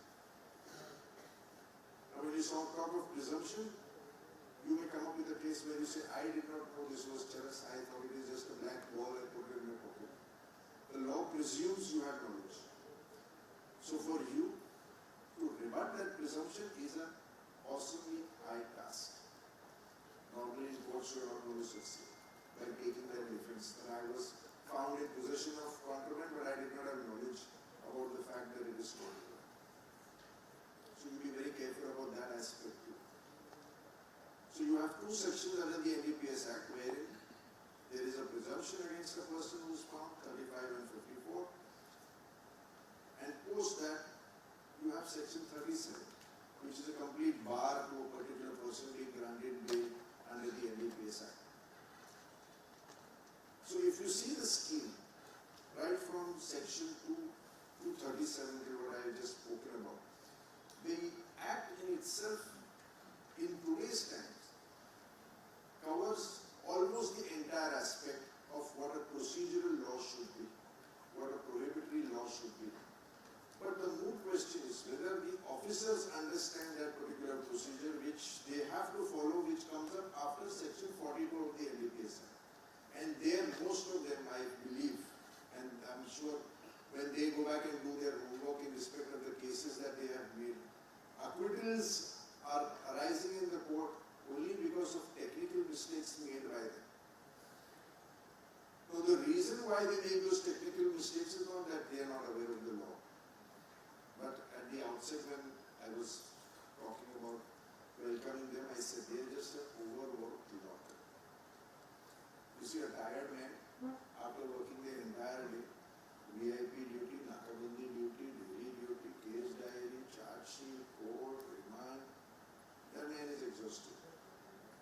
So by the time he makes out a case, and if you expect him to sit on the road and prepare a panchnama, I think there needs to be sweeping changes under the Criminal Procedure Code, wherein it is mandatory upon them to sit down on the road and start preparing samples, get the seal there, make a particular panchnama, and of course, rights of the accused.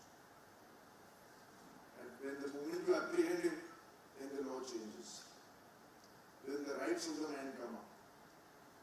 And that is where most of the time the officers concerned, they have this tendency of, I would say, making a mistake, which is one of it. And it happens in almost every case. Their stationaries will not be in order. Their minimal rooms, entries will not be in order. Case diary will not be maintained in the fashion in which the remand application is made. So it is part of us. I mean, court ka court mein se, but otherwise, I mean, there is tremendous respect for the police force because they work under trying circumstances. But the question here is this: when they are investigating offences under the NDPS Act, there, I think there should be a separate unit. We have an anti-narcotics cell, which we have about 5 units. They do only investigation under the NDPS Act. But the police force in general, the local police stations, I don't see any case which has ended in a conviction which has been investigated by a local police station. Because the man who has arrested him has probably come back after a day duty. He wants to go home. And then he will tell his colleague, boss, please, if you can make this person sort it out. But his colleague is not somebody who knows exactly where he is apprehended, what time he is apprehended. There are cases where officers are 2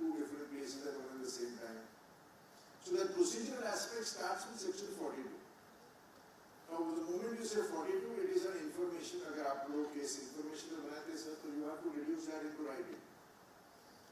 You reduce it into writing and you have to send it to your superior officer. Earlier on it was immediate. There was an amendment, now it is 72 hours, within 72 hours. But the question is, they should know where the superior is. You see? So when you call for their inward registers, you call for their outward registers, there will always be a mismatch. अगर आप उनके documents you scrutinize them closely on those technicalities of the outward numbers, inward numbers not matching, you point out to the court, so this was not done at that particular point of time. And the law is very clear, they are mandatory provisions. तो अगर उनका compliance नहीं है तो Supreme Court says acquittal will follow. So there are very few things that we concentrate on in mostly in cases under the NDPS Act. So you have 42, you have 43, sir, for the purpose of arresting a particular person under the on a public in a public place. But if you see 42 in particular, थाना side के अगर आप लोग हैं sir, थाना side के in the last, I think 2 months, there are about 15 cases where people have been granted bail. Why? Because search is conducted by a person who is not authorized. Commercial quantity is recovered, 700 grams of MD is recovered, but the search is conducted by a night. So the moment the search is conducted by a night, he is not authorized by law. In the state of Maharashtra, there is a notification which says that all officers of and above the rank of a head constable, they are the ones who are authorized to conduct a search, not file charge sheets. There are cases where head constables have filed charge sheets in the court. On that ground, the case is over. You shouldn't have filed a charge sheet. But that obviously is some think tank which the police force ought to do. I mean, find out whether you can arrange for lectures and some interaction with somebody who's in the know-how of how a charge sheet has to be presented in court. Most of the time nowadays, the CA report is not kept or not produced to the court with the filing of the charge sheet. That is another game. They will wait for the CA report. CA report does not come because of the obvious workload. If the CA report is not there, Supreme Court lately has been granting bail to people, saying that no, they are entitled to bail under 167. So what happens is, their entire effort, this man may have worked for 6 months trying to catch somebody. He will be on the streets, he will keep a nakabandi, he will have their intelligence unit maintaining surveillance, all that. I mean, there is a lot of effort that goes into making a case. Make no mistake about that. It is not that somebody calls Sir Shamli and they go and catch. No, it's not like that.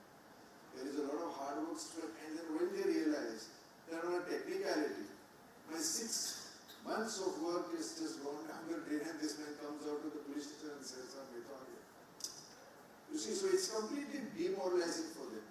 Now the question here is this, why I say this is because we as people need to be aware of how they work. So if tomorrow while you are on the street, if something like this happens, and an officer says, man, please, can you be a witness to this? Agree to it. Don't say, police will refer, I don't know. That is the general tendency of today's people. I have done it.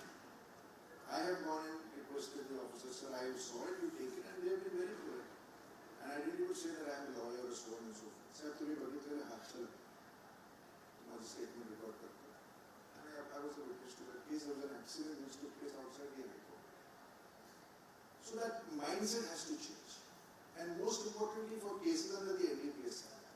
So when you have this procedural law, which they have to follow, and the rights of the accused at that particular point of time automatically, awaken because of the Constitution that gives them those rights. Nothing wrong in that. The question is, which is more harm? Whether the rights of this man should come into play there, or the rights of the society, of this particular person who is doing everything wrong, but at the same point of time, his rights have to be, at that point of time, be exercised. So that point of time, it is, for them, it gets a little tricky. And the moment there is any procedural lapse, it ends in some kind of a drawback for them when the cases in the courts, they do not stand.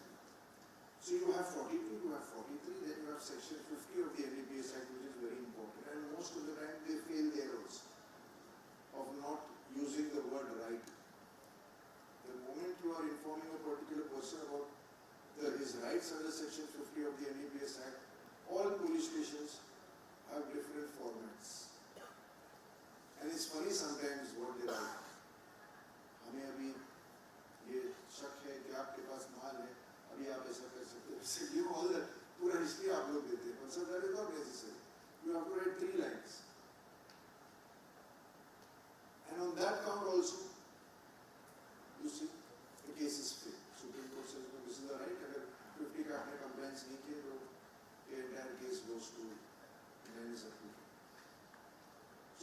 Section 42 onwards are the procedural aspects, safeguards. Then you have 52A, which talks about taking samples before the magistrates so that it does not, the contraband does not get pilfered.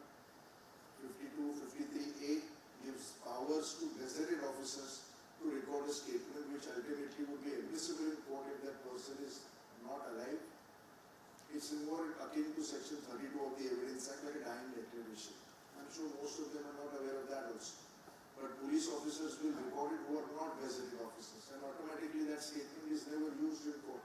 Because the moment you see the officer who was recorded and is not a gazetted officer, I will not say a word because it is inadmissible. Let them do what they have. The final stage is just in the court saying it was recorded by someone. But these are the provisions in the Act which give them ample powers.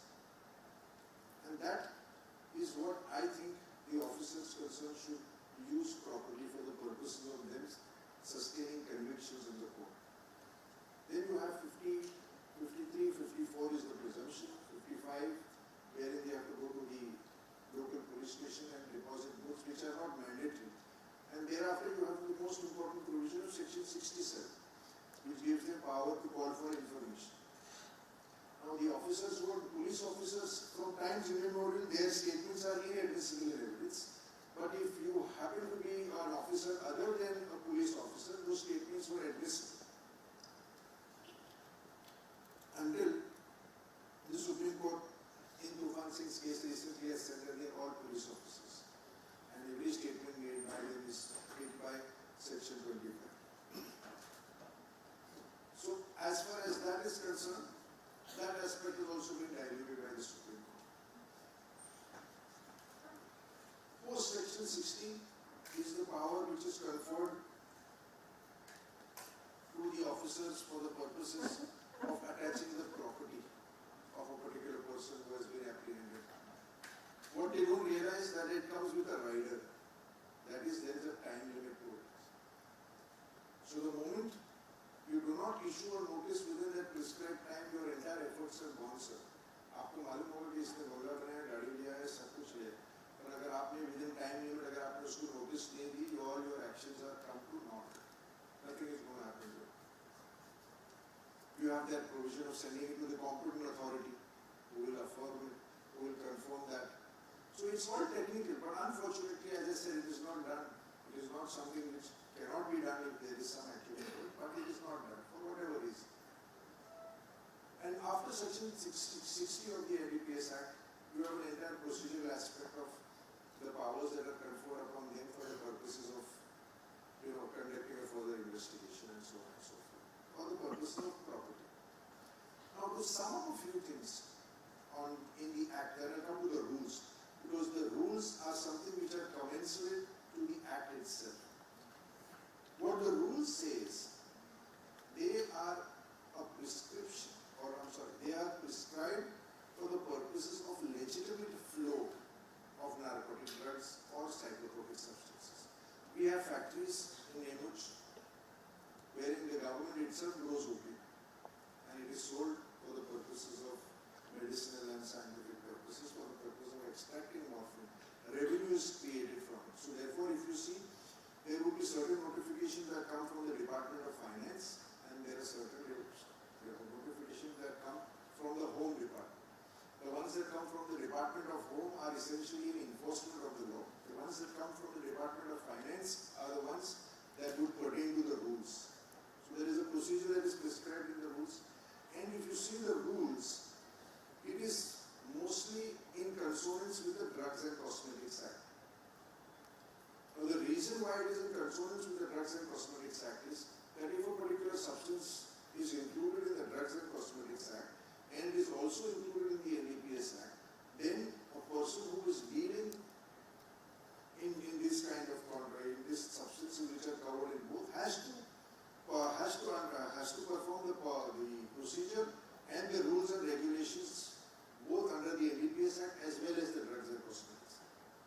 So if that is not done, and if they find any irregularity in the manner in which the details have to be maintained, then you could be liable for prosecution.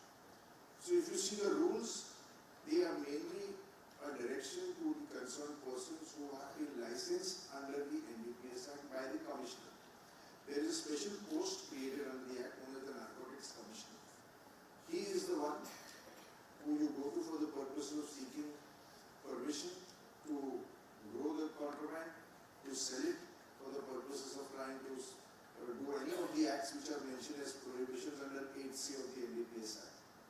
So if you come out of the prohibition under 8C, sale, purchase, transport, interstate, import, export, so on and so forth, any of those prohibitions, you need to have your paperwork and correctly and rightly.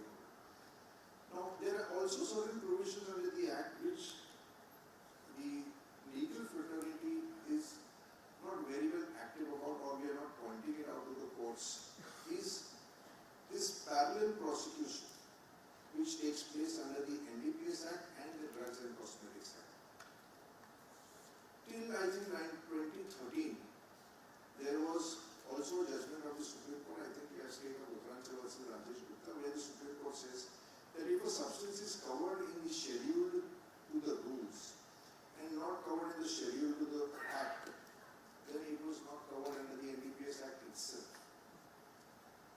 So there were a number of cases where bail was granted in view of the fact that people were arrested with substances in medicinal form, like injections, buprenorphine injections, pentazocine injections, alprazolam, diazepam, all these are psychotropic substances which are covered in both the schedules.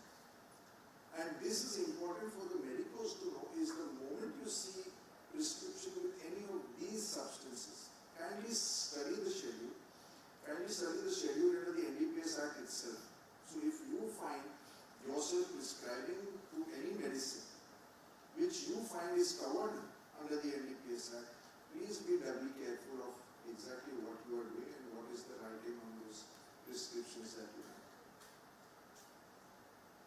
Most of those prescriptions, if you compare to the substances under the Drugs and Cosmetics Act, will be included, but their compositions would be slightly different.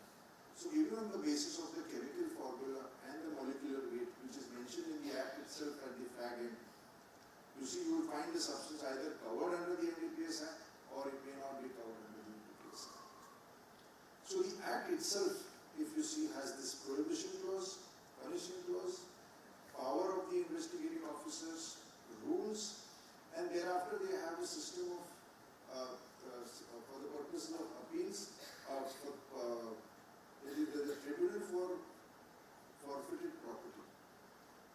So any of the provisions, any of the actions taken by them in respect of the property under Section 60, there is an entire chapter which is dedicated. I don't think you guys need to know about it or we discuss it, but there is that one particular aspect of the Act itself also. So the sum and substance in common parlance of what you need to understand about this Act is that if you are somebody who is in the know-how of somebody who is even concerned with it, and if you may come to the conclusion that this particular person is in any way related to any of these activities, firstly, you also need to understand that in making him aware of what he is doing is the first aspect. And kindly, if you can, inform the enforcement agencies to do it. That would be the best option available for you as well as the person. You are not putting them in wrong hands. On the contrary, you are doing him a big favor by making sure that this man tries to get out of it. And the only way it can do it by the fear of the law. You see, I know so many people who you talk to them nicely, you tell them, please don't do it, it's not good for you, it's not going to help. But the moment you talk about the police to them, they will automatically come in. And there are cases where people have come away because of this habit having stayed in Arthur where it is not available.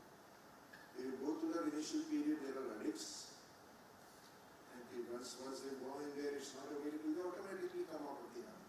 So that is a favor that they are doing to these people who have in fact otherwise gone who are completely different line and ruined their lives. So as far as the Act is concerned, this is the sum and substance. I have just tried to be as brief as possible and I have mentioned the sections to you. Now if there is anything that you guys want to ask me, I will be more than happy to answer the questions. So that we have that interaction of at least I know that you understood what I said and vice versa. Anything from you guys, sir? I'll be more than happy. Yes, immunity is very important. Okay, I missed that. See, if you see section 64 of the NDPS Act, it is an exception to a person who is an addict. If you see the small quantity, which are prescribed under the NDPS Act, if you are found in possession of small quantity, you can take up that defense that this was for my personal consumption. So if you see section 27 of the NDPS Act, it is directly commensurate with section 64 of the NDPS Act. So as an addict, if I am found in possession of small quantity or I have consumed the drugs, there are a number of ways I'm sure you've tested people whose samples come positive for THC, for morphine, so on and so forth. So if I am charged for consumption, 27 comes into play and the minimum sentence, the maximum sentence that can be imposed is 1 year or 6 months. But you will be charged, but there is an exception. The exception is that you go to a government recognized institution, you go through a complete rehab procedure, you have your latest test over a period of 3 months, then you go to the court and say, sir, this is my latest reports, I am completely clean, and as far as this recovery is concerned, it was for personal consumption, grant me immunity. It's a very important section, I'm really grateful that you brought it up. For most of the cases, I mean, even lately, if you see where accused persons have been arrested in small quantity, that is a defense. If you are found in small quantity and you are not a consumer, you are still liable to be charged. You can be punished. But if you are found in small quantity and your defense is that it is for consumption, then it is your defense. Now, at what stage does your defense come? CRPC would very clearly say it comes at the stage of the back end of the trial after the prosecution has laid its evidence. So for the purposes of you wanting the court to believe that it was only for your consumption, you have to go through this procedure of rehab, try and get a certificate from the doctors concerned that, okay, the man is clean, give an undertaking to the court that I will not indulge in any of this activity. Those certificates are given to the court and it's the discretion of the court of whether to allow it or not. So, but the immunity, what happens is that then you come back with a clean slate. You don't have a criminal charge against you. It does not lead to an antecedent that may be used against you either in a court or for the purpose of police clearance. So that 64(8) and 27 is very important. And therefore, those amendments which took place over a period of time, this amendment took place in the year 2001, is very important for us to realize that it is the legislature also who has wisened up to the situations. And they have come up with these kind of solutions, wherein the law itself incorporates the factor that one should have a compassionate view towards people who are actual addicts. It is not that they need to be sent to jail. Let us give them that one opportunity of trying to reform themselves and bring them back into societies as good citizens. So those are the basic, very important sections as far as immunity is concerned. 27 and 64. Anything else that you would like to ask me? Any questions? Sure.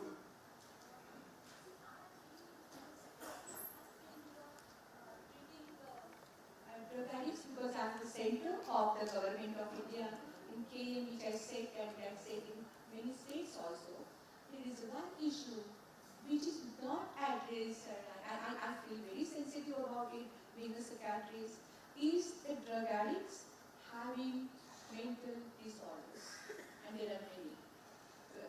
For example, mental disorders like schizophrenia, like intellectual disability, though we don't call it mental, it can be subnormal, and there are bipolar disorder. So with this, and drug addiction, maybe it is cocaine or maybe it is opium, there is nothing on NDPS.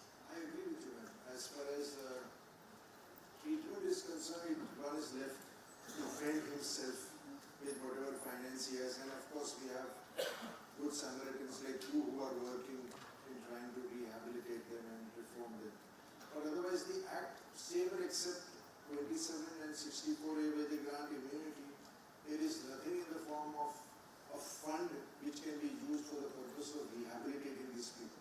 There is a fund which is available for the enforcement agencies to use them. It's known as a secret fund. It's part of the Act itself, I think it's Section 4, where the government would maintain that fund. And for the purposes of enforcement, in enforcing that particular this statute, they can distribute it to the officers concerning whichever way they think. But for the purpose of rehabilitating somebody and curing them or taking the expenses, I don't think there is anything in the Act. There is nothing in fact, I'm sure about it. That is one way, yes, as I said, then it's up to the citizens to see whether we can do it or not. But the Act does not provide for such.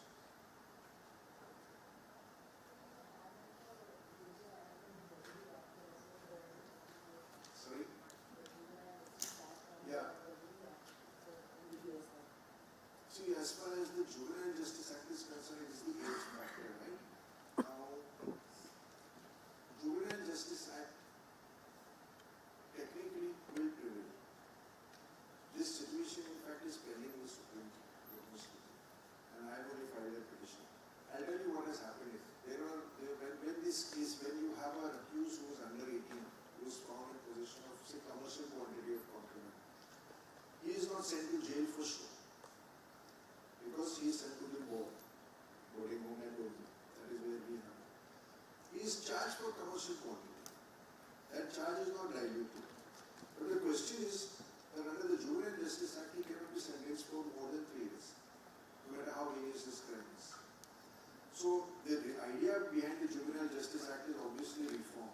You don't even call him an accused person. You call him a person who is in conflict with. So there is a complete different connotation. What practically happens is not we are concerned with, but on the paper at least that is what it is. Now you look at this paradox. You have one law which says you can't sentence him for more than 3 years. You have another law which says that this man found in possession has to work for 20 years. Now as a judge, you see, what the law settled is in respect of a municipal law, always being subordinate to a special law. Special law will prevail over the municipal law. But now you have 2 special acts. You see, so which one will prevail over which one? So the factor is what is observed, what is made in the mind of the Supreme Court is this, that yes, he has committed an offence, he should be charged for commercial quantity, but because of the factor that he is a juvenile, maximum sentence under the Act may be imposed, which is once again 3 years. Beyond that, the Supreme Court has refrained itself from making any observations for simple reason that it demoralizes the police force. You know, you have some, and it is a fact, there are a number of kids who are now being used to peddle contraband. Number of kids. I mean, if you travel by train, especially and you see the harbour line, you know, that area, throughout, if you see, you'll find them on the railway tracks, doing whatever they have to do. And they are the ones who are being used. So what can they do for it? You see, firstly, the man is an addict. He puts him in a police station, it is his responsibility. Tomorrow, if the man dies being a cold turkey, not getting contraband, they will say, by custodial death, the policeman. So they have to be very careful in what they do to these kind of people. So they rather keep them why you want to do, you do it. But then you can't blame them for it. Why? Because the law does not provide such an exigence. You see, somewhere down the line, it is society that needs to come up. And all these questions and all these gaps, all these, I would say, fallacies which exist in our society in situations of this nature is where we come in together and, you know, do something for the society. You see, there was a very important word of Justice Khanvilkar, and what he told me always rings in my ears. I was just walking in the evening in the High Court corridor when mediation was just taking off after the Ascon's judgment came in. So there was a meeting in Uttar. So he says, we need mediators. So you please come for the meeting. I said, I'll come, sir, no problem. He said, no, this was 6 days. It's a complete training. He said, 6 days I have to stay in Uttar. He says, yes, you have to do it. Once the High Court judge was saying that, I said yes. But today I realized his words. He says, Tarak, there's always a time to give back to society. Money is not everything. We all work. We all make our money. But there's a time when you need to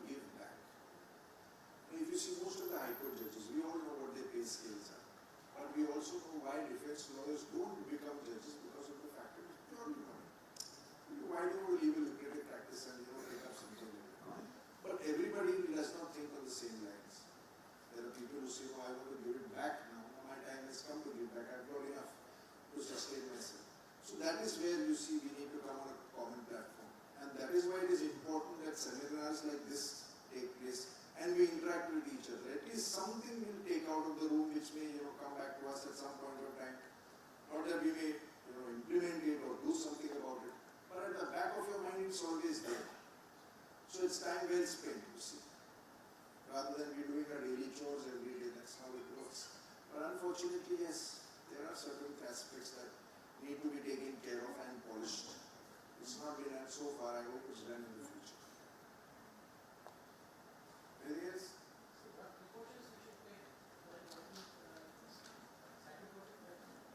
So while writing them, so I'll tell you first to write the date. And one more thing, we are writing all these sedatives, but how much should be the quantity in that prescription? Because the same patient is going with medical shops, taking so many prescriptions, taking so many, 10 we are writing, 2, 3 medicines he is taking. Yes. So we are having more quantity. Yes. That will be enough for this addiction. Sir, I am told, subject to correction, that the Pharmacist Association has given specific directions to these pharmacies where a prescription is given to the pharmacies and it has been acted upon by delivering those medicines to the person who is the holder of your prescription. That prescription should be taken. It cannot be returned back. They need to take it, they need to keep it for their records if at all there is some cross-check and something to come back. And you do not return it back to the person who has come and bought it. So that is what you need to write is probably on the note itself. To whichever pharmacy, and you could do that, nothing wrong with it. To whichever pharmacy who acts upon a prescription, please keep this prescription with you and make sure it is utilized only at one time. So that would be a precaution, at least you have done it and it is written on it. So if you go somewhere else, that second person is also, and nowadays most of these pharmacies are very vigilant. A lot of them will want to jail and come back. So the word is spread that be very careful and you may just be caught or you may be caught on the wrong side. Sir? What pharmacists generally do is they actually receive the prescription. Yes, And they even write how many tablets they have given. Even if any tablets are pending, they write that out. Yes. And they give the Xerox copy Back to the person. back to the person. Just in case he is caught with it. Yes. That is a fair And practice. the other way what they do is for their own record, they keep since the NDPS Act and all has come now, so what they do is they have to submit this prescription to their distributor and so on. Yes. So they use that. No, but there has to be some way of protecting yourself.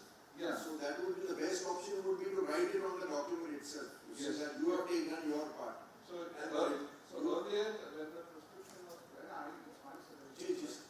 So when a person is contacting a doctor, right, the doctors can write the days, how many, there are a lot of doctors who are doing it.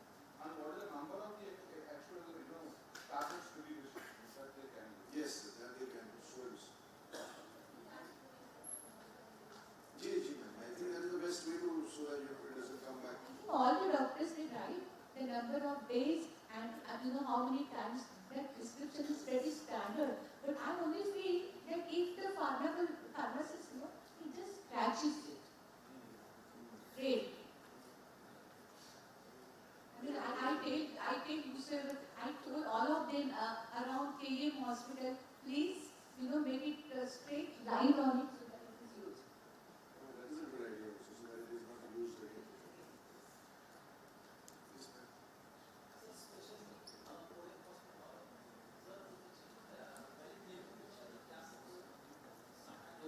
डिस्ट्रीब्युटरने तर पोलिसांनी तिथे कारवाई करावी की drugs controller असतील किंवा नाही sir, तुम्ही सीज केलं बरोबर, ट्रेड क्वांटिटीमध्ये आहे आणि आता हिरासिंगची जजमेंट आहे, त्याच्यामध्ये mixture is complete mixture is well has to be taken into consideration. तर तुम्ही फक्त ते नोटिफिकेशन आहे 60 एसेन्शियल नार्कोटिक ड्रग्स, त्याच्यामध्ये एक टेबल आहे.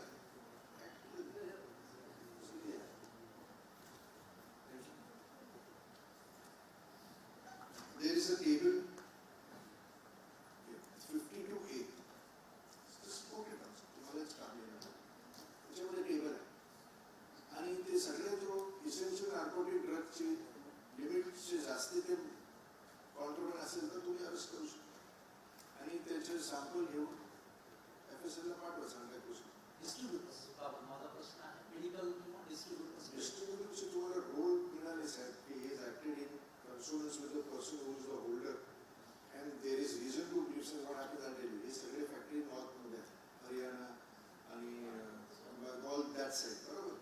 आणि त्याच्यामध्ये ते सगळे असा नेटवर्क आहे. Distributor will send it to the wholesaler आणि देन रिटेल अशी चेन आहे.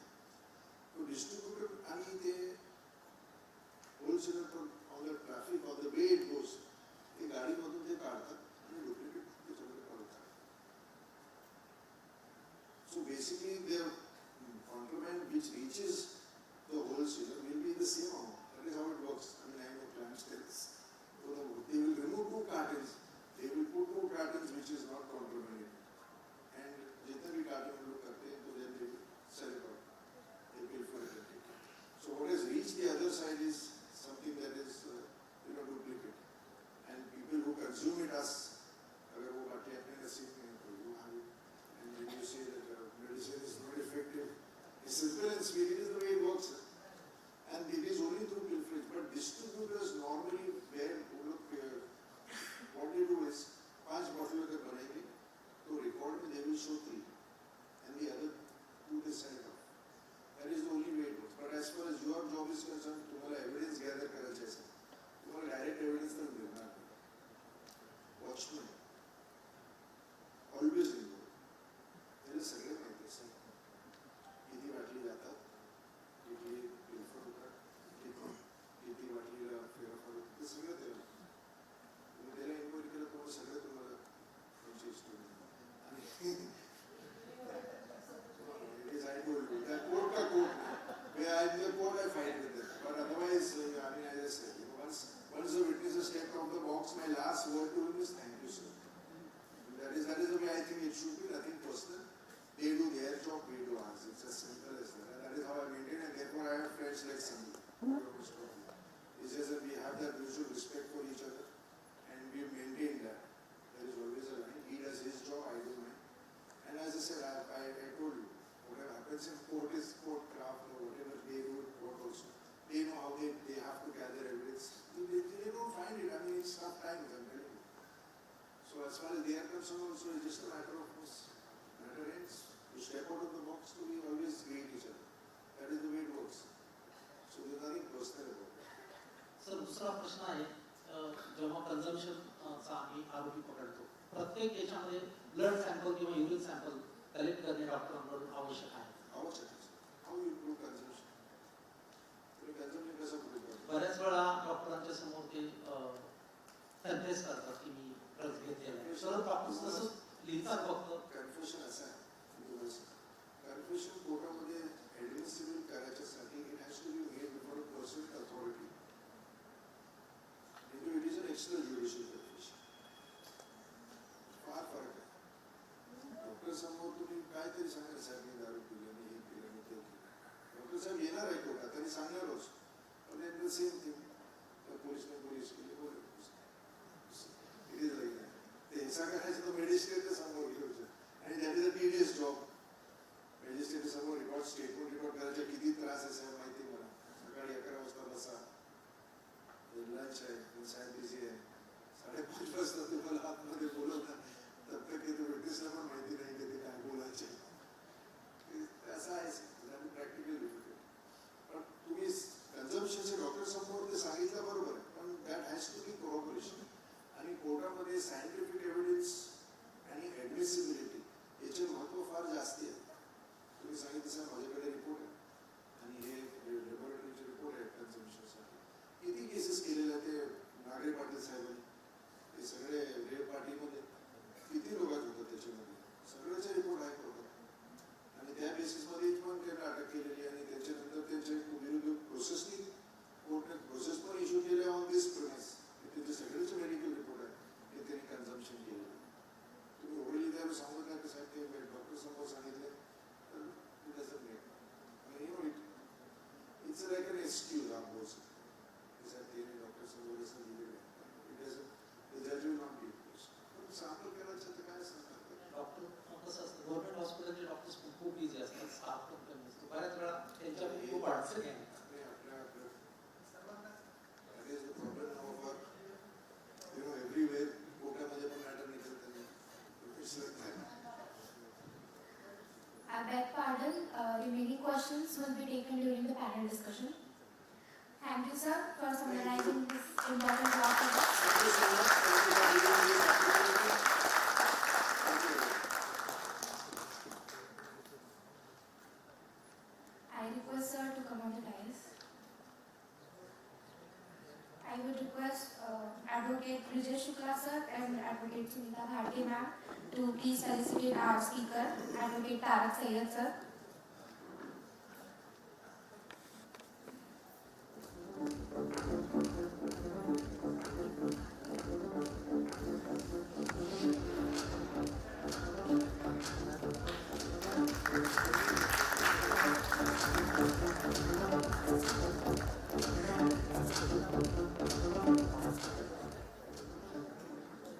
I request Dr. Hemant Kugde, sir, from Department of FMD to please felicitate our chairperson, Advocate Vijay Shukla sir.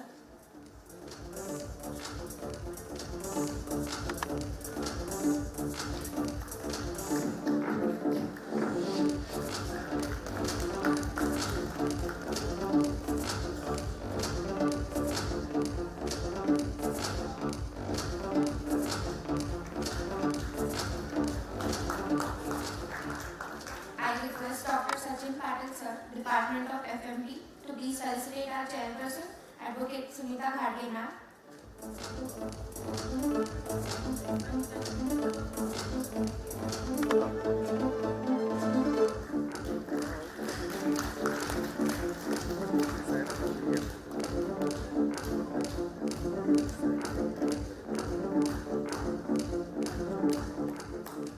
Thank you everyone. This has been going well and now it is time for a break. I would like to inform you all that lunch is served and please proceed there. We will be back in 13 minutes. Thank you.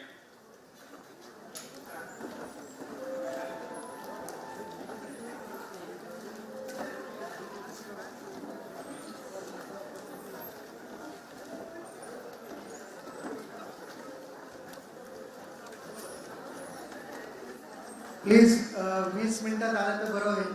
पण थोडा एक session delay आहे, सर्वांनाच ऐकायचं please.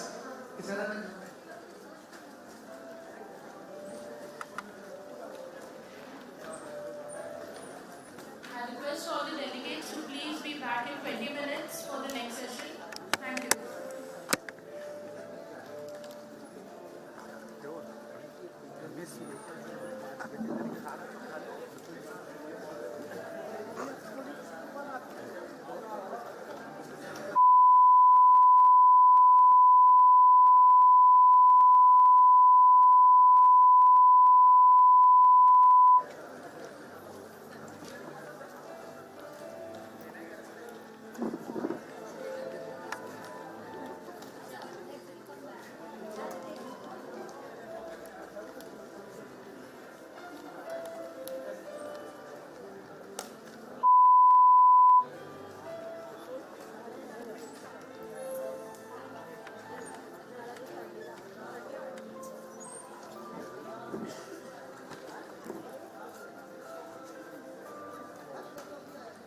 उशीर झालं तरी चालेल, आपल्याला लवकर यावं लागेल.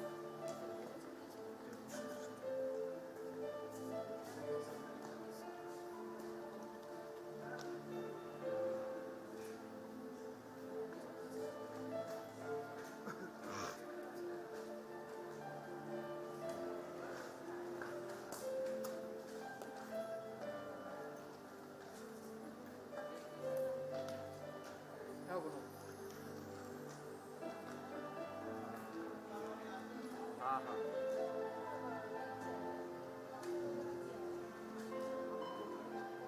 हाँ पौने पे हो जाएगा 4 बजे तक हो जाएगा ठीक है क्या दो सेशन शायद कैंसिल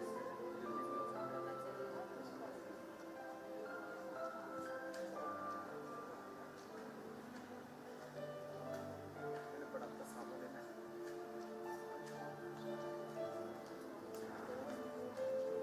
आपका नाम क्या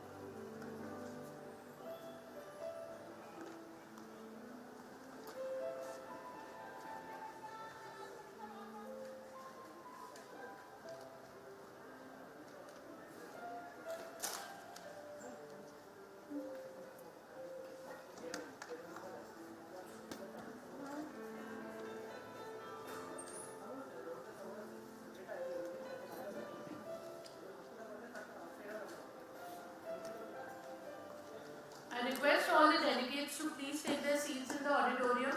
We'll be starting our next session soon.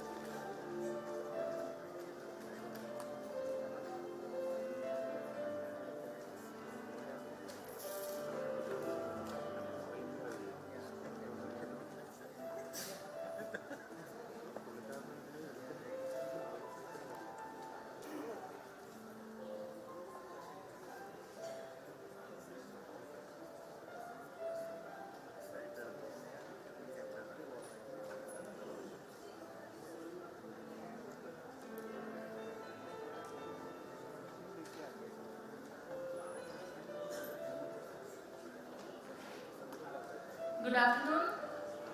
I request all the delegates to please take their seats in the auditorium. We are going to start our next session in 5 minutes. Once again, I request all the delegates to please take their seats in the auditorium.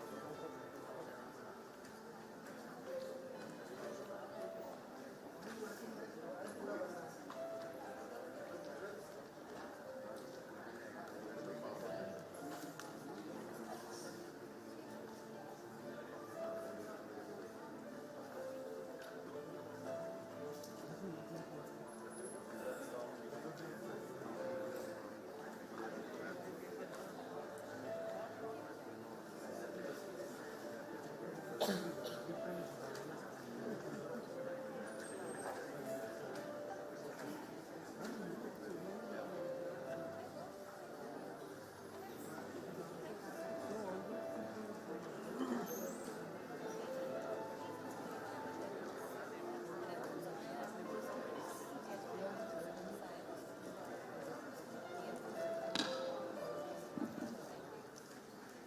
afternoon, everyone. Welcome back. Hope you all had good lunch. World Drug Report of 2022 highlighted that around 284 million people around the world abuse drugs. According to NCRB report of 2020, on an average, drug overdose kills at least one juvenile every 10 days. And even though the problem is not unnoticed, the solution seems vague. However, we have hope.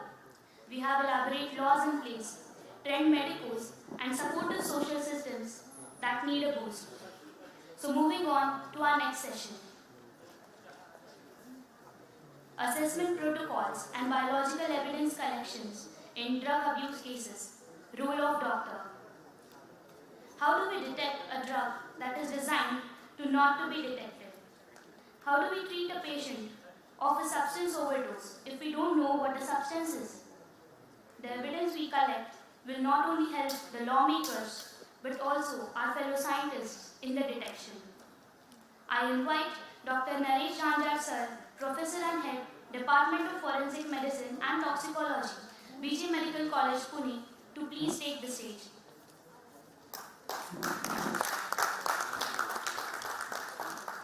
I also invite the chairpersons of the session to please take the stage on left. Dr. S.M. Patel sir, ex-police surgeon, Mumbai. Dr. G.S. Chavan sir, Professor, Department of Forensic Medicine and Toxicology, Grand Medical College and J.J. Hospital, Mumbai. Thank you.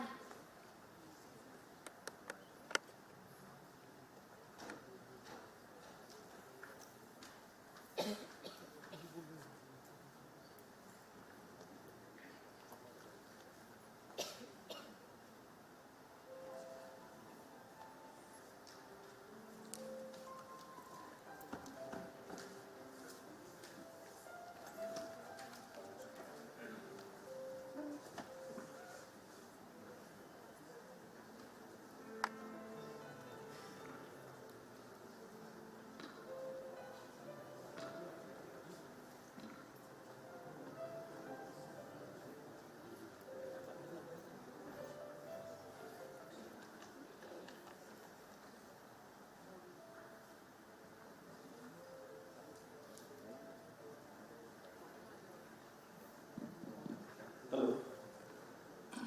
Good afternoon, everybody. I welcome you all back after lunch. The speaker for this session is Dr. Naresh Janjad. He is Professor and Head at Sion Hospital and BJ Medical College, Pune.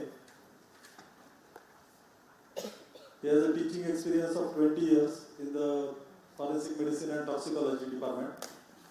He has 28 publications in national and international journals to his credit. He has delivered many lectures to police officers, public prosecutors, judicial officers, and forensic science lab officers. He is Vice President of Medico-legal Association of Maharashtra and member of Indian Academy of Forensic Medicine. Sir, please go ahead. Thank you. Post-lunch session is very difficult. सरांनी एवढा चांगला lunch दिल्यानंतर त्यासोबत sweet खायचं आणि इथे ऐकायचं हे खरंच अवघड आहे थोडा. तरी पण मी प्रयत्न करतो कोणी झोपू नये याचा. So my topic is related with assessment protocols and biological evidence collection in drug abuse cases. Before I start my presentation, I would like to thank the organizers, Dr. Deres particularly, for inviting me, for giving me chance to present this important topic, which is useful for all the stakeholders, like the investigating police officers, those who are involved in this particular case, lawyers. Then in this particular case, as we are aware, criminal procedure code is important. in this particular case, the role of doctor is also important because some evidence that has to be collected when the person who is carrying these drugs, when he is brought for examination. And that what is the role of doctor basically? So the doctor here I am talking about in two ways. The role of doctor as an assessment when we come across a case of a drug addict, the one who is used to consume the drugs. So as a treatment protocols, what we are supposed to do? मी त्याच्याबद्दल बोलणार आहे. And second part, the most important, जो investigating police officer ला अपेक्षित आहे. I am talking about the biological evidence collection that need to be preserved, that need to be collected, that need to be assessed during the examination. So I am talking about these two things. So hopefully बऱ्याचशा गोष्टी डॉक्टरांना पण कामाच्या आहेत आणि बऱ्याचशा गोष्टी याच्यामध्ये पोलीस ऑफिसर्सला पण कामाच्या आहेत. लॉयर्स आहेत त्यांना पण याच्यामध्ये काय त्यांच्या महत्त्वाचं आहे हे पण माहिती होईल याच्यामध्ये. So the assessment protocols first we'll see. So before I start again, one should know the meaning. There are different meanings to the different things. So there are things that need to be differentiated and understood first. So what do you understand by drug abuse? A drug abuse means when an inappropriate use of drug for non-medical purpose is used. इथे medical purpose सोडून बाकीचे जे drugs आहेत ज्याच्याने बऱ्याचदा we all know basically all human beings since ages they are using some drugs for their fulfillment, for their excitement. Initially, as I said previously also, initially it just for excitement to get some pleasure, some enjoyment. But later on they used to that drug. And काही वेळा त्याला tolerance होतो, बऱ्याचदा त्या drugs घ्या वाटतात. And then it becomes addiction and all these things. So an inappropriate use of a drug for non-medical purpose, that is the meaning when you say a drug abuse is there. The essential features when you say a substance use disorder, that means there is a cluster of cognitive, behavioral and physiological symptoms. आता बऱ्याचशा गोष्टी याच्यात police ऑफिसर्सला माहीत होणार नाही, पण याच्यामध्ये एक लक्षात घ्या बऱ्याचशा गोष्टी ज्या आहेत त्या मेडिकल टर्म्स आहेत. पण ह्या तुम्हाला लक्षात याच्यासाठी यायला पाहिजे की बऱ्याचशा गोष्टी आपण जेव्हा तुम्ही एखाद्या विक्टिमला म्हणा किंवा ड्रग ॲडिक्टला पकडता त्याच्यानंतर त्याच्यामध्ये काय फीचर्स आहेत नेमके आणि जेव्हा डॉक्टर्सकडे आणतात तेव्हा आम्ही काय बघायला पाहिजे या दोन्हीचं कॉम्बिनेशन करून मी सांगणार आहे. So there is a cluster of cognitive, behavioral and physiological symptoms. The person continues to use that drug despite significant substance related problem. त्याला माहित आहे काहीतरी प्रॉब्लेम आहे पण तरी ती घ्यायची इच्छा होती. There is a craving basically. घ्यायचं त्याला ते ड्रग, त्याला माहित आहे की that is harmful to him but still he wants to consume that drug. So that is also the important feature of this. So drug dependence, it covers both drug addiction and drug habituation. आता ह्या दोन थोड्याशा वेगळ्या टर्मिनॉलॉजीज आहेत. Drug addiction means drug which causes both psychological and physiological dependence. याच्यात दोन्ही पण गोष्टी सायकोलॉजिकल माइंड्स रिलेटेड आहे आणि फिजिओलॉजिकल म्हणजे बाकीच्या ज्या गोष्टी आहेत विदाउट सायकोलॉजिकल त्या पण इन्व्हॉल्व असतात. That is drug addiction. Drug habituation means drug which only causes habit formation. याच्यात फक्त हॅबिट फॉर्मेशन असतं which cause only psychological dependence. याच्यामध्ये फिजिओलॉजिकल डिपेंडन्स नसतात. So that is only drug habituation. So what is lacking here? It is no physiological or physical dependence. Only psychological dependence is there. That is called as drug habituation. And second term, as we have seen, drug addiction.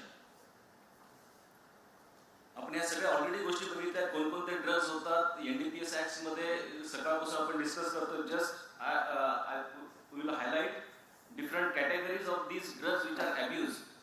Opiates class, which includes morphine, these are all derivatives basically, heroin, morphine, codeine and pethidine. Codeine बद्दल बरीचशी चर्चा झाली, cough syrup मध्ये basically prominent आहे. Medical आणि paramedical लोकांमध्ये बऱ्याचदा paramedical जे nursing staff आहेत, ब्रदर्स आहेत किंवा टेक्निशियन्स आहेत याच्यामध्ये मॉर्फिन, पिथिडीन यांचं कन्झम्पशन बऱ्याचदा आढळतं कारण ॲक्सेस जास्त आहे यांना बऱ्याचदा. So these are opiates groups. Then second is stimulants, that is cocaine, methamphetamine, methylphenidate, hallucinogens are there, depressant is there and miscellaneous is there. We all seen these drugs in the morning session also, we will not go into detail. So what is the effect of abused drugs? हा सगळ्यात महत्त्वाचा मुद्दा आहे. When we assess as a doctor, एखादा आपल्याकडे drug addict आल्यानंतर आपण assess करतो पण त्याचे इफेक्ट्स आपल्याला माहीत असणं आवश्यक आहे. So the psychological dependence is there and physiological dependence is there. The physiological activities of person's bodies are not disturbed if the drug is discontinued. So what is the difference when you psychological dependence? The drugs which acts on the mind basically, and त्याच्यामध्ये mood disorders आपल्याला आढळतात. So that is psychological dependence. So the user only apprehends or experience mental distress in the absence of drug. थोडंसं depress राहील, तो भेटलं नाही तर शांत बसेल, अशा प्रकारे त्याचे सिम्पटम्स असतात. When you say it is related with psychological dependence. And usual examples like tobacco. जो माणूस सिगरेट पितोय, तंबाखू खातोय, त्याला ती भेटली नाही तर त्याला रेस्टलेस वाटतं त्या दिवशी. So that is psychological dependence. Rest, cannabis is there, LSD is there, cocaine is there, caffeine, amphetamine, all these drugs which causes psychological dependence. Then physiological dependence, a person used to drug will not have normal physiological functioning capacity of his body in the absence of drug. Examples, most common it is morphine and other opiates. These are the drugs which are prone to physiological dependence. Misuse or overuse of or self-medication of the therapeutic agents like morphine, pethidine, it may also lead to certain addiction. Now there are certain substances which causes both psychological as well as physiological dependence, especially alcohol, barbiturates, codeine is there, heroin is there, morphine and diazepam. All these are the drugs where both dependence, psychological and physiological dependence, they are observed. Now आता प्रश्न असा आहे तो सगळ्यात महत्त्वाचा. As a layman person also this is important. As a investigating police officer this is also important.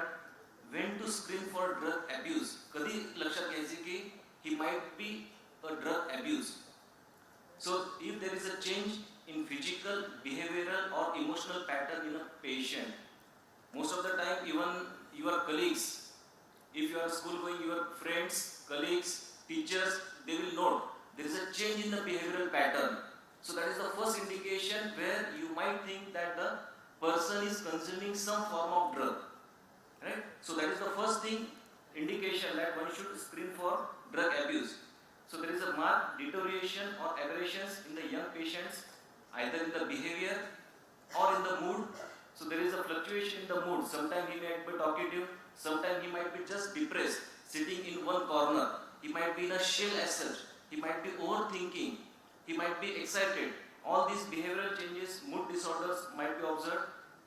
Then there is a rationality problems or thought process problems like hallucination might be there, paranoia might be there, or in the extreme case you might observe the schizophrenic disorders. Madam is there, she will explain later on all these terminologies in detail. Just try to understand here what difference one should know.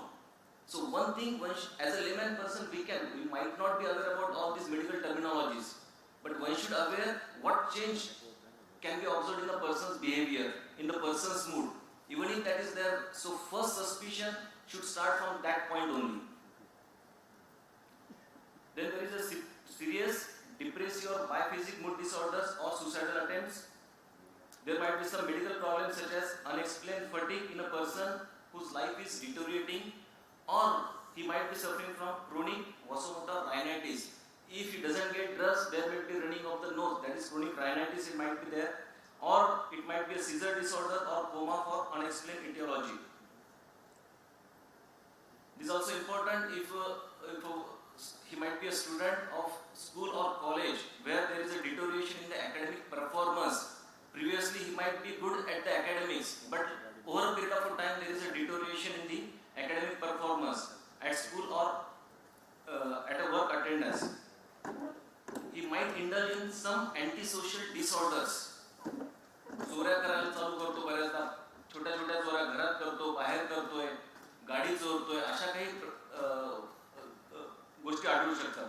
So these are conduct or antisocial disorder that might be observed, that is repetitive lying or stealing, disrespect for the right of other. बऱ्याचदा हे common आहे, senior लोक आहेत, आपण respect देतो आपल्या सोसायटीमध्ये, बऱ्याचदा त्या गोष्टी लॅकिंग असतात. बिहेवियरल चेंज मध्ये या गोष्टी येतात. और out of control behaviour such as recurrent violence towards people और प्रॉपर्टी. आता हा क्रायटेरिया जो आहे हा DSM-5 क्रायटेरिया आहे. टेक्निकॅलिटी मध्ये न जाता आपण याच्यामध्ये फार जायचं नाहीये, बरेचसे ऑडियन्स आहे, they might not be interested in listening all these criteria. In short, I will tell you this is related with certain pathological behaviors.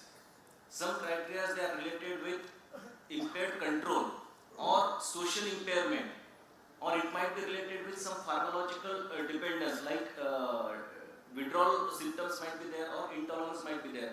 In the morning session, intolerance and withdrawal that has been explained. Intolerance बऱ्याचदा काय होतं की आपण जे drugs घेतोय, same drugs might not cause the same effect. So the person, drug addict, has to take a drug in excess quantity. So that is a dependence. And withdrawal म्हणजे ते drugs भेटल्यानंतर there are certain signs and symptoms that might be observed in a person. So that is all these criteria they are covered under DSM-4. So as a doctor, when we come across all these drug cases, we have to assess as per DSM-4 criteria, 5 criteria. Recent आधी 4 होता, आता 5 आहे. तर त्या क्रायटेरियामध्ये आपल्याला काय आहे काय नाही त्याच्यानंतर बऱ्याचशा गोष्टी माहित होतात. So we are not going to detail about this criteria. तर सगळ्यात महत्त्वाचा सेकंड पार्ट जो आहे that is related with investigation. In NDPS Act, in the morning session also it has been whether blood and urine samples that need to be collected and is it mandatory in all the cases. So as a doctor also, as an investigating police officer also, one should know what things need to be preserved in all these cases when we come across the cases of drug addict.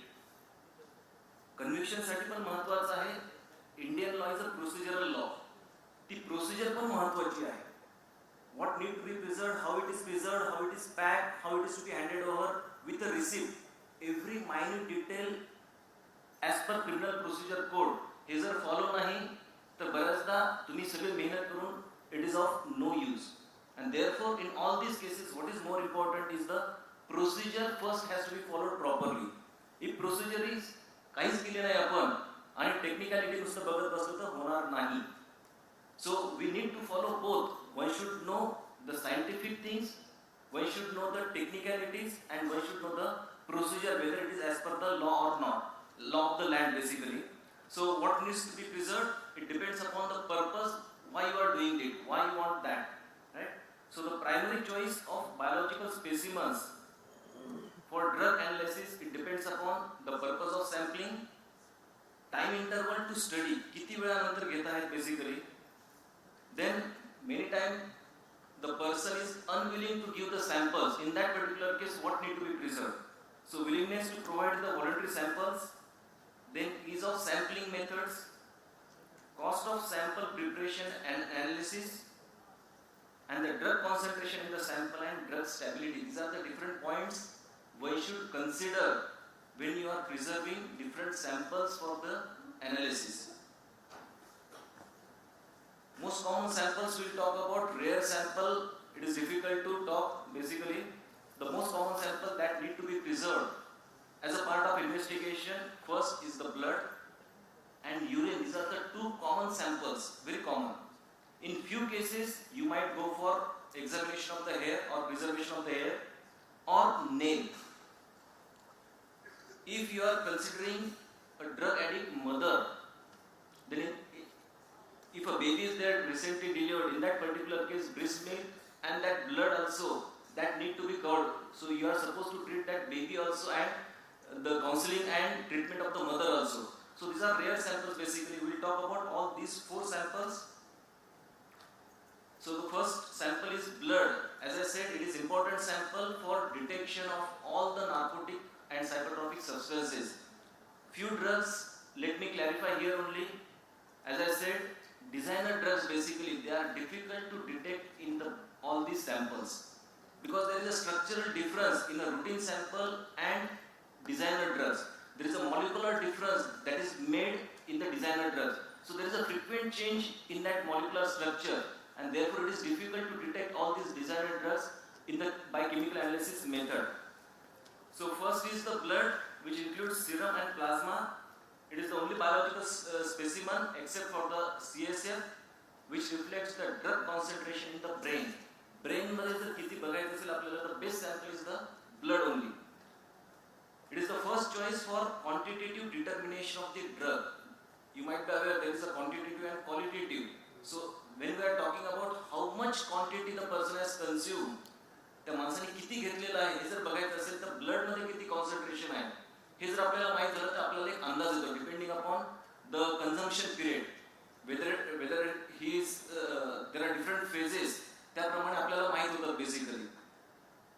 So the therapeutic level of the drug in a blood are low, but when consumed abusively the concentration may be 2 to 3 times higher. Especially आता cocaine आणि याच्याबद्दल आपण जेव्हा चर्चा करतोय किती घेतली basically त्यांनी codeine and all this drugs याच्यामध्ये फरक हा आहे की लॉला काय परमिसिबल आहे one should know about that.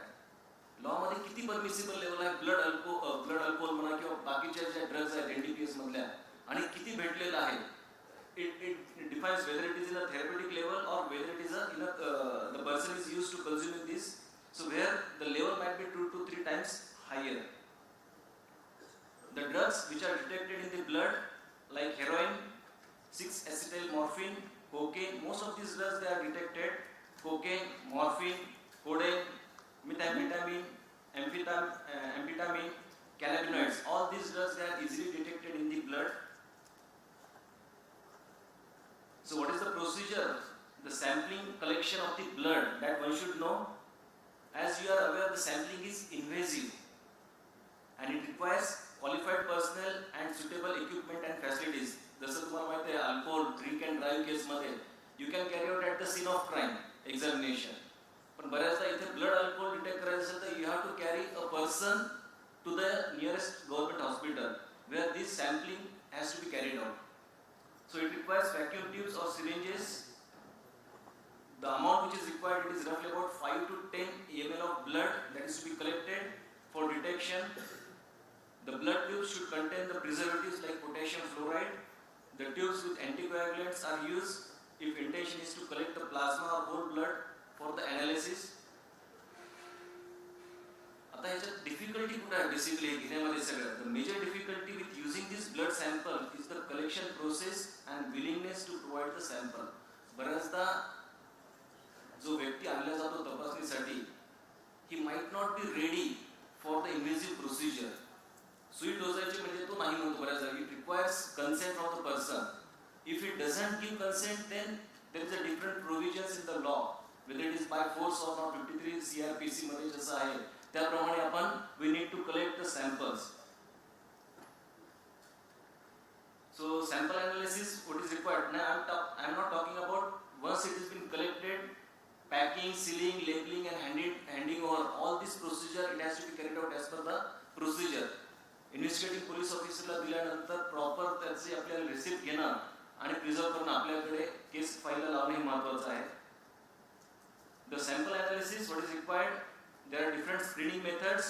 First is simple method that is immunoassay, that is a screening method, and other methods which are confirmatory in nature like protein precipitation, liquid extraction and solid phase extraction. All these forensic science lab faculties are there, they will explain you later on all these methods. Will not go into detail. The main thing here, two common confirmation methods for whole blood are gas chromatography and liquid chromatography with spectrometric detection, mass spectrometric detection. That can be a confirmatory. So whatever might be the sample that might be confirmed by these two methods which are utilized by the forensic science lab faculties for detection of these samples. So what is the forensic toxicological application of the blood? The length of the time a psychoactive drug can be detected in the blood after single use. It might vary from maximum about 8 hours for cocaine to maximum about 2 days for oxazepam. आता याच्यामध्ये period बघा केवढा मोठा आहे. So it is difficult as such. So in for few drugs from blood it might vanish immediately after few hours. But for few drugs it might remain in the blood or in the body for even about 2 days. J drugs लवकर disappear होतात and therefore in that particular case examination should be carried out promptly. म्हणजे तुम्ही जेव्हा drug त्याला पकडताय अॅक्युजला त्याच्यानंतर त्याची examination लवकर करणं हे काही प्रकरणामध्ये आवश्यक आहे so that you should get that evidence in the blood. It might not be suitable to study the drug use during the wide time frame.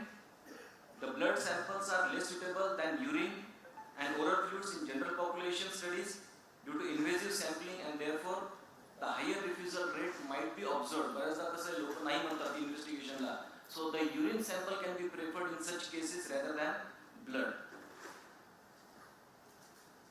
Blood sample should be used if the aim is to determine the prevalence of drug intoxication, inebriation or supratherapeutic drug use. Now, as I said, the designer drugs, it might pose a problem for the immunoassay screening as they do not give a response on traditional immunoassay, that is amphetamines or cannabis.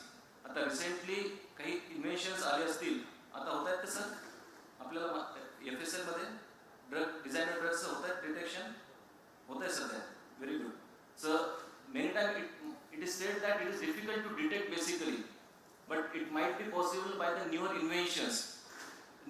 Whereas there is a frequent change in the structure and therefore it is difficult basically. So once it has been detected, then new formula might be added and therefore it is difficult.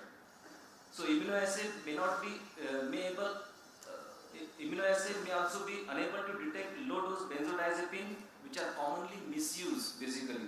So this is about the investigations of all this blood related sampling. Then second sample which is most important, that is urine. That is the first choice for screening of a drugs of abuse.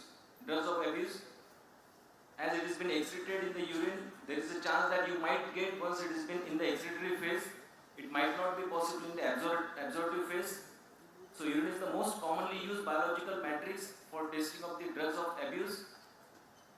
It is available in sufficient quantity in the urine. It is easier to collect, easier to analyze.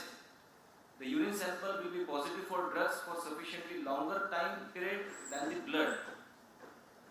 आता याचा सगळ्यात मोठा problem कुठे होतो, जर तुम्ही त्याला सांगितलं युरिन सॅम्पल घेऊन ये and if it is not observed, he might change that sample, and that is the most disadvantage of this collection of these urine samples. So it has to be collected under observation,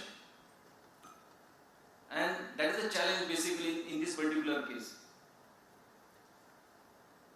So these are the drugs which are detected in the urine easily, that is heroin is there. Same, most of the drugs are there.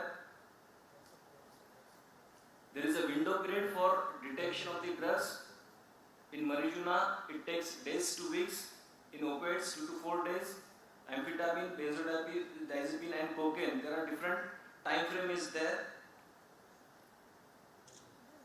So as I said, the supervised collection of the samples should be there in the presence of physician, nurse or lab technician. Supervision reduces the deceptive techniques as substituting a urine specimen from non-drug using friend. So that has to be carefully monitored. Urine specimen can be stored at a room temperature for about 3 days, or if not, if it requires more time for sending, then in that case you have to refrigerate it for weeks. It is best to be frozen at minus 6.6 degrees Celsius. We are not going to read about that. The sample analysis, as I said, most widely available and least expensive basically. Sample, then screening tests are there, like radioimmunoassays is there, fluorescent polarization immunoassays is there, thin layer chromatography is there, and confirmatory again it is by the gas chromatography and mass spectrometry or liquid chromatography. Forensic toxicological application.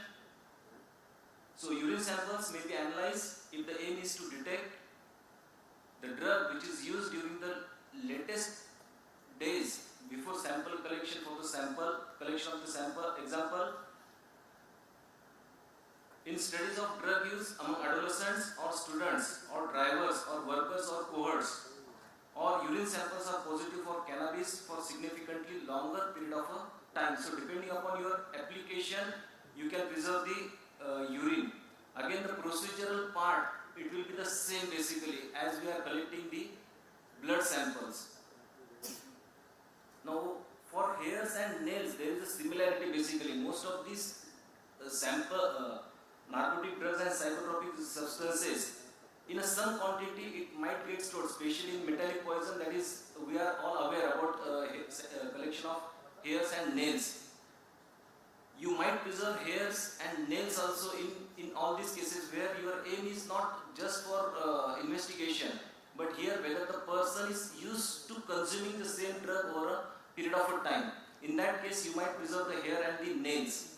It provides long-term information on the individual's drug use. किती दिवसापासून use करतोय?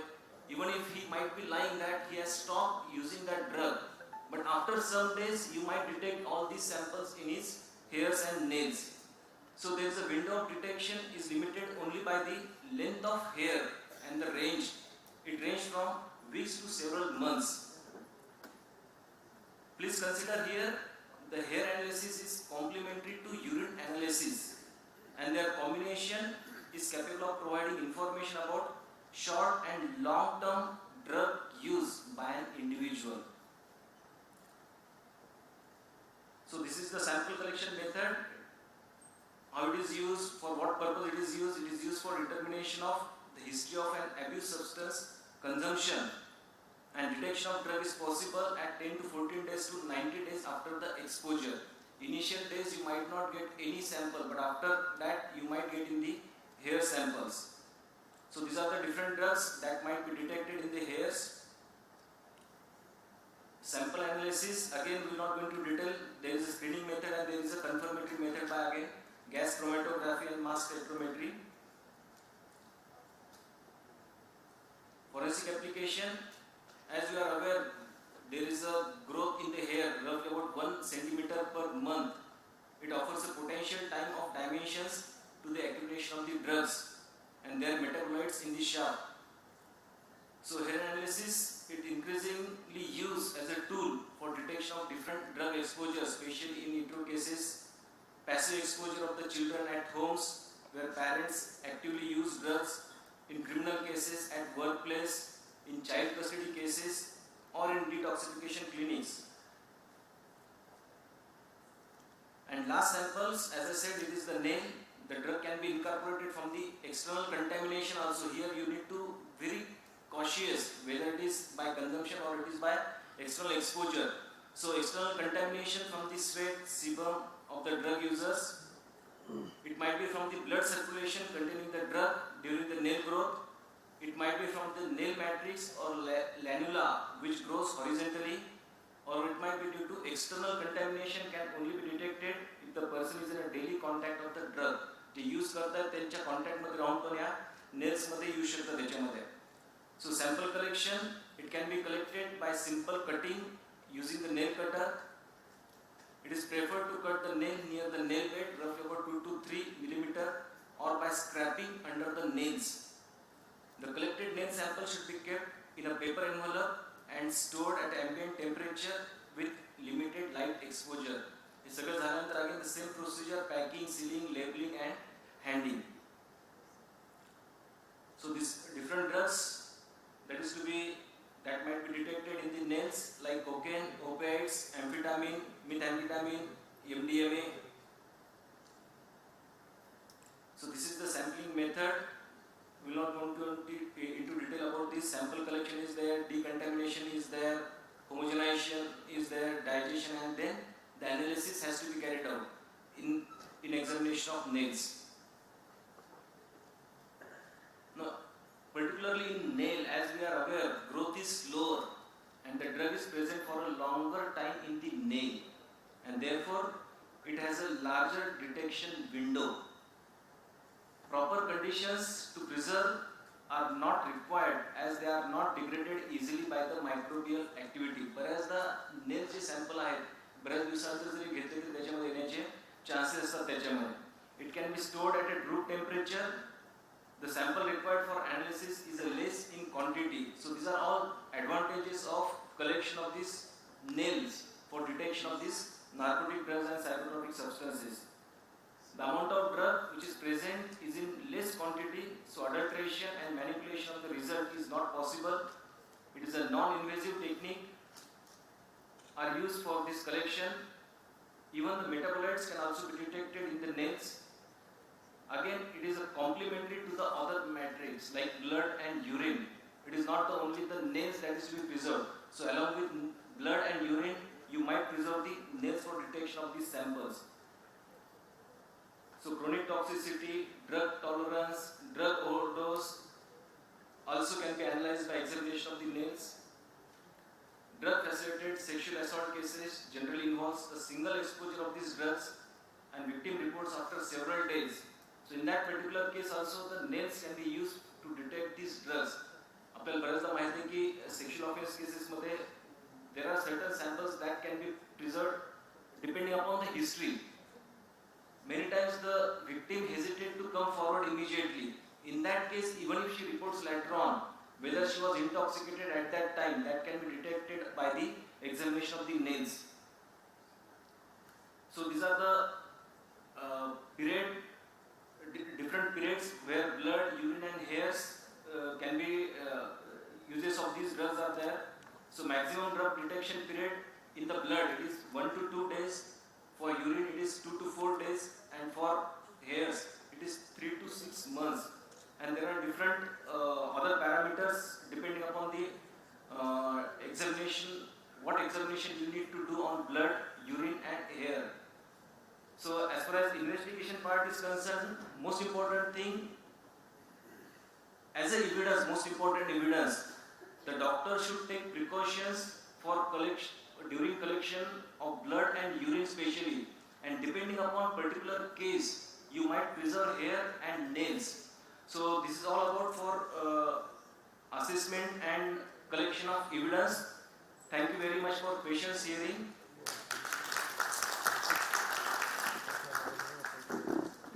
Thank you, sir. Any questions, please?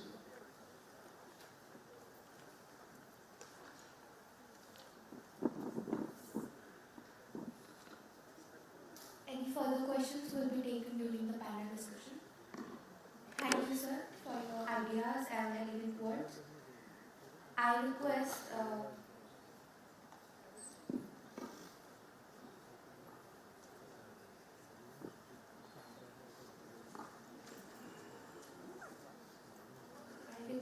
Dr. S.N. Patil sir and Dr. G.S. Sawan sir to please felicitate our speaker, Dr. Naresh Dhanjar sir.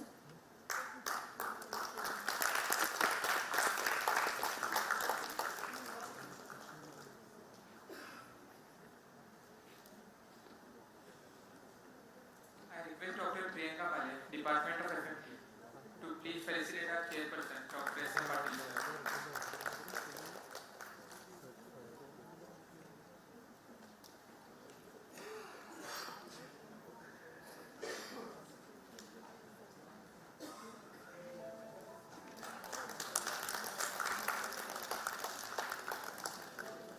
I request Dr. Gajanan Rathod sir from Department of FMT to please felicitate our chairperson, Dr. G.S. Sawan sir.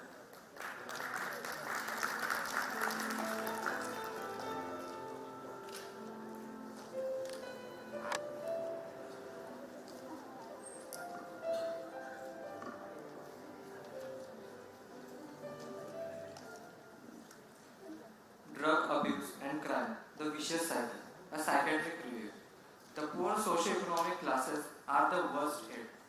Desperation, despair, and drug addiction go hand in hand.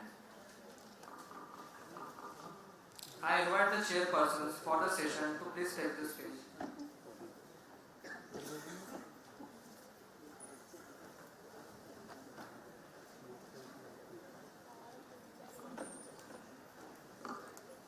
Dr. Ajita Nayak, Professor and Head Department of Psychiatry, SET GSNC and KM Hospital, Mumbai. Dr. Pawan Savde sir, Additional Professor and Head Department of Forensic Science, Medicine and Toxicology, KNMC and DY Nair Hospital, Mumbai.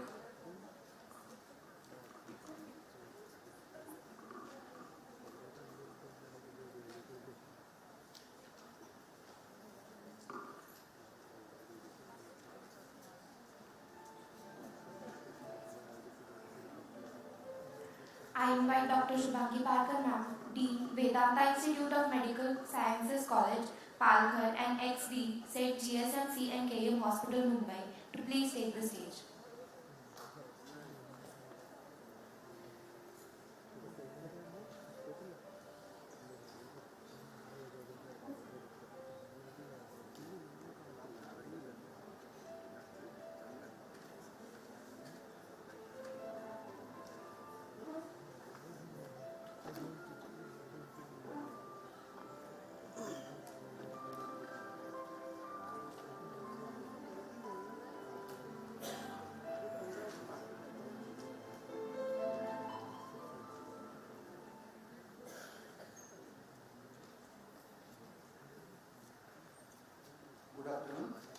welcome Dr. Shubhangi Parkar ma'am.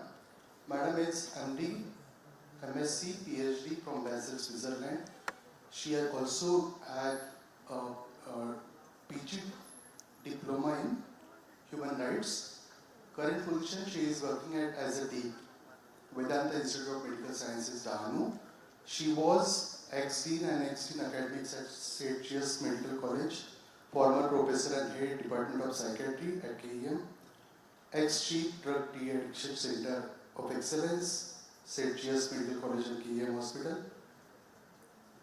She has various awards, Dr. B.C. Marfaria Awards of IPS 3 times, Dr. A.V. Shah Awards of IPS Western Zone 5 times. So she has so many prestigious awards in her biodata. I request ma'am to start the topic. Yes, just. As current professor and head, I have to add that madam is a very, very passionate interest in drug de-addiction. She has started a drug treatment clinic with several centers all over India. So it couldn't have been a better person to talk about in this topic. Thank you, ma'am.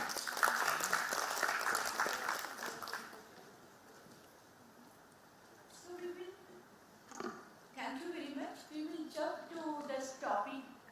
I'm happy to be here with all of you. Learned a lot since morning.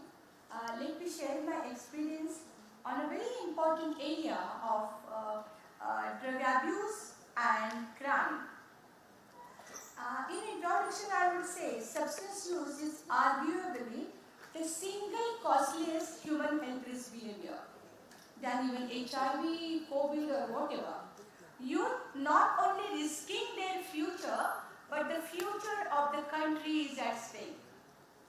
The nexus of crime and addiction, that is alcohol and other drugs, is an area of worthy of attention all over the world, whether developing or developed countries.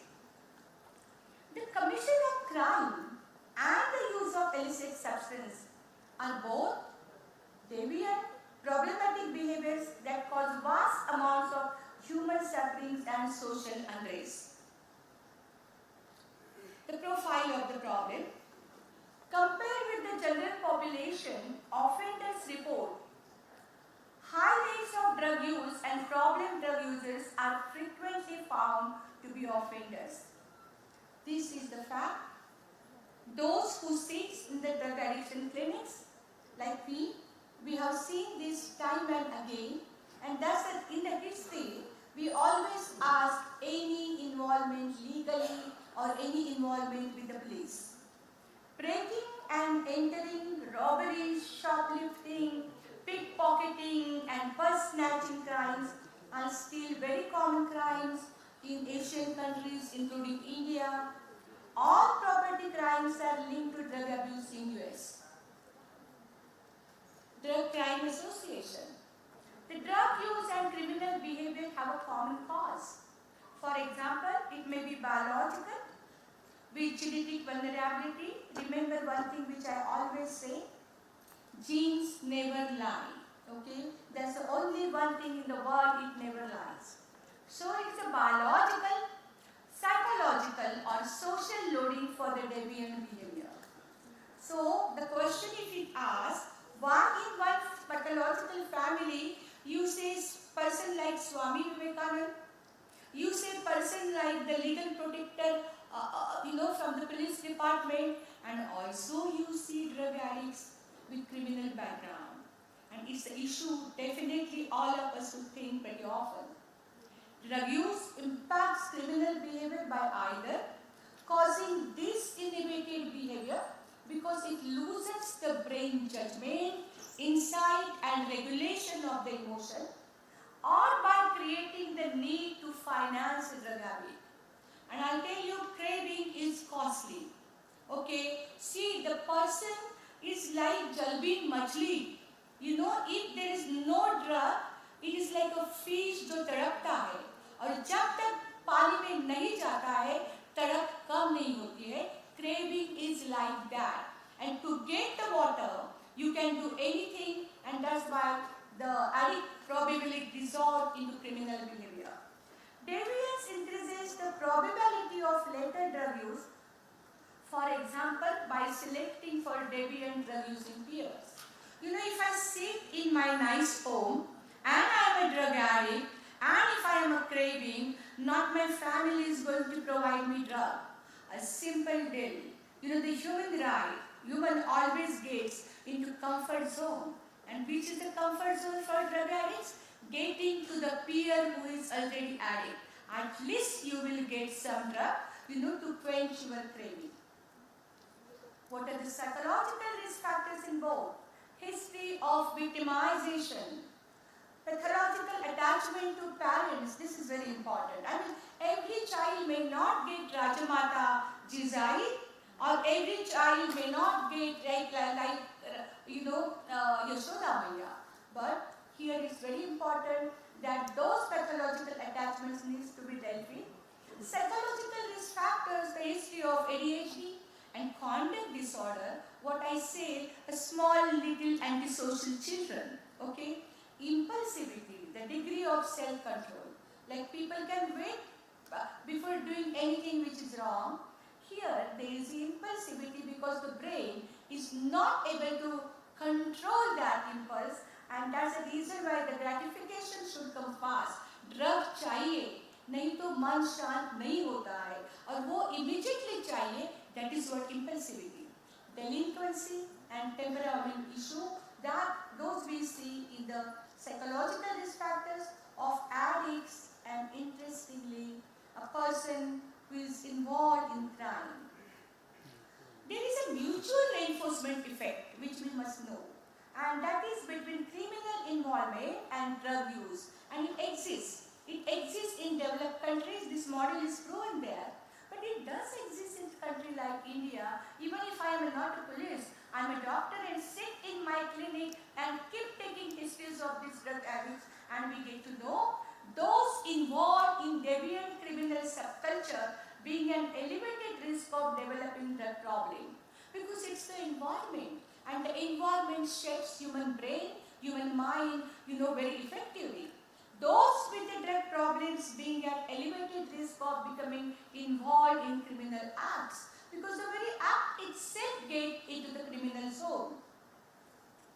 I am going to take the important example of opiate dependence and criminal activity. This is a proven model in Australia. Those dependent on heroin and other opiates are disproportionately involved in criminal activity. How? The hypothesis is a forward causation. Drug use causes crime either through the need to fund drug use through economic necessity. I need money, and if there is no money, I am going to snatch money from the environment, from the society.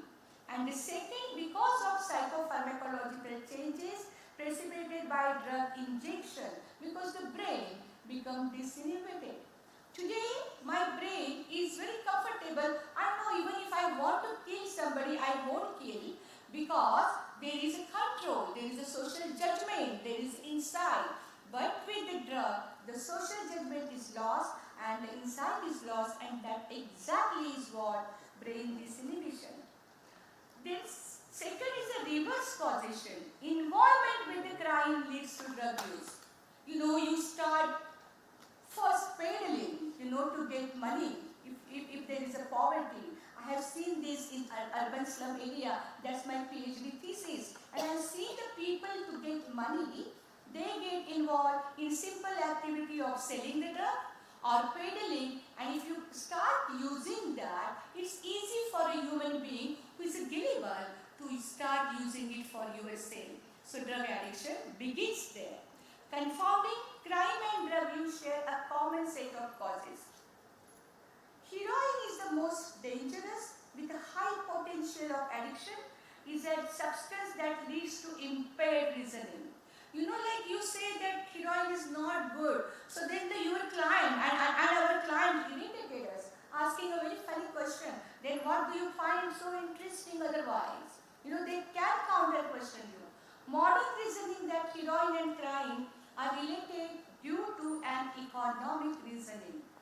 Do you know how much money is involved in the drug addiction, treatment, peddling, and all sorts of activity, including police salaries, including doctors' salaries, including those treatment centers. Any idea? Interesting. They say, if we save all the money in the world that is involved in the drug addiction cycle, if we save all that, no individual in the world will remain without employment. It is that kind of money. Psychopharmacological crimes, a very beautiful scientific name. Use of psychoactive substances may result in aggression and violence. The effects of such drugs include excitability, irritability. They are very, very irritable for a simple reason. I mean, I remember if we ask the drug addicts, please sit the next seat. Why the other person is sitting? So irritability is very high. Fear, paranoia, that is suspiciousness, disinhibition, drastic mood swings, cognitive distortion and impaired judgment, and any of which may lead to criminal behavior. So that's the reason where psychiatry, drug starts relating, and with this aspect, the drug and crime start getting closer. Low frustration tolerance, drug addicts generally will not tolerate simple things. Getting out from the comfort zone to uncomfort zone is really a pathetic experience for them. And crimes such as sexual assault committed while the victim is under the influence of alcohol or other psychoactive substances. So these are psychopharmacological crimes. That is the reaction of the chemistry, a pharmacological chemistry on the brain, leading to all these kind of issues. There is a problem behavior theory, the most simplest. Okay, individual acting, tracking to the drug addiction. What are the issues? The personality, which is vulnerable. There is nothing like the addictive personality as yet, but personality which is prone for the addiction exists scientifically. Then there is an environment, like my patients, relatives used to tell, कि हम कहाँ लेके जाए इसको? In the areas like Kurla, वो बाहर आएगा तो गली में joints मिलता है. और ऐसे कौन सी जगह लेके जाएंगे हम कि जहाँ वो ड्रग से दूर रहेगा? So environment and the behavior. See, the craving is a terrible thing. I always tell drug addicts, why not have craving for the positive things? Okay, so that you will seek the positive aspect. The craving is a brain phenomena. It is not just person wants it. Okay, so this is a conglomeration of issues. This is a mixture. This is it is a mixer absolutely of all these three things. Addiction model. Frequency of criminal activity is directly proportional to the frequency of drug use and also severity of dependence. A very core dependent person for 10 years never saw the doctor and continued his addiction, and the frequency of drug use, how many times he used. Okay, criminal activity just one manifestation of the addictive disease. So it is a part of the whole process. Opiate addicts that have shown that the frequency of criminal behavior increases significantly during periods of dependence when compared to periods of abstinence. This is the research. The people who probably were kept abstinent, even though they were not drug addicts, the criminality commitment was less. But when they were taking the drugs, the criminality was very high. So it's a very important aspect for drugs and for the police department. Links between illicit drug use and the crime. Economic deprivation, that's a very important. You need economy. Inconsistent parenting in the childhood. Low educational attainment. Limited employment prospect. So these are risk factors for chaotic or dependent drug use, but also for heavy involvement in crime. Okay. Drug use and criminal activity can be regarded as a two of a constellation of effects of deviancy, and that's the reason why I like this model. I would probably put the whole drug addiction in these two concepts. Deprivation, that is, you have a deprivation biologically are prone for the addiction. There is a social deprivation, there is a poverty, there is no better educational opportunity, so that's the deprivation, and there is a deviance. So if we take these two balls together, we would start looking at how they interact, and then there is outcome as a drug use and criminal activity. Crimes related to intoxication. Intoxication is very important because when the level of the drug, especially alcohol, is in a particular zone. So psychopharmacological alteration in the personality and inhibition. So many times women say कि मेरा पति जब नहीं पीता है वो बिल्कुल देवता है मैडम, लेकिन जब उसने पिया वो हैवान हो जाता है, वो मुझे मरने तक मारता है. So what happens? Uses, intoxication, reaction and criminal activity. Okay, so the brain starts losing those controlling layers and the person starts getting into criminal activity. Crimes related to dependency model, the most dangerous drug we know for the crime are cocaine and heroin. We have seen most of those Hollywood movies where these drugs are shown in protagonists, and this dependence probably leads to high cost. These are the costly ones. Okay, so there is an income diversification leading to lucrative crimes. You probably get the money by having the great thefts, maybe the bank robbery or maybe the rich people's robbery. I'm going to again come back to another area, alcohol-related violence and crime. This is from Australian statistic. Okay, it is a major problem in their society. Heavy drinkers are more likely to commit violent crimes. Alcohol use increases the likelihood of youth violence.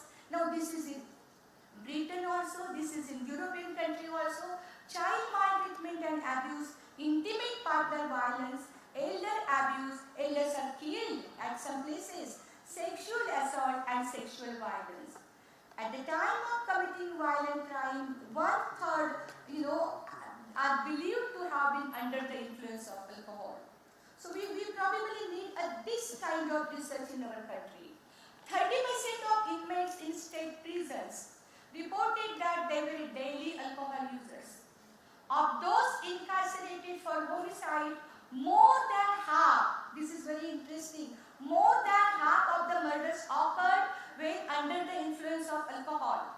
An estimated 2/3 of all instances of interpersonal violence, that is intimate partner violence and domestic violence, are believed to be attributed to alcohol, with some countries reporting as much as 70% of intrapersonal violence being perpetrated by someone under the influence of alcohol.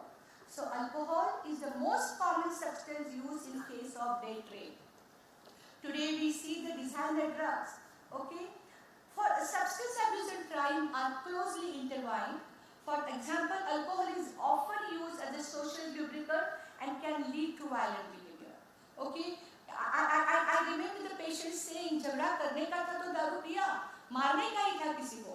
Okay, the most common types of violent crimes were aggravated assault and robbery. A person who has used cocaine within past year, just past year, is 5 times more likely to commit a violent crime than someone who has not used cocaine in that same period. So this is, the impact of the substance, and cocaine is a potent substance on the brain. Club drugs, we have heard designer drugs, club drugs, okay, or day trade drugs like GHB, ketamine and rohypnol, acarbophiles are commonly used to commit sexual assault against unknowing victims who have been drugged, known commonly as spiking. I think in Mumbai, we had a lot of rave parties, and in the first 3 rave parties, we at our center came, evaluated all these patients, and they all were fully aware of all sorts of new drugs, the newer psychoactive drugs. Okay, these are stimulants, these are hallucinogens, and these are sedative and hypnotics. Identifying patients who use these drugs can be difficult. You know how fast these newer antipsychotic drugs change? Even if I capture that I know all the drugs today. And you know all the drugs available today in Mumbai, you know all these drugs. How long I wait for other new drugs, for example? Any idea? Yes? They are synthetic, absolutely. Synthetic represent made with like molecular changes here and there. Absolutely, so they can be prepared within 4 days. So, when we start getting control over available newer antipsychotic drugs, we are already in orthodox phenomena because new drugs are already there. And that is the challenge to police, to the law and to the doctors. Okay, it's not easy. कि आज अगर हमको नरेंद्र मोदी जी ने बोला कि नरेंद्र मोदी जी बोल सकते हैं कि आप सब ड्रग्स कलेक्ट करो और अरबी समंदर में फेंक दो, क्या हमारा समाज ड्रग फ्री हो जाएगा? नहीं, क्योंकि एडिक्शन सब्सटेंस से नहीं शुरू होता है, एडिक्शन यहाँ से शुरू होता है. And that's the reason why आज तुम एक थ्रो करोगे, कल दूसरा हाजिर है. Okay, and that's the reason why treating drug addiction as it needs a great law system, it also needs scientific handling. And if you call me a most depressed lady of the world, I will still make this statement: the drug addiction will not disappear from this world. And that's a fact. Let us be ready for it. Okay? So new psychoactive, identifying patients who use these drugs can be difficult. Designer drug can produce symptoms that mimic both psychosis and mania. That's where psychiatry and drug abuse come together. Okay, and sometimes the crime happens not because of the drugs, but it is also associated with the psychosis. And are we ready to look at that? And this is what my plea as a psychiatrist who deals with the drug addiction. So though all these drugs are still illegal, but law is short because the way they are going ahead in the formative stage. Drunken driving, our problem for a long time. And we see the people are losing the life, innocent people are losing the life. We are not able to do, a lot about it still because drugs and alcohol cause impairments in motor functioning. Driving करते हो लेकिन brain का stimulus और हाथ का driving में बिल्कुल psychomotor coordination नहीं है. ओके, जजमेंट नहीं है, perception and vision which all greatly increase in a person's risk of accidents and injury. So this one area tells that we have to look at the law and little more than law. Okay, effects of psychoactive substances, these are psychopharmacological model. ये बहुत important है क्योंकि drug का effect जब brain पर होता है तो कॉग्निटिव मॉडिफिकेशन जो है, कॉग्निटिव फंक्शन है, वो निकल जाता है. टुडे किलिंग स्पिरिट किसको नहीं आता है? Tell me honestly, all police also and all student, हम सबको लगता है कि नहीं कि ना तकलीफ दिया है, एक दिन अगर मेरे हाथ में रहा तो मैं इसको मार डालूं. लगता है कि नहीं? लेकिन क्या हम मारते हैं? नहीं मारते हैं क्योंकि हमारा ब्रेन इन द प्लेस है. ब्रेन का जजमेंट इनसाइड हर चीज प्लेस में है. लेकिन जब ड्रग एडिक्ट होता है तो वो प्लेस में नहीं होता है. दैट जो आवरण है, जो कवच कुंडल है कि जो हमें प्रोटेक्ट करता है किसी को हार्म करने से, वो निकल जाता है. And that's where a lack of self control leading to aggressive, impulsive violence and lack of inhibition. Economic compulsive model, मुझे ड्रग लेना है, मेरा क्रेविंग मुझे रोकने नहीं दे रहा है, अभी मैं कुछ भी करके I will get money. Whether I have to do theft in my father's pocket, in my mother's jewelry, whatever, and that is the power of craving. So that is economic compulsive model. So that is a link of mind, link of addiction, link of psychiatry, and link of crime. Personality factors, yes.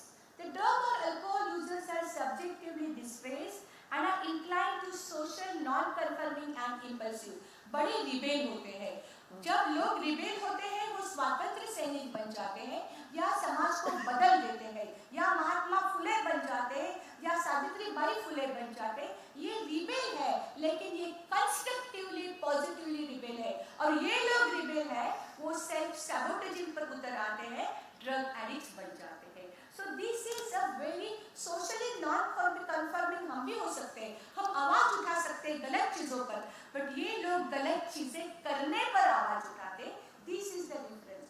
Low on emotional stability, agreeableness, conscientiousness, सब विवेक बुद्धि का बिल्कुल एक whole होता है, अपने मन में. So that's what happens in personality. Drugs remove inhibition and impair judgment, engaging one to commit offense. मुझे कुछ नहीं लगता एक को मारा तो क्या हुआ, और एक को मारने के बाद 2 को 3 को 4 को मारते रहे. Urban background, opioid use followed by alcohol was the determinants identified. So alcohol still remains a very important issue. Substance abuse treatment program में बहुत कुछ करते आए हैं. Last 30 years में मैं जब स्टूडेंट थी तभी से मैं देखती आई हूँ. लेकिन क्या करना है, एक रिस्ट्रक्चरिंग क्रिमिनल थिंकिंग करना है, उसको प्रोडक्टिव थिंकिंग कैसे किया जाए, which is very important. Motivational enhancement approaches are important to address the needs of offenders with co-occurring mental and substance use disorders who present additional risk of recidivism on release from custody. डर लगता है कभी-कभी, police साहब को भी डर लगता होगा कि इनको कैसे बाहर छोड़े, क्या वो ठीक रहेगा. Now this is a very important, and that's why India had a policy of harm reduction which came from United Nations to approach such as methadone maintenance program. तो craving भी संभाल लिया, methadone दे दिया और addictive criminal activity में से बाहर निकल लिया. So re-entry initiatives in the community are important. Models of violence in schizophrenia. When we are talking about psychiatry, the schizophrenia has got this inhibitory because there are delusions, there are hallucinations, okay? And secondary to comorbid substance, all these is interactivity, okay? So an alternative model is that schizophrenia and violent behavior co-occur because of the familial factor, that is genetic. So schizophrenic patient, if he is a cannabis abuser or he is alcoholic abuser, the rate of crime perhaps will be more, okay? Mentally, now there are these new names.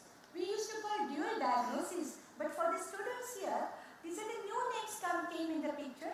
Mentally ill chemical abusers, that is psychiatry and drug addiction, and comorbidity or co-occurring disorder. A causal association between crime and reoffense is probably and severe mental disorder. Whether what is it exactly is question mark. To me, it starts with the brain tracts. Okay. Psychosis, particularly schizophrenia, psychosis, bipolar disorder, personality disorder, especially antisocial personality disorder, and substance abuse are disorder which considerably increase the risk of criminal. Okay. So critical understanding today to all of us. We know the drugs and crime are related, yes. What we have yet to learn is how they are related. कैसे? एक तो हमें मालूम है कि brain से relate होते हैं. In other words, we need to probe the underlying dynamics of this relationship. We do not know, for example, why so many people who commit crime also use drugs. At the same time, why some people who use drugs commit crime, but others who use drugs do not commit crime. मेरे ऐसे सारे patient हैं जो प्रार्थना करते हैं, prayers करते हैं, लेकिन ड्रग्स में है, लेकिन उन्होंने कभी भी क्राइम नहीं किया है. So these are a very important issue.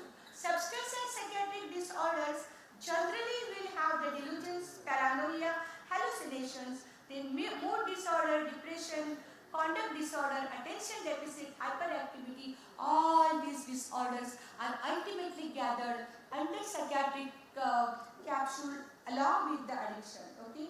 Interpersonal aggression, harmful behavior against oneself is also the aggression where suicide happens. So some finding increased aggressiveness, impulsivity and hostility raise the possibility of association of psychiatry and drug addiction and crime.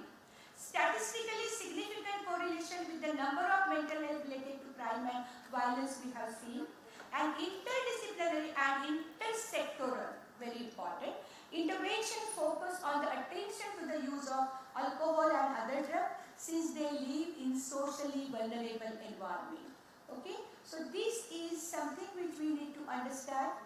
I have a question. question, basically, evidence from rural America suggests criminals who abuse methamphetamine have more extensive histories of accusatory offending. Nigeria, a very important country, highlighted strong association between alcohol and homicide and discussed the extent of contribution of alcohol to premature mortality in society. And 40% of the offenders with schizophrenia had concurrent substance abuse. So, question is, how do we get them the treatment? Any idea? Police sometimes bring people to KM hospital from orthopedic jail, Arthur Road jail, right?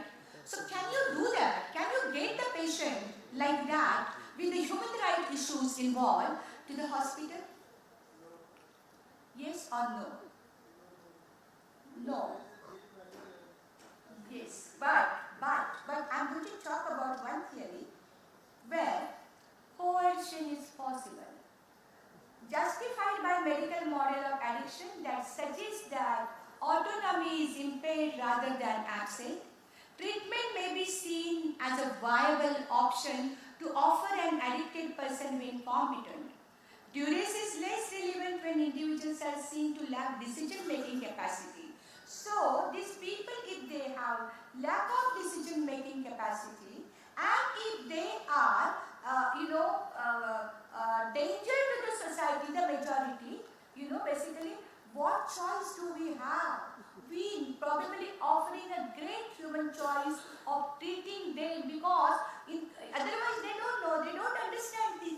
Treating is important and after treatment I am going to be all right and a good citizen. So in such a situation, maybe we justify coercion. Okay? So this is a very important. So at the last I want to say, we want the well-being of the patient. Okay? Then we want to give them opportunity to reintegrate into the community and rebuild their lives. Okay? हमें बनाना है, हमें वाल्मीकि बनाना है. वो एक अच्छा example है.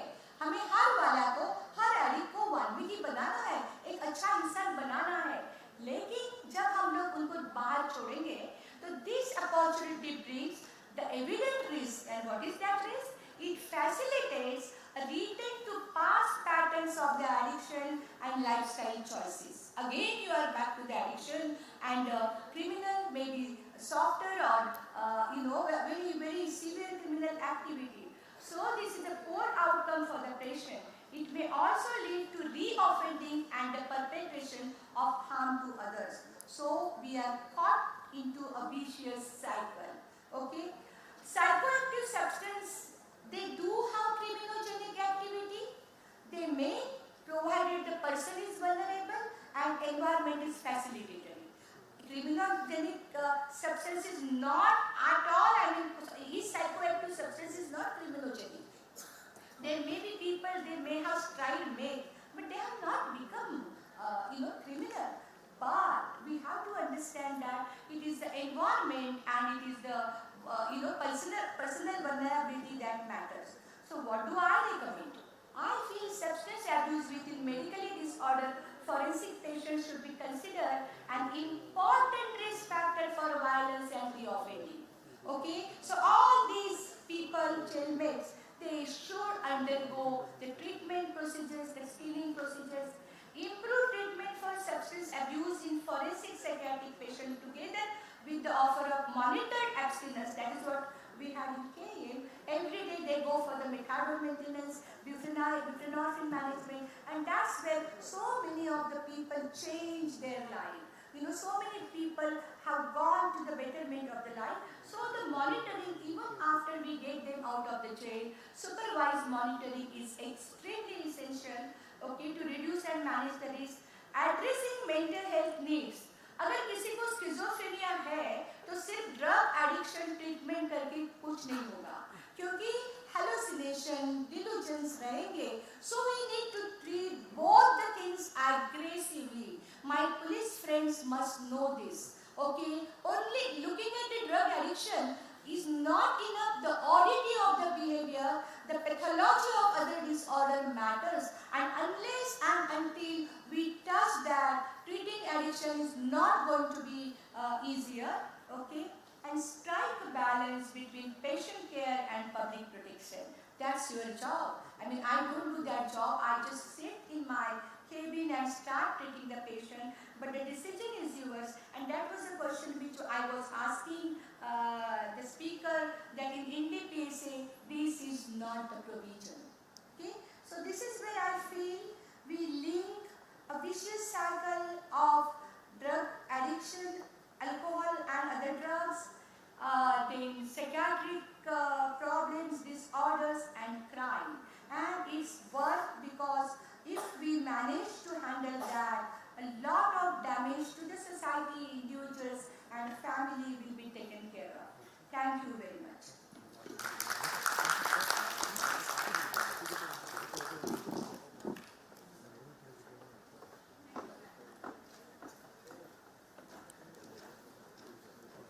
Thank you, madam.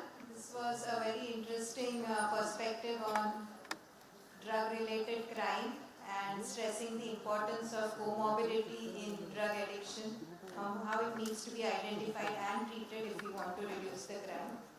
I think questions, if any, if they're permitted by the organizers, or then I hand over the mic to the organizers. Thank you.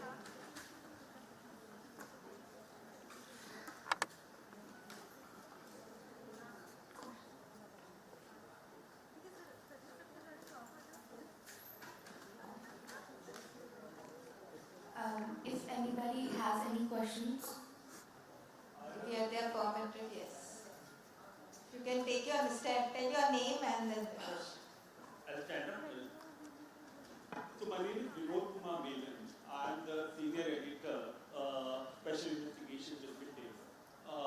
The latest National Crime Record Bureau report has revealed there are 47,000 prisoners right now. Overcrowding of prison has always been a problem. We have, like, Arthur Road Jail, which has a capacity of 800 inmates. But today you have more than 2,500 inmates lost there.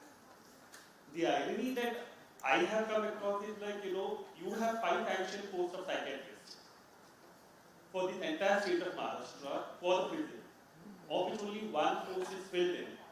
4 posts are still vacant. Now the problem here is, like, still the prisons like Baikla Jail or Arthur Road Jail is within the city limit. You still have hospitals where you can take the patients. Now most of the crime, as you correctly pointed out, you have a drug addict involved in the crime, and to have a psychoanalysis of that criminal who is in Arthur Road or wherever, it becomes a big challenge. Now the problem is when you go to the rural Maharashtra, where you have to wait for the civil surgeon to give you a permission to get the psychiatrist sent out. So that means another 1 week or whatever time. And you don't have, like, the psychiatrist even attending that case. The problem, especially what I want to ask you, is when the state do not look upon these people as productive, they care a damn about them. Nor the state is concerned about those languishing behind the bars. Now in such a scenario, how do you try to tackle a situation like this, where once we know that, like, this is the core problem, that is drugs and crime, which will go hand in hand, it will never be controlled, and moreover, the society will never be free of crime. So do you think that, like, there is a need today where you need to have collective participation from the stakeholders, and they need to understand that why this is a serious problem as on date, and it can't be just, like, wrapped under the sleeve and forget about it because it has not affected us. So I want to have your view on it. I think that's a very right and a very apt question. Basically, because I have shifted now from the urban to the rural background, that is an absolute tribal area, and I see huge alcohol problem, and I am almost starting all over again. Okay, but I think the approaches which we need to take is, you are right. All stakeholders have to come together. As I told you, even if you collect all the drug and throw in a agency, addiction is not going to stop. So it starts, with the system that is responsive, to this particular aspect, and that is definitely the state and the central government has to look into. It's a high time. It's absolutely high time. I am from my MBBS to here. I am also seeing the same thing. Okay, and there are definite good efforts. what we have done from KN, setting up in most of the states below Narmada, we have set the de-addiction center in the medical colleges. But this is not enough. We have to look at even all those things. I agree with you, and there is no dispute on that. If anybody has any more questions, I would like to ask into the audience. Thank you, ma'am, for making us understand. We would like to apologize to Dr. Sagar Karia, sir. As chairperson, he was present. So I would like to invite him upon the stage to please felicitate our speaker, Dr. Shubhangi Parkar, ma'am, along with our chairpersons, Dr. Pawan Sabre, sir, and Ajita Naik, ma'am.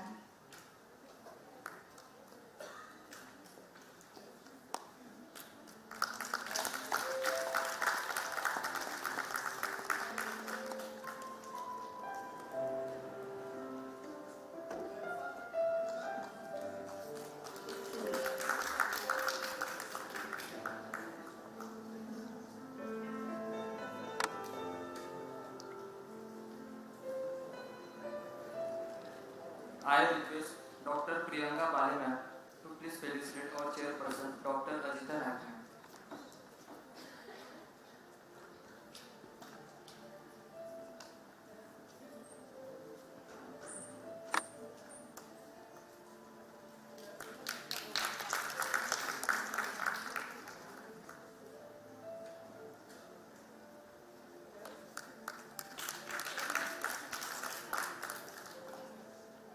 I request Dr. Nikhil Kamble sir to please felicitate our chairperson, Dr. Pawan Sabre sir.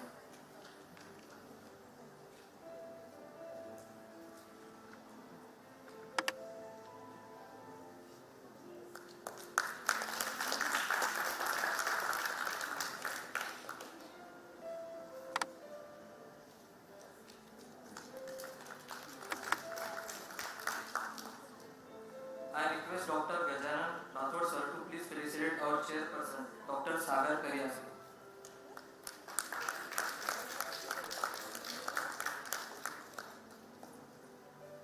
Thank you. Moving on to our next session, role of laboratory services and recent advances in drug abuse cases. Every substance finds its way from a lab to the streets to be abused. But how does it find its way from the streets to the lab to be put to good use? I invite the chairpersons for the session to please take the stage on the left. Dr. Sandeep Shetty, Deputy Director, FSL Mumbai.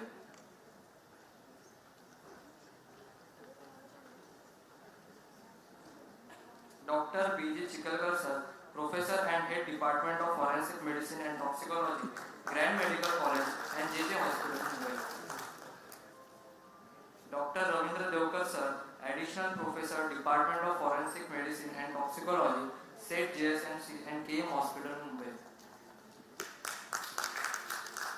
I would like to further invite Dr. Raka Jain ma'am, ex-in charge, National Drug Dependence Treatment Center, AIMS Delhi, to please take the stage.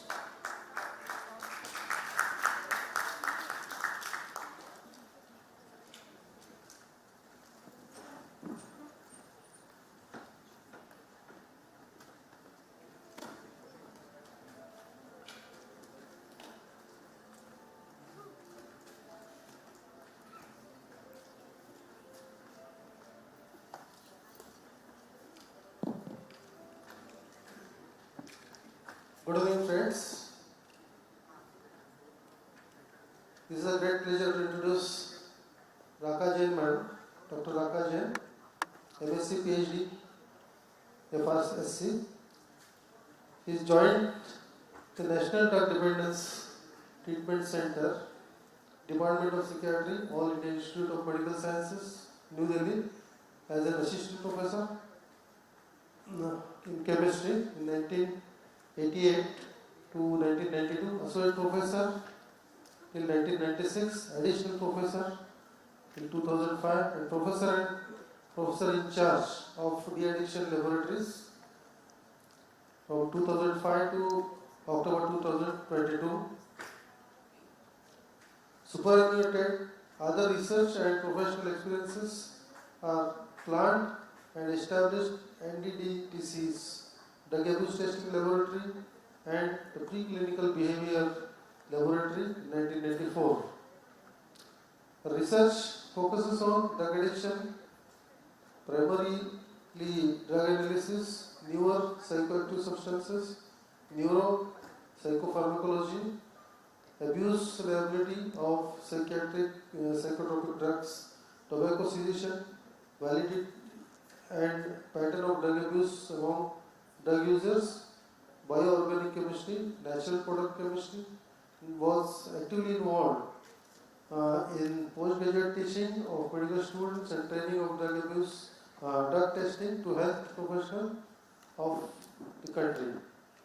Shared publications, records include 152 research papers, 22 chapters in books, reports, manual monographs, and presented 108 research papers in national and international meetings. Received many research grants funded by international and national bodies. Also served as the chief supervisor for postgraduate medical students, MD thesis 36 number, DM thesis 8 number, and PhD students 5 numbers. So I welcome Madam for her speech. Madam, please. Good afternoon, everyone.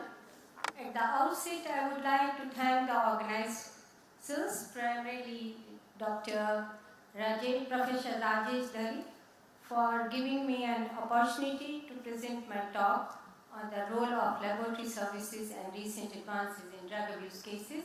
I would also like to thank the chairperson for introducing me. And so the focus of my talk would be a little bit overlapping what has been said since morning, and I would like to share some of my own experiences which in the Drug Dependence Treatment Center of All India Institute of Medical Sciences, and mainly on the bioanalysis and also newer psychoactive substances and some of my own experiences and publications which we did. As all of us know that the problem of drug abuse is fairly widespread and is on increase up in our country. It has become a global public health concern. It affects not only the individual users but also their families and communities. In the clinical setting, the patients often deny or minimize the use of psychotropics and narcotic drugs. Deception, denial, and minimizing the extent of drug use are common practices seen among drug addicts. The abuse of drugs and its abuse pattern form an important part of medical history without which a proper treatment schedule cannot be planned.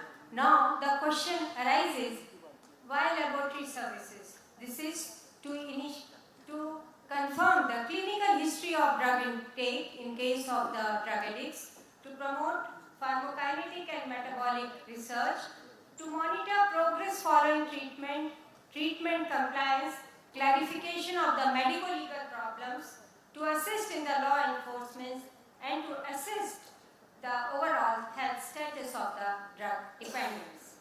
So testing of biological fluids for drugs of exclusive screening provides a reliable and objective identification in case of drug addicts. Now there are various types of biological fluids and specimens that can be tested. These include blood, urine, saliva, sweat, and other tissues, hairs, and fingernails. Each biological specimen has its own, they work on different levels of sensitivity and specificity and accuracy.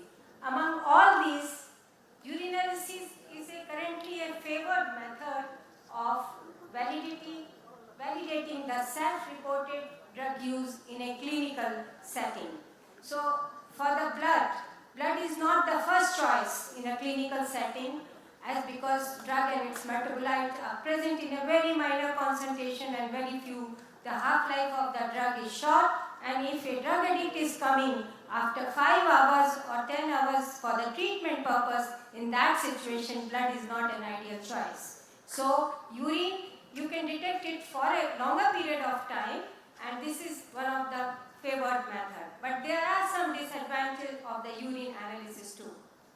So, among them, why urine is preferred for screening? It is non-invasive, easy collection, available in large volumes, drug and its metabolite are present in a very high relative concentration, simpler matrix than other biological matrix, and the only disadvantage is the high adulteration potential when the collection is not witnessed. So, what are the common adulterants which are commonly used by the drug addicts, like table salt, caustic soda, liquid soap, orange, lime juice, vinegar, bleaching powder. So, sometimes these drug addicts add to the urine samples, and if the techniques what we are using in the immunological assays, they make the results fall negative. So, what are the precautions which are to be taken while collection the urine samples? These are under close supervision, proper labeling, and hot water should not be available at the collection site. Urinary, because in Indian circumstances, supervision is a very difficult thing, because in the toilet you cannot enter, that's why there should not be provision of hot water or geyser or something like that, in that they can dilute the urine sample, and in that situation the cutoff of the drug goes down, and then it will be difficult for the lab to detect the drug in that particular urine sample. And then what one has to do, whenever the patient comes and give the urine sample, the collection site who is sitting outside should immediately see that it is close to the body temperature or not. That is one way to see that the sample what has been collected is appropriate, proper sealing, and it should be transported under chain of custody. Now, the question is, it should not be left like this at room temperature for long. As soon as it is collected, it should be transported to the laboratory as soon as possible.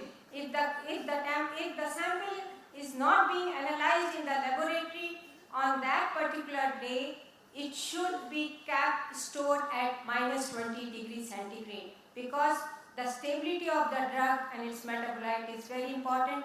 These are two main steps. You can purchase any number of instruments but if the sample is not being collected and stored properly, so whole exercise will go waste. So the sample collection and sample is the very important step in all the analytical in all these cases.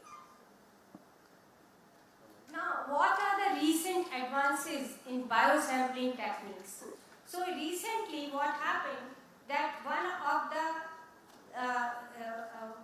item of particular interest is the storage and transportation of the urine samples for drugs of abuse to a centralized store. So because every laboratory does not have the facility of all the instruments, because these are costly labs. So if they are small laboratories, if they have sample collection centers, then it can say the other way is that dried urine spots has emerged as a pertinent method in both qualitative and quantitative bioanalysis context, because you can collect the urine in micro levels, means microliters, and you can store it on the filter paper, dry it, and then transport it to the lab.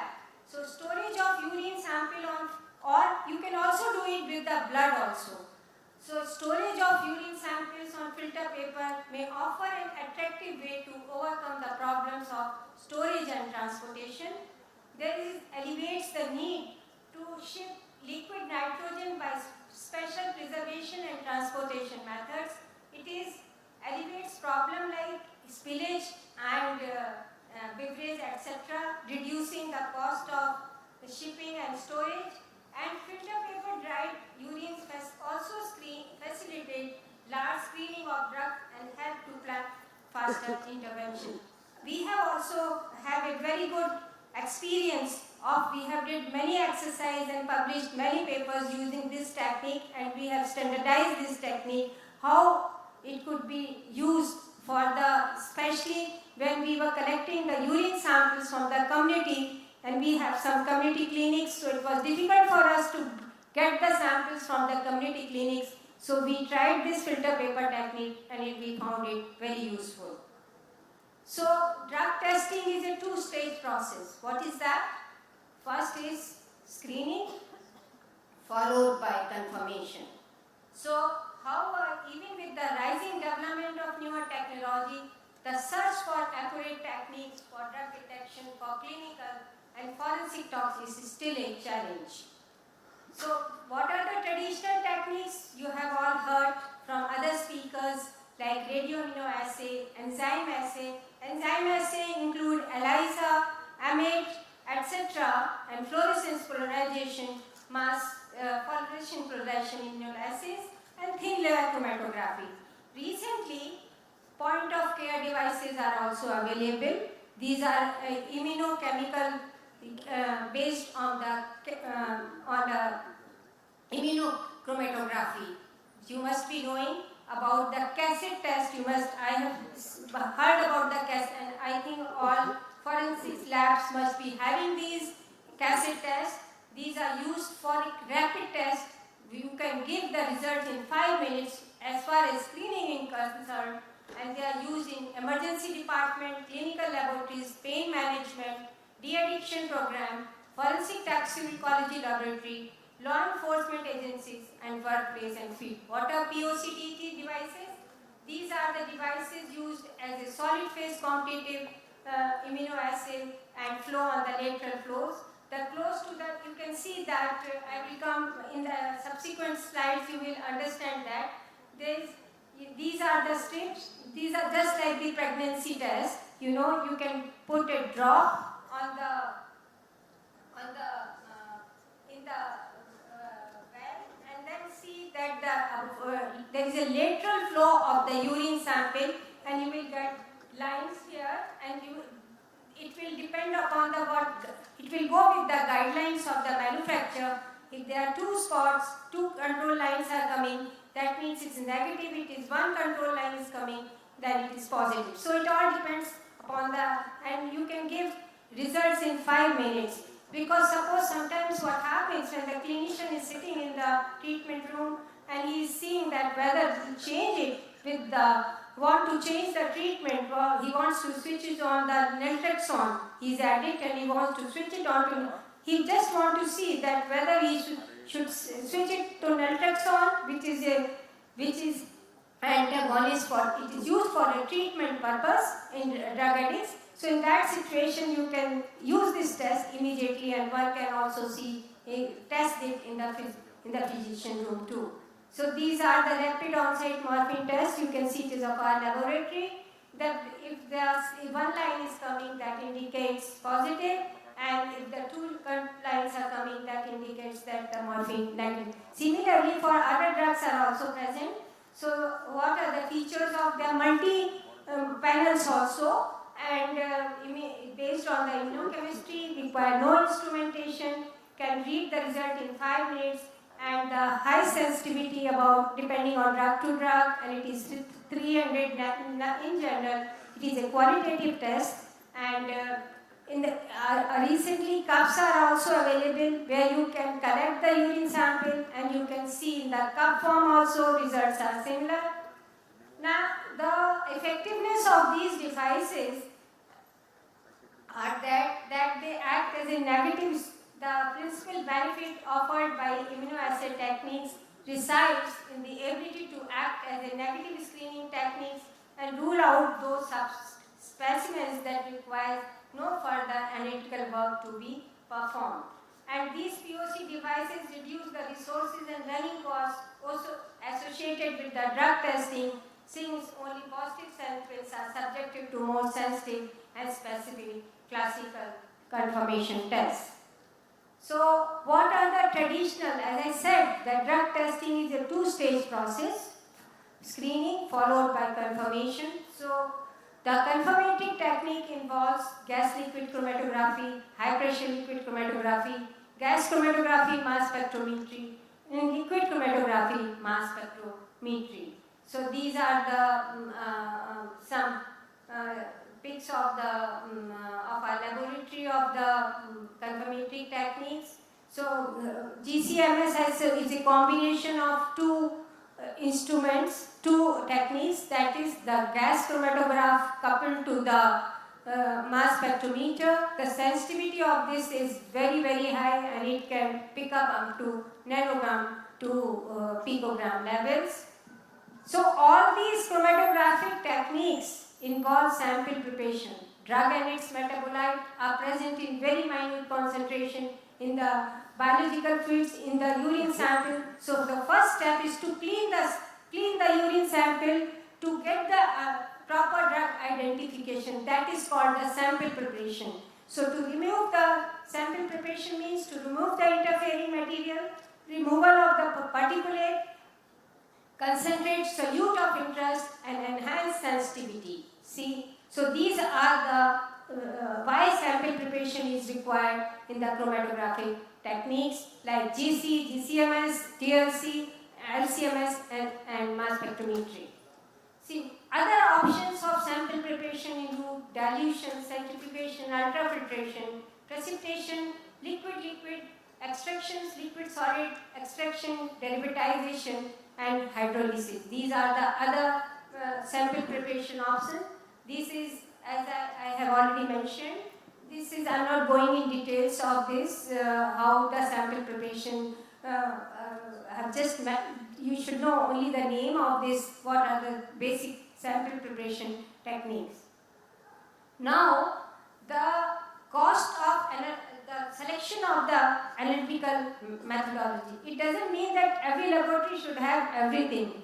The laboratory should have those instruments. It depends upon what is the workload, how turnaround time, funds required, funds, available funds, and reliability. So selection of the technique will depend on your so many factors. So these are some of the factors, and then the instruments to be selected and decided which is more appropriate for their laboratory, keeping in view the workload of the samples. So I would share few examples of our laboratory and my own research work. Recently we had carried out a retrospective study of comparing non-prescribed medicinal and illicit drug use of opiate-dependent patients prescribed with buprenorphine. You know that buprenorphine is a drug which is a partial agonist and antagonist, and this drug is being used for the treatment of the drug addicts. And it has the abuse potential also. At low doses, it acts as an agonist, and higher doses, it acts as an antagonist. But the point is that besides being prescribed, sometimes the illicit use and the diversion of buprenorphine also takes place. So we carried out a retrospective chart review of all the patients of urine samples sent for the drug testing at our lab. And the purpose of this was to observe the medicinal and illicit drug use associated with the buprenorphine. This study showed and was attempted to examine the abuse pattern of buprenorphine also, how much it is abused also besides being prescribed, and what are the other drugs which were being taken besides buprenorphine. So we found that a total of 5,151 urine samples received and in 5 years, and 3,693 patients were tested positive for prescribed buprenorphine, and about 28.3% was illicitly being used. This drug was being used. So you can see the highest rate of recorded prescribed buprenorphine use was 88.4% in the year 2015, while the rate recorded non-prescribed buprenorphine was 48.6% at the year 2041. The other illicit drug use was that the yellow panel, you see that 19.8 was the prescribed buprenorphine, and with that, subsequently the patients were taking 16.1% was abusing morphine, and they were also using 5.7% was using cannabis, and cocaine was minimal. So other drug use was also seen in these patients.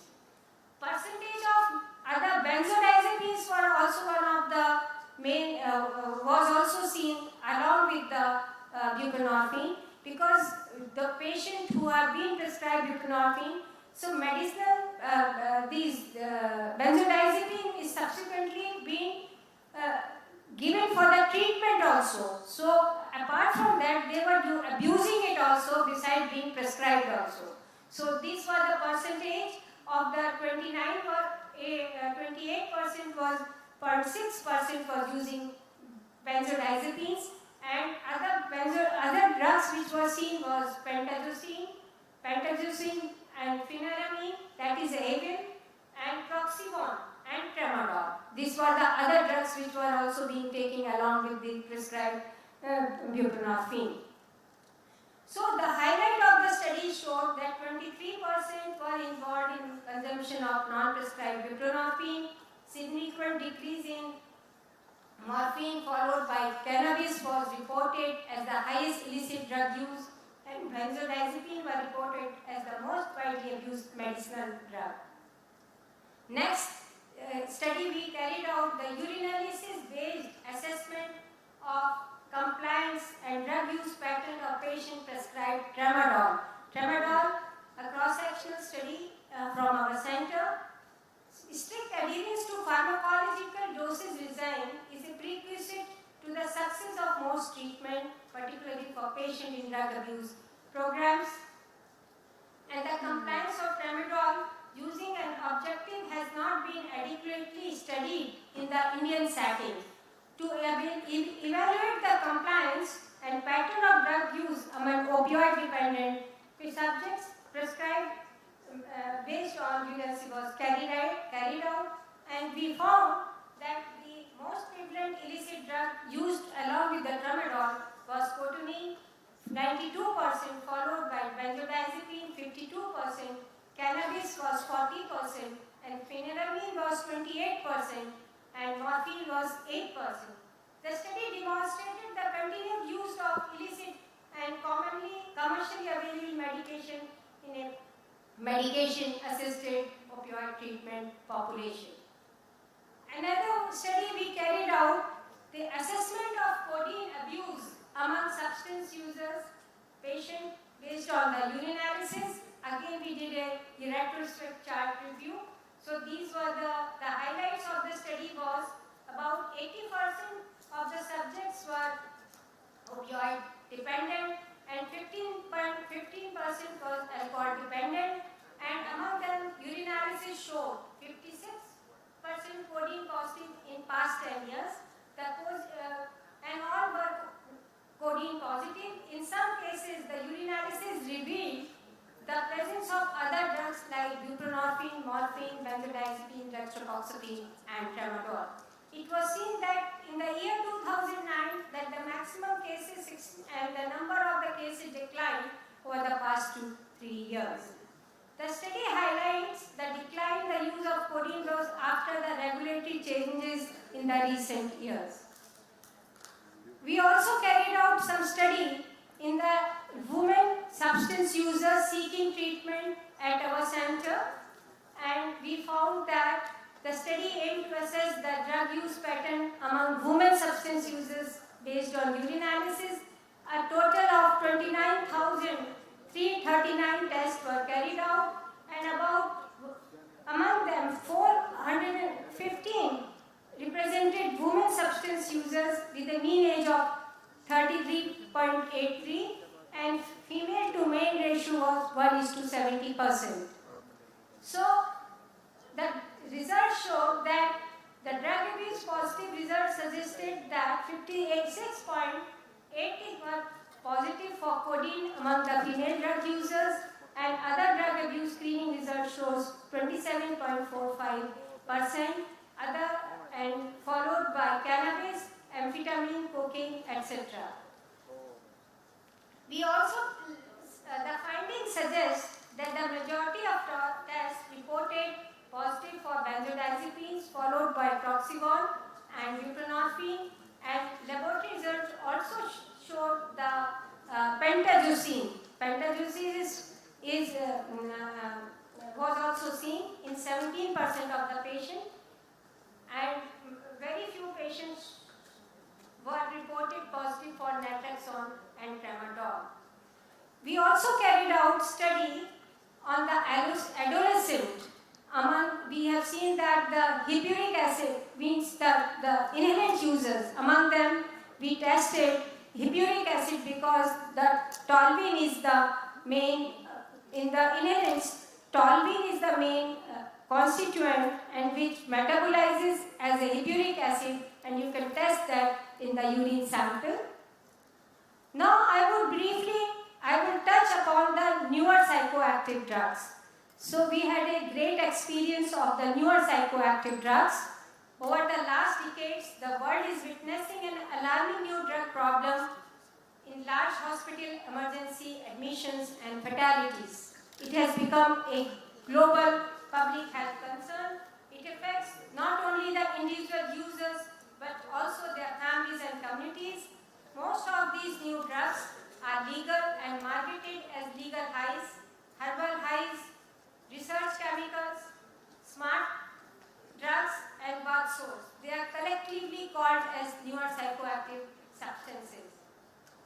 Newer psychoactive substances are substances of abuse in pure or in preparation that are not controlled by the 1961 Single Convention of Narcotic Drugs or the 1971 Convention of Psychotropic Substances, but which may pose a public health threat. They have emerged as a legal alternative to the internationally controlled drug, often mimics the effect of a substance that is under control, international or otherwise, mainly synthetic cannabinoids, stimulants, hallucinations, and opioids, which are already under control. So newer psychoactive substances, they are designed to evade the drug laws and have the potential to pose a significant health problems. Slight alteration in the chemical structure of these existing legal substances, these NPS circumvent existing controls, and they are mainly manufactured in the Asian laboratories. Such products are sold by the internet or the smart shops, and dangers associated with these resulting in the cardiotoxicity, respiratory depression, accidental injury. Compared to the traditional drugs, NPS are cheap, easy to obtain, and they are not detectable by standard toxicological screen. Among the classes of the NPS, these are based on the mechanism of action. These are differentiated into sedative hypnotics, dissociatives, classical hallucinations, stimulants, cannabinoids, and synthetic cannabinoids and opioids. So these are some of the pictures of the newer psychoactive group of the newer psychoactive substances. What is the magnitude of the problem? NPS has a global phenomenon posing a significant threat to the public health and a challenge to the drug policy, and over 134 countries and territories from all over the regions of the world have reported one or the more cases. Up to December 2021, and this is about from the World Drug Report published in March 2022, that 134 countries and territories have reported about 1,127 newer psychoactive substances to the United Nations Office to Drug Control, UNODC, and NPS is a constant state of influx and outflow with every passing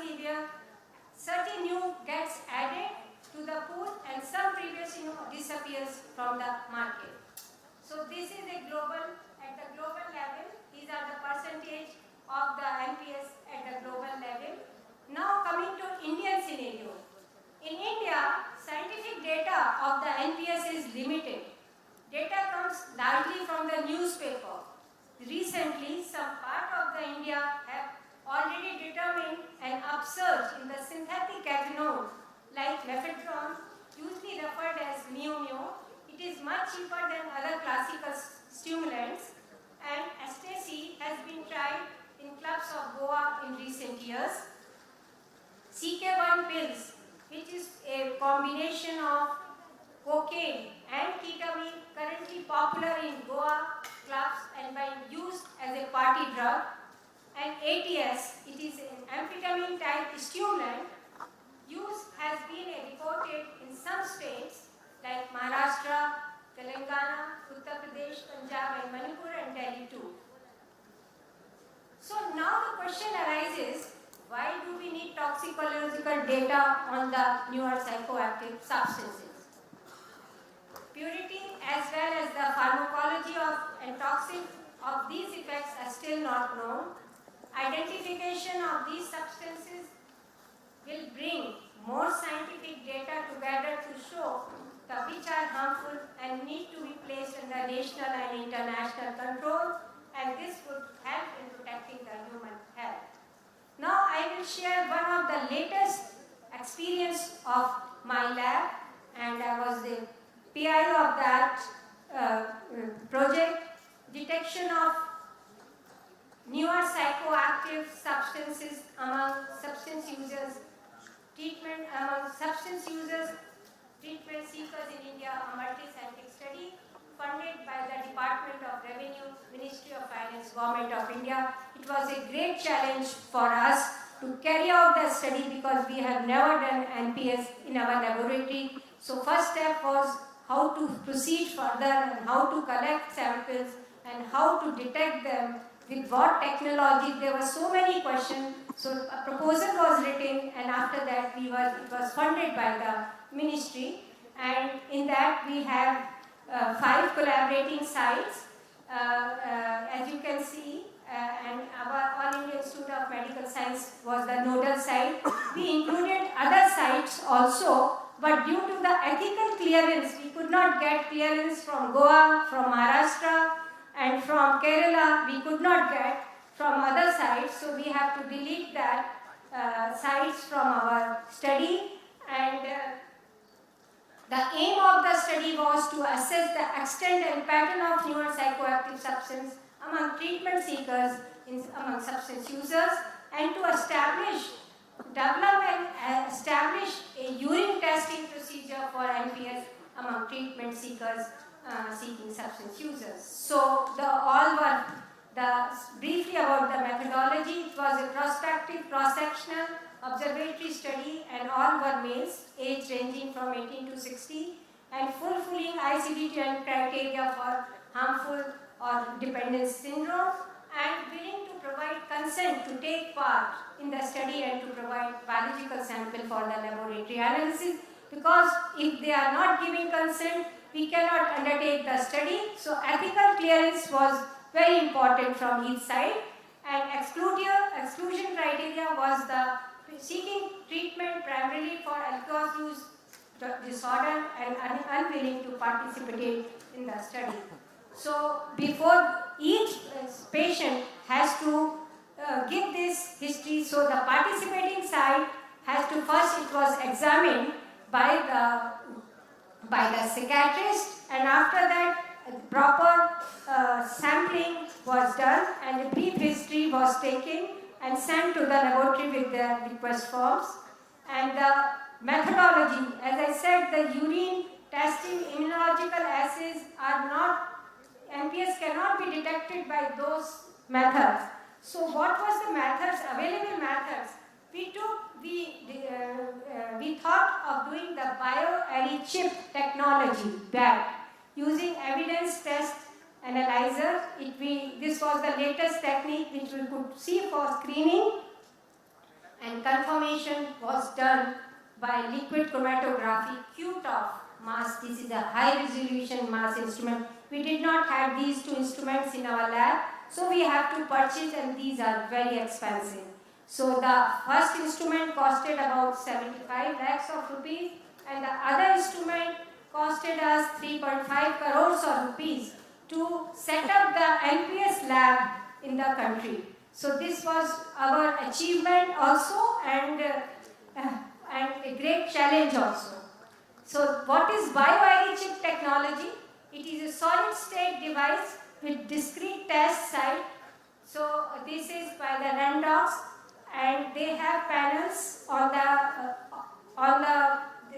this is very expensive. The kits are also very expensive, based on the chemiluminescence based techniques.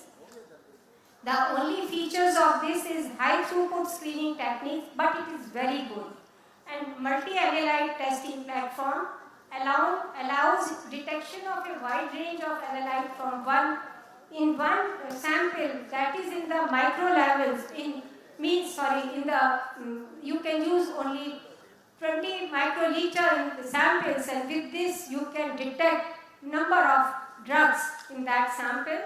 Rapid testing, multiple drugs simultaneously, comprehensive drug screen, and works on the basis of the chemiluminescence technology.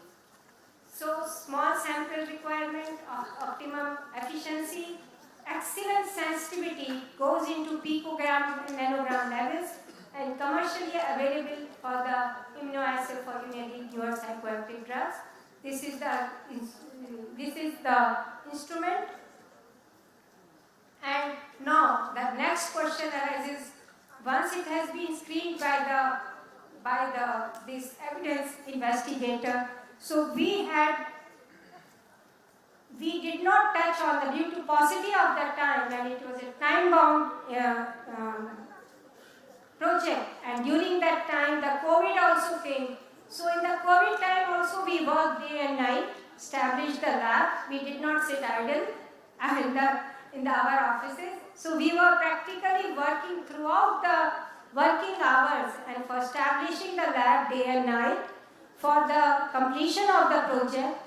And simultaneously, these are the confirmatory techniques like liquid chromatography, tendance mass spectrometry, high resolution liquid mass spectrometry, and neutral. But among these, all the three techniques, I thought of going for high resolution mass spectrometry, QTOF. This is a very good instrument, and it can go to, it requires a great interpretation skills as well as experience also to interpret the results also, and the chemistry of the compound also. So these are the advantages of LC QTOF mass. It replaces GC, GCMS, HPLC, diode detector, and LCMS, single quadrupole mass spectrometry. And what is LC QTOF mass? A bit about the LC, because today's topic is the recent advances, so I thought just to give to the students what is LC QTOF mass, which is very important. You should know that liquid chromatography coupled to high resolution quadrupole time of flight mass spectrometer. It is an analytical technique that has the advantage to combine the benefits of two different mass analyzers. There are two different mass analyzers, and it offers a high chromatographic and mass resolution and high mass accuracy measurement for both parent and fragment ions. This is a schematic diagram of the LC QTOF mass spectrometry, which has two mass spectrometer. This is the QTOF mass instrumentation. This is quite a big instrument, so you require a lot of space also to install this. Before planning to have this instrument, you should need to have a bigger room also and proper air conditioning. And it has a high technological innovation in sensitivity, speed, resolution, mass accuracy, and dynamic range for both qualitative and quantitative analysis. And it can generally screen the unknown screening, targeted screening, and drug selective. It could be selective and sensitive, and it can be applied to various specimens like blood, plasma, serum, urine, oral fluid, postmortem, and tablets and solution. It can be applied to any type of hair samples also. So some findings, although we have submitted this report before I circulated on 31st October. The report has been submitted to the ministry, and it is under publication, and it will come online after in the March. Some findings of the main findings, I am not going in details of the finding till it is published, but for your information, the pattern of substance use based on the urine analysis, these are the drugs which were seen, like they were along with the newer psychoactive substances. These were morphine, benzodiazepines, cannabinoids, tramadol, and buprenorphine, barbiturates, cocaine, amphetamine, and basically the drug addicts doesn't know that they are taking NPS, because in the SMAC it is adulterated with these newer psychoactive substances. They are not aware of it. So these were the pattern of the substances. The target of the samples were 2,000, but we could not collect 2,000. 132 we collected from our center, and about other sites only gave us 4,062 samples. So the total sample size on which the analysis was carried out was 1,462, and the target was up to 2,000. But among that, the analysis, and these were the drugs. You should not be surprised with these. These were the drugs which were detected. The procedure was standardized in urine samples on the cutoff after screening with blood, and these were the drugs. You can see that AB Chimaka, AB Pinaka, these are drugs which have come in India, and these were the drugs which are present in these samples. So confirmed by LC cutoff mass spectrometry, screened by BAC technique. So AB Chimnaka, Pinaka, and JWR018, you must have heard the names, but they were present in the urine samples. The percentage and other things I am not going in details. And the phenylpiprezine and the synthetic cathinones, alpha PVP, salvinorin A, acetyl fentanyl. Fentanyl is a threat to the country. So it is all over the world. Fentanyl analogs have come up, and carfentanil, it is a synthetic anesthetic which is being used in the veterinary sciences for the anesthesia purpose. It is very dangerous drug. And mitigrini, itizolam is again a benzodiazepine, and AH7921 synthetic opioid analgesic, and W119 series as also it is a synthetic opioid. MT45 it is also these all drugs were present and were standardized and detected in the urine samples of these in the drug addicts. So this is the first study of its kind that provided objective evidence of the occurrence of newer psychoactive substance among treatment seekers in India. The urinalysis findings have an important policy implications. Future research and policy initiatives should be geared up towards addressing these emerging drug problems. Now, what is the NPS and preparedness of the laboratories? Toxicological screen, currently used in most of the clinical toxicology, are unable to detect all the newer psychoactive substances, which poses a challenge to the traditional drug testing laboratories due to heterogeneity of the designer drugs. Product composition, concentration, and chemical components it detects has become more challenging, right? So for designer drugs screening, immunoassays are limited by the requirement of developing antibodies specific to a wide variety of array of newer chemical structures, posing a challenge to the rapid and dynamic nature of the NPS market. So specific challenges in the NPS are difficulty in acquiring the NPS reference standards. It is very difficult to get a reference standards of these drugs. Determining which reference material are required to enable the identification of the unknown NPS. Lack of adequate detection and identification technology, lack of expertise in identification of the newer psychoactive drugs, particularly in the interpretation of mass spectral fragmentation pattern, validated analytical methods for a wide range of NPS, and many prepared laboratories lack appropriate analytical equipment like LC of mass for their detection. What is the gaps in our knowledge? Limited information about the chemical structure and metabolism of these newly emerging drugs. Lack of reference standards. The development of urinalysis procedure of the newer psychoactive substances complicated by the fact that generally little or no information on urinary excretion pattern of such drugs exists when they first appear on the market, and accessibility of the scientific literature. And rebranding of the illicit drugs makes the clinical histories unreliable and the targeted drug screen less useful. Lack of clarity of license for purchasing the reference standards is one of the very important. Nobody knows. Government doesn't know which to put into license and which is not. So we don't have anything.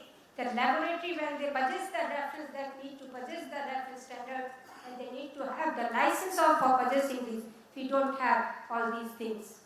So no government mandate for screening and confirmation of cutoffs in any biological method despite the unprecedented. So what are the clinical challenges?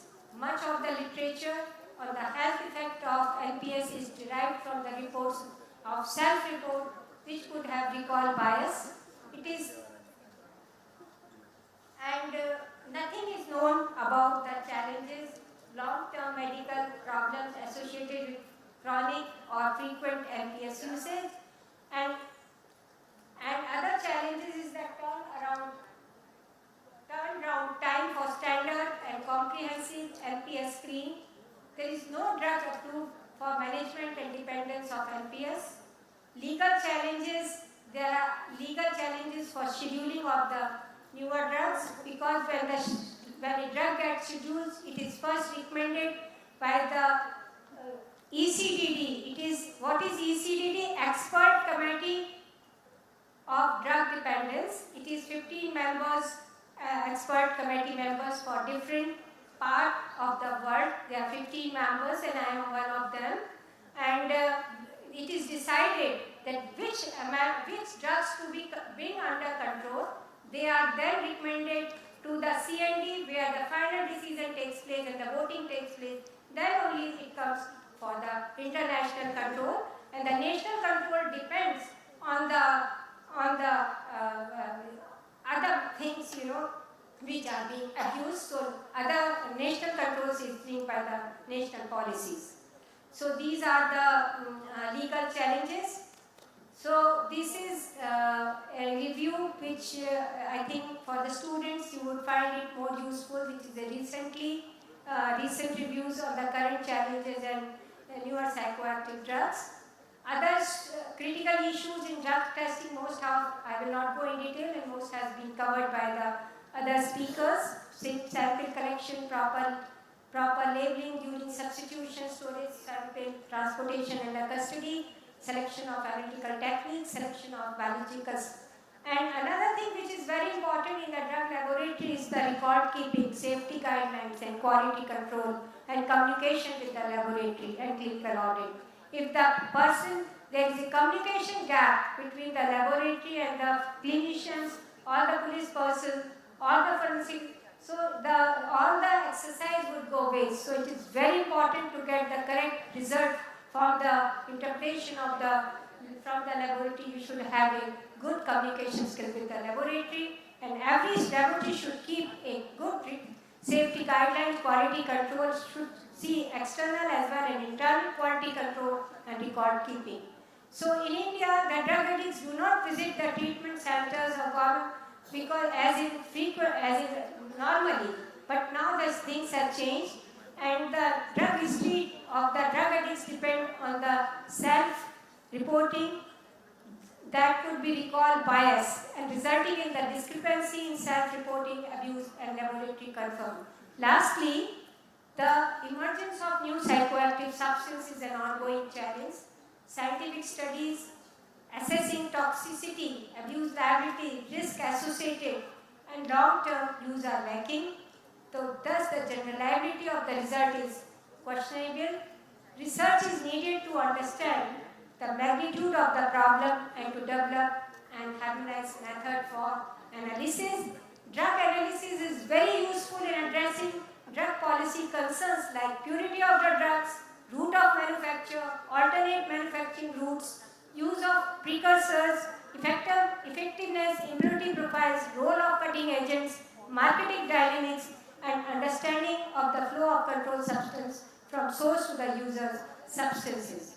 Considering change in substance use trends, there is a need for increasing awareness and research-based prevention education to combat these emerging problems, and in the interest of public health and safety, better coordination among emergency medical personnel, forensic toxicologists, scientific researchers, law enforcement, and policy makers is essential. So hence, laboratory play an important role in the assessment and clinical and management and of patients' drug problem.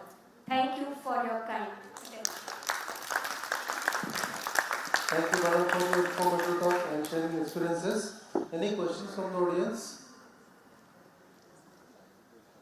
Madam, one question from my side. How you establish the quality control? Because most of the tests are observer dependent or machine dependent. How you maintain the quality control? We carry out several things because in sometimes we are blind and our doctors put the quality means spike the urine samples with the reference compounds and we send it. And our internal quality control is different way. We give exercises to our laboratory and see that what is the coming. Another clinical audit is there, and this is the main thing what we are doing at the clinical setting. Have you observed any difference between antemortem samples and postmortem samples? Actually, I want to tell you that our forensic department take care of all these things. I am from National Drug Dependence Treatment Center, so we don't do any postmortem samples in our laboratory. And neither we are planned for in the center. That was a policy that all such cases will be done by the forensic department itself. If they have some problem or they want to use our services, they are most welcome and can get our help in that. Thank you.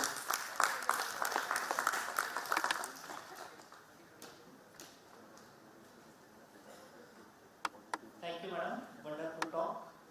So, you have elaborated a great thing regarding sample collection, preservation, and further precautions with newer techniques related with these new psychoactive substances. So, I hope this will certainly be helpful to all in their future, and certainly we will take a great message from this, and further we know that we need to analyze all these. So that is more important thing. So I think more analytical centers are needed in future. Thank you. Thank you, ma'am, for educating us on how far we have come and how there are state-of-the-art tools to use. I would request Dr. Sandeep Chetty sir, Dr. B.G. Chikalkar sir, and Dr. Ravindra Devkar sir to please felicitate our speaker, Dr. Raka Jain ma'am.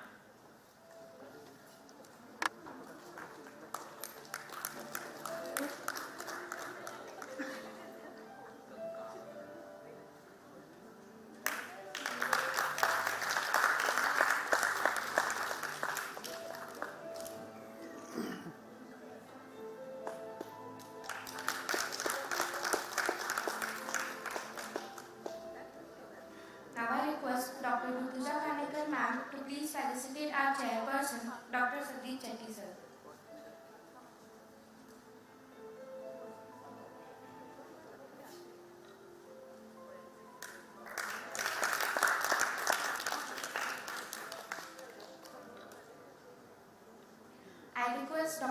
Sajan Rathod sir, please felicitate our chairperson, Dr. Ravindra Devkar sir.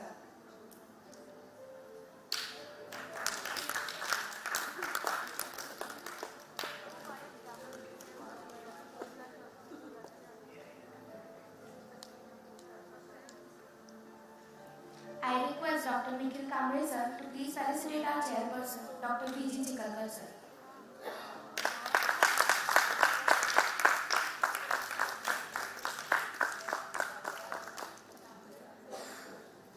Thank you. Now, moving on to our next session, we head to the final and most awaited part, the panel discussion. I request our team of esteemed panelists to please take the stage.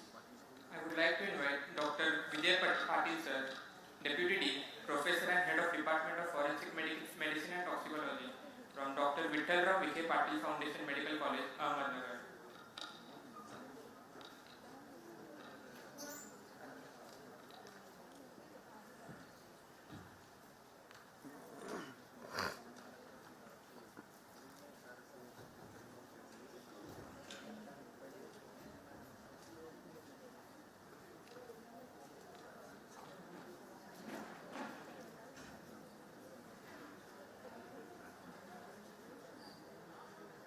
Good evening, all of the delegates. If you have any questions for this panel discussion, please write it down in your notepads. We'll collect the chits and we'll ask the panelists.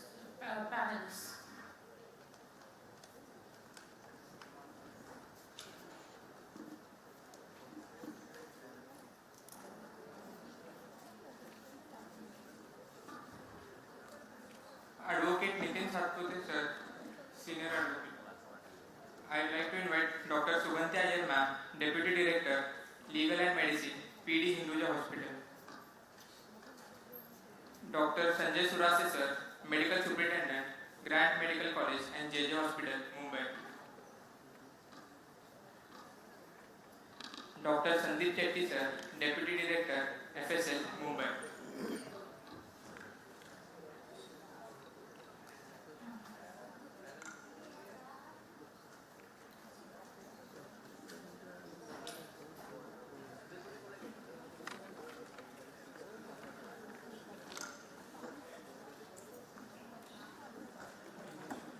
Advocate Bridget Shukla sir, Senior Advocate. I would like to invite Dr. B.G. Chikalkar sir, Professor and Head, Department of Forensic Medicine and Toxicology, Grant Medical College and JJ Hospital, Mumbai.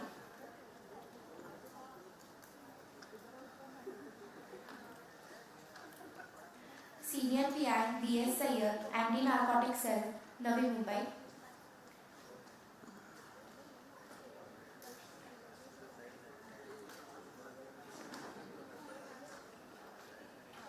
And our very own Rajesh Dere sir, who will be the moderator for this panel discussion.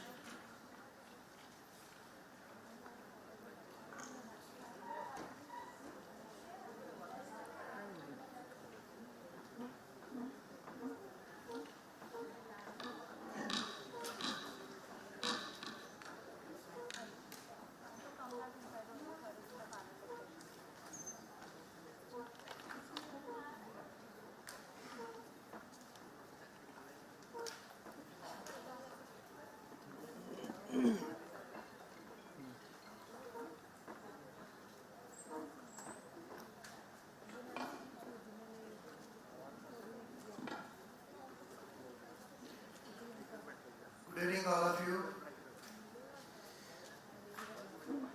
This is our last session of panel discussion. Undoubtedly, after lunch,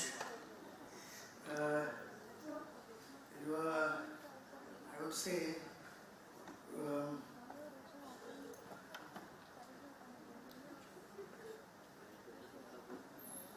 sorry, Mr.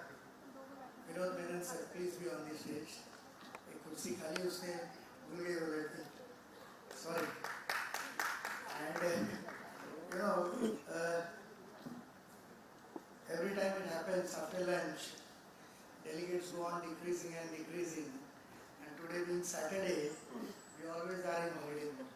But even though I would say if you just recollect from morning, crowd is comparatively good and they are taking good interest in interactive sessions for all the resource persons, and thank you for that. We'll end up with this panel discussion. Now, one by one, I would say, I will start as it was a medico-legal perspective. Dr. Chikhalkar sir, is it necessary to make a MLC in drug abuse cases for emergency treatment in private hospital? After you, Sugandhi madam is serving for Hinduja for last 18 years. She deals with medical-legal matters also. You are from government side. What is your opinion in this? Then madam will interact. In my view, whether it is a private or government, it is not only necessary but mandatory to make MLC in drug abuse cases, because the investigating agencies are the police agencies. We don't know what is the further consequences and what queries they will ask. So it will always be better that the MLC should be done and let the investigating agencies investigate it. Fair. Madam, your input please. So also in private hospitals, it is extremely essential because we have a list of cases which have to be informed to the police. So this is one of the area where it is intoxication, we call it drug poisoning or whatever it is, whether it is alcohol poisoning, etc. And in such cases and similar cases, also it also involves cases where people come in a state of unconsciousness. And the second thing which we intimate to the police is a case of unconsciousness of unknown origin. Of course, you derive the diagnosis of drug overdose, drug intoxication, etc. only after analysis and diagnosis and MRI, CT and so many other things. So in such and similar cases, we have to make a complaint and a referral to the police, because if in case of a death and we do not know what is the cause of death, then anyway we have to refer to the police. So at the time of arrival, this is one of the cases mentioned in the Bible, or rather in the list of cases to be intimated to the police. Thank you. Thank you, well taken. I would like to add one thing. That many times the request is being made in private sector not to inform to the police, especially those who are highly educated group of people, and they pressurize the doctor also. But even though there is a request, it should be informed to the police, and the people, the doctors in private sector, they lack of training. And second thing is fear about the police cases. But they step into more difficulties if they do not inform. Yes. And also we do not require any consent from the patient when it comes to information of a case to the police, either for making a medical-legal case or information to police, or for referral of a disease in such and similar cases to the police. It is a law which says you have to intimate to the police. So at times, yes, there is a lot of pressure, mob, etc. Please don't refer to the police. We don't want PM, don't make a police complaint. It is just an accident that something else happened and he thought it is something, he took this, and etc. etc. But the law is very clear. Consent of the person, of either the patient or the relatives, is not needed, and it is mandatory to inform the police, and this is under CRPC. Thank you, madam. Now, one legal point or advocate on record will, panelist will say, कि sir Marathi में थोड़ा बहुत police officer से, as sir has said, many a time, not in government hospital मध्ये पण बरेचसे relatives बोलतात की आम्हाला MLC नाही करायचे, काय रात्री दारू पिलाय किंवा छोटेसे ड्रग घेतले and he is not so serious, he has not done any offense, फक्त आम्ही तपासायला येतो, तुम्ही लगेच पोलीस केस करता, आम्ही लिहून द्यायला तयार आहे, we are ready to give you in writing to police station and to doctor also की आम्हाला याच्यात केस करायची नाही. So being an advocate, practicing advocate, what do you feel? And mostly in private hospitals हे बळी पडतात कधी कधी, कारण नर्सिंग होम्स असतात, मॅडमचं ते हिंदुजा खूप मोठं कॉर्पोरेट आहे, they have a system intact in place, पण जिथे 50 बेडेड आहे, 25 बेडेड नर्सिंग होम आहे, तिथे सर्व काही मेकॅनिझम इन प्लेस नाही आहे.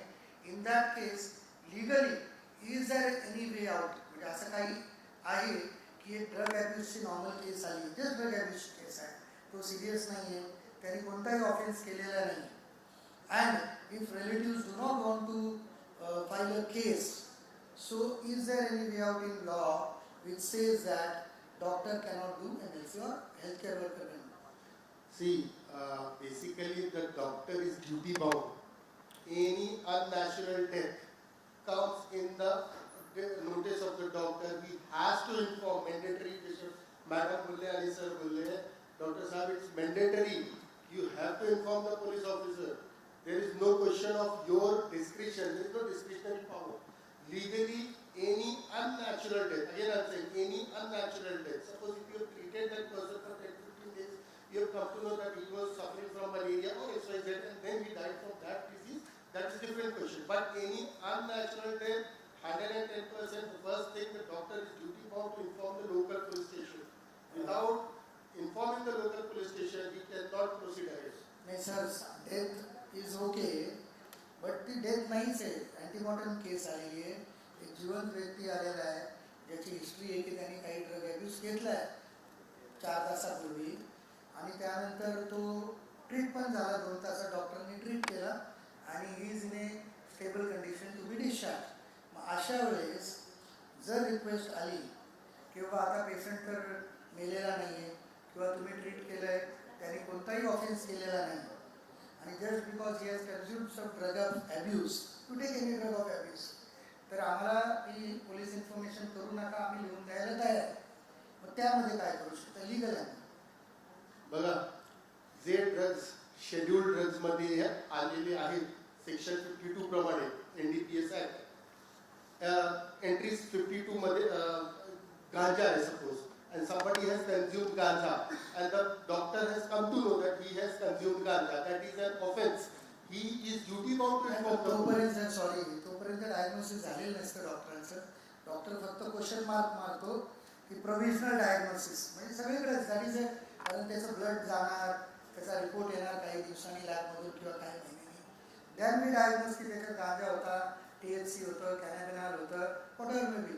पण at first examination patient is near to conscious, there is an history की त्याने थोडं मॉर्फिन घेतलं एक्झाम आणि after 2 hours of treatment he is okay now, he can be discharged from that hospital. Correct, even if he can be discharged, but if the doctor is ascertained, अगर जर डॉक्टरांना हे कळलेलं आहे that he drugs scheduled drugs आहे and he has consumed that, consumption is also an offense. नाही समजा मग sorry doctor confusion स्टेटमध्ये, कारण बऱ्याच वेळेस काय होतं हे जे रेफरल इन्स्टिट्यूट्स आहे मेडिकल कॉलेज या टर्शरी लेवल कॉर्पोरेट हिंदूच्यासारखं tertiary every expert is available, पण जे नर्सिंग होम्स आहेत किंवा छोटे पेरिफरल हॉस्पिटल घ्या, 50 बेडचे हॉस्पिटल, तो CMO नवीन जॉईन झालेला असतो, पोलीस लोक सांगू शकतात की जे आपले police officer new medical officer आहे, आत्ता पास झालाय आलाय, तो कन्फ्यूज आहे, तो म्हणतो माहिती खरी पण असू शकते खोटी पण असू शकते. हिस्ट्री कसं आहे, history can be doubted. Now there is a vaccine. There is a vaccine which says that ignorance of law is no excuse. Ignorance of fact can be an excuse. Suppose you say that a doctor has treated him for a particular period of time, 1 day, 2 days, and then he discharged him. But when he comes to know by the medical report, by the blood report, or by any other urine report, he comes to know that he has consumed so and so drug, even after 10 days of lapse, even after 15 days of lapse, he is duty bound to inform the police. Yes, madam. Yeah, the way I understood Dr. Dere is that if the relatives weren't insisting, now what I try to derive is that is waiver of consent by the relative and signed, saying that I do not want to make it a police case, and they give it to the institution. See, here I am, I've given you a piece of paper, my written consent that there is no foul play, there nothing, and nothing is there. So the question is waiver of consent by the relatives, can it be accepted by the doctor and by the institution? The answer is clearly no, and this is well settled by the state commission judgment. Navdeep, there was a judgment against Navdeep Nursing Home versus one patient, BKS, when in this case the patient died on the OT table, and after having died on the OT table, the relatives went to the doctor doctor and said, see, as it is, we have had an accident and now we don't want further torture by going to the police and etc. and post-mortem, and we give a consent. So the orthopedic surgeon took it, consent of waiver of consent, that they don't want it a police case or post-mortem, and gave the death certificate. Within 2 months, they filed a case of alleged negligence that because of deficiency, the patient has died in the theatre. And then in the court, it was well established as to why did you not refer to post-mortem. And when the doctor said in the witness box and the institution that here is a waiver of consent, they don't want to do it, the state commission clearly said that when there is a question, that there is a duty to inform the the police about that it's a police case and a waiver of consent. The law is above all this, and the waiver of consent is not acceptable, and the law being above, you have to abide by the law. So this applies for making of the police. So there is judgment in law also. It is clear in this, even though you suspect any type of intoxication, I would say, irrespective whether the drug may after laboratory investigation may be under NDPS Act or not, for the safety of law and as a mandatory duty, the medical officer on duty has to inform to the local police station for further investigation. Sir, with your permission, I would like to ask one question to sir. एका हॉस्पिटलमध्ये positive case किंवा डगेबूज case म्हणून patient admit झालं, तिकडे त्याचं EPR केलं, police inform झालं. Subsequently he has been transferred to other hospital as a referred to other hospital. दुसऱ्या हॉस्पिटलला पुन्हा EPR करायची आवश्यकता असते. Listen, once the matter has been informed to the police, the doctor's liability and the patient has been shifted to some other hospital. The doctor who has treated earlier, once he gives that transfer of admission, then his role is over. He doesn't have to bother on to that one because his job was still informing the police officer. Once you have informed the local police station, your job. Now, whether to again take those samples and again go with the reports, investigation, that is the prerogatives of those doctors who are now treated. Because they can rely on the previous reports or they can go afresh. That is the prerogative. Thank you. बरोबर आहे, पण sir बऱ्याच वेळेस काय होते, एक mike police ऑफिसरांना दे, तुम्हाला एक प्रॅक्टिकल प्रश्न ह्याच संबंधाचा आहे की बऱ्याच वेळेस असं झालेलं आहे, म्हणजे इनफॅक्ट एक चिखलकर सरांनी जर सांगितलंय, कोणी पण आपले PI साहेब बसलेले आहेत, जो कोणी कम्फर्टेबल आहे, बऱ्याच वेळेस दुसऱ्या हॉस्पिटलला गेलं तरी तिथून MLC मागितली जाते. ही फॅक्ट आहे. बऱ्याच वेळेस त्याच्यात भांडणं होतात. तर एक कोणी साहेब, मुद्दा असा आहे की उदाहरण यांचं म्हणजे जे डिस्कशन चाललंय की समजा सायन हॉस्पिटलला एक ड्रग ॲब्यूजची केस ॲडमिट झाली, इथे सायन हॉस्पिटलला कॅज्युअल्टीमध्ये पोलीस सायनचा पोलीस बसलेला आहे, त्याला EPR झाला, MLC झाली, काही कारणाने तो पेशंट म्हणला मला इंदूरला शिफ्ट व्हायचं, JJला शिफ्ट व्हायचं किंवा दुसऱ्या कोणत्याही पेरिफरलला, तिथे ॲडमिट झाल्यावर सुद्धा बऱ्याच वेळेस अशी मागणी केली जाते किंवा अपेक्षा केली जाते की तिकडच्या पण डॉक्टर जो एक्झामिनिंग डॉक्टर आहे त्यांनी पण त्यांच्या लोकल पोलीस स्टेशनला माहिती द्यावी किंवा EPR द्यावा. तर तुमच्या पोलीस प्रोसिजरमध्ये काय आहे जरा कृपया सांगा. यामध्ये जर असं आहे की एकदा त्या पोलिसांनी स्टेटमेंट घेतली तर ते तिथे सांगतात दुसऱ्या हॉस्पिटलला की ऑलरेडी आमची पोलिसांनी स्टेटमेंट घेतलेली आहे आणि ज्या हद्दीमध्ये ते झालेलं आहे त्या हद्दीमध्ये सगळं स्टेटमेंट घेऊन रेकॉर्ड झालेलं आहे. म्हणजे तिथे EPR जर घेतलेला असेल तर परत दुसरीकडे कळवायची गरज नसते. नाही, मग तुमचं असं मत आहे की दुसऱ्या हॉस्पिटलनी जर त्यांच्या पोलीस स्टेशनला नाही कळवलं तरी चालतं. मग EPR जो जुना कळवलेला आहे तो त्या कन्सर्न इन्व्हेस्टिगेटिंग पोलीस स्टेशनला कळवला होतो. पण जर पेशंट जर कॉन्शियस नसेल आणि जर दुसऱ्या हॉस्पिटलला पण ट्रान्सफर केला असेल, दुसऱ्या हॉस्पिटलमध्ये त्याचा EPR कळवला पाहिजे, त्याचं हे घेण्यासाठी, स्टेटमेंट घेण्यासाठी.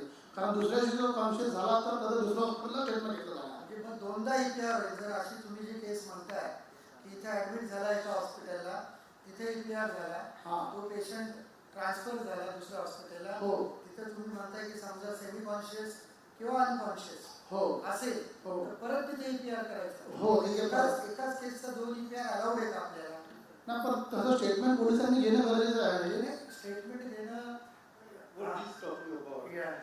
That in the earlier hospital, statement was not taken because the patient was under subconscious or. म्हणजे मग आपण असं करू शकतो. Statement is important. Right to say की पहिला जर EPR झालाय आणि तो सेमी कॉन्शियस किंवा कॉन्शियस अनकॉन्शियस आहे तर दुसऱ्या हॉस्पिटलच्या डॉक्टरांनी फक्त माहिती द्यावी. EPR करायची काय गरज आहे? EPRचा नंबर इथं ऑलरेडी आहे ना. माहिती याच्यासाठी द्यायची किंवा त्याचे statement further investigation concern police स्टेशननी करून त्याचं पूर्ण करावे.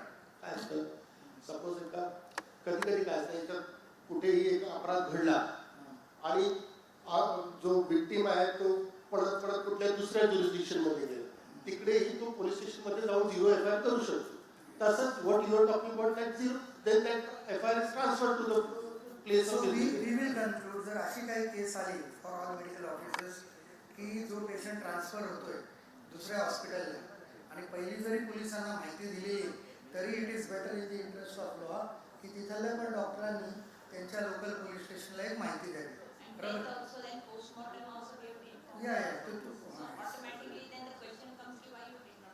Yes, so it is better to inform from both the hospitals.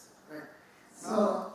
Excuse me sir, मला याचा प्रश्न विचारायचा होता फक्त की जर पोलिसांना MLC दिली आणि पेशंट जर एखाद्या घराचा एक्सपायर झाला असेल, पोलिसांना MLC दिली डॉक्टरांनी, आम्ही जेव्हा तिकडे जातो तेव्हा नातेवाईक आम्हाला लिहून देतात की आम्हाला पोस्टमॉर्टम नाही करायचं. नातेवाईकांनी जर आम्हाला लिहून दिलं तर ते कन्सिडर करतात की पोस्टमॉर्टम करायचंच आहे. कारण पेशंट काय जुन्या आपण एक्सपायर झालेला असतो. डॉक्टर विजय आहेत फॉरेन्सिकचे. डॉक्टर विजय की त्यांचा प्रश्न असा आहे की घरातनं माहिती आली की कोणाची डेथ झाली, बरोबर? घरी मेलेला आहे, घरी एक्सपायर झाला, नैसर्गिकरित्या मेलेला, मला माहिती आली, ते म्हणतात की आम्हाला PM करायचं नाही. ते लोक हॉस्पिटलला घेऊन जातात, हॉस्पिटलला चेक करतात, डेट डिक्लेअर करतात, आम्हाला कळवतात.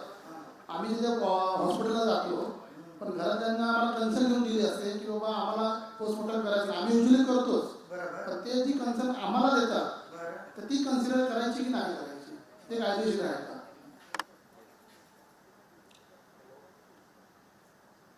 आता त्याच्यामध्ये कसं आहे की नॅचरल डेथ असेल आणि डॉक्टरने सर्टिफाय केलं असेल मायकॉर्डियल इन्फेक्शन आहे किंवा कार्डियक डेथ आहे किंवा जे काही नॅचरल डेथ असेल, ओल्ड एज असेल, वयस्कर वृद्ध आहे, घरातच झाले, डॉक्टरची ट्रीटमेंट शीट्स आहेत आणि डॉक्टर सर्टिफाय करत असेल तर तुम्ही त्याच्यामध्ये कॉल घेऊ शकता. तुम्हाला तेवढा 174 CRPCच्या अंडर तुम्हाला तो अधिकार आहे की तुम्ही तो पोस्टमॉर्टम बॉडी पाठवायची गरज नाही पडत. जर त्याच्यामध्ये तुम्हाला डाऊट वाटतोय तर तुम्ही त्या केसमध्ये पाठवू शकता ते body. But that doctor has to be an MBBS if I'm not wrong, not below the education qualification of MBBS. He has to be MBBS and he has to. I would like to share 2 experiences. एकदा एक broad dead आली, 85 वर्षाची by होती and she was declared in the casualty that she is brought dead. Then the relative requested they bring some doctor was MBBS, not MBBS, was MD. He had issued the death certificate, त्याला form 4 वगैरे दिला त्याने. Body was disposed. On 3rd day, this is one of the mulga. He came from Dubai and he alleged that because she has the property matter, so there are chances that unnatural means she has been killed. And then again the doctor have to give all the statement and other things, even the police officer. दुसऱ्या केसमध्ये असं झालं होतं की एक म्हातारी by, तिला पण असंच आणली होती. She was bedridden totally. Again the certificate was issued by the doctor after taking to the casualty department of government hospital, and form 4 also was given. But incidentally that doctor have taken objection. त्यानंतर त्यांचे postmortem करण्यात आले and it was suspected that some material was given to her. Read of झाले होते तिच्या आजारपणाला आणि काहीतरी दिलं होतं विषय.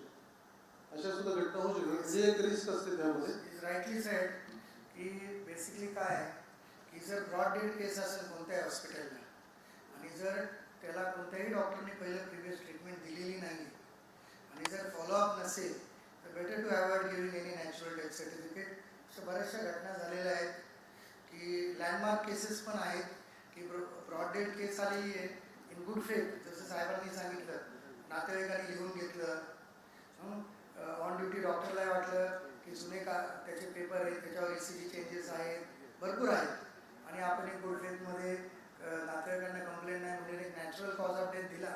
तर अशा बऱ्याचशा सरांनी 2 घटना सांगितल्या. There are many such cases reported.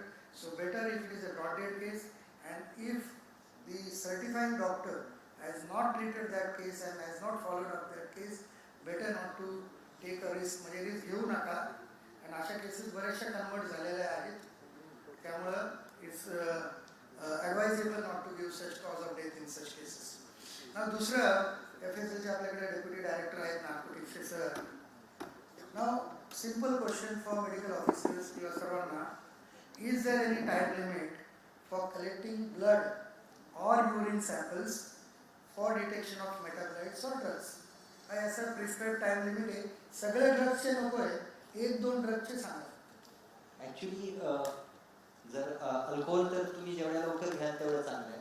त्याच पद्धतीने मॉर्फिन, कोकेन, हेरोईन, कोकेन याच्यामध्ये पण जसं तुमच्याकडे आता जोपर्यंत तुमच्याकडे येत नाही तोपर्यंत तुम्ही कलेक्ट करू शकत नाही.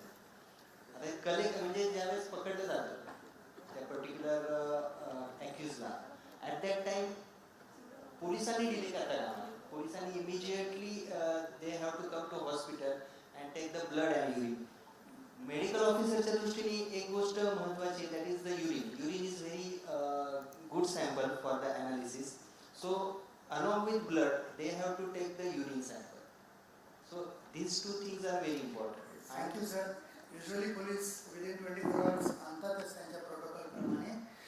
दुसरा एक विषय, बऱ्याचशा हाय प्रोफाईल केसेस आता जे काही चर्चेत चालू आहे, I think manager you got it, I will come for you for media times, की बरेच असे केसेस आणले जातात की त्याची एक अशी हिस्ट्री की 4 महिन्यापूर्वी XYZ व्यक्तीने ओपीएम घेतलं. एक्झाम्पल, मी नाव नाही घेणार केसेसचे, केसेस चालू पण आहेत आणि सिग्निफिकंट, आणि तरी पोलीस 4 महिन्याच्या अगोदर घेतलेल्या ओपीएमचा डोस असो किंवा what ever drug of abuse, आणि 4 महिन्यानंतर त्याला माहिती येते पोलीस स्टेशनला की ह्या ड्रग्समध्ये यांनी कन्झ्युम केलं, आणि आफ्टर 4 months ते पोलीस येतात कोणत्याही मेडिकल ऑफिसरकडे आणि सांगतात की आता ब्लड काढा, सॅम्पल्स काढा, तपासणी करा. ते कितपत सायंटिफिकली व्हायबल आहे ते सांगा. सायंटिफिकली काही योग्य नाही आहे ती गोष्ट, कारण कसं होतं ओपीएम वगैरे 4-5 महिन्यानंतर त्याच्या बॉडीमध्ये राहणारच नाही, ते निघून जाणार आहे. त्यामुळे येण्याचे चान्सेस कमी आहेत. पण जो तो ॲडिक्ट असेल, रेग्युलर घेत असेल, त्यानंतर पण समजा त्याने घेतलं असेल, समजा अगदी 2 दिवसापूर्वी, त्या केसमध्ये आपल्याला असं म्हणजे जर क्रॉनिक युजर असेल तर समजा तो ॲक्यूट एकदाच घेतलेला आहे, तो आलाय 4 महिने, so it is very difficult. कारण सकाळी तारे साहेबांची जेव्हा चर्चा discussion, I think Parkar madam यांचं जे डिस्कशन झालं, ही सेड की it is better to take sample in each and every case. तर लिगल अँगलनी ॲडव्होकेट साहेबांना मी रिक्वेस्ट करेन to just give your insight in this, की 4 महिन्यापूर्वीचं जसं ब्लडमध्ये येणार नाही, बी नो बायोलॉजिकल अप्लाय किती आहे कोणत्या ड्रग्स, डॉक्टरांना माहिती आहे, फॉरेन्सिक सायंटिस्टला माहिती आहे, तरी ते पोलिसांकडनं रिपोर्ट येतो की यांची तपासणी करून ब्लड काढा, हे करा, आणि आता रिपोर्ट आल्यामुळे डॉक्टरांना वाटतं काढलंच पाहिजे. तर मग काय करायचं नक्की याच्यात डॉक्टरांनी? The doctor is duty bound, because once the police comes to the doctor cannot apply his mind saying that no, I am not going to do that. You are duty bound, you have to do that. Sir Chikhalkar sir, इकडे मला एक या अनुषंगाने प्रश्न विचारायचा advocate साहेबांना.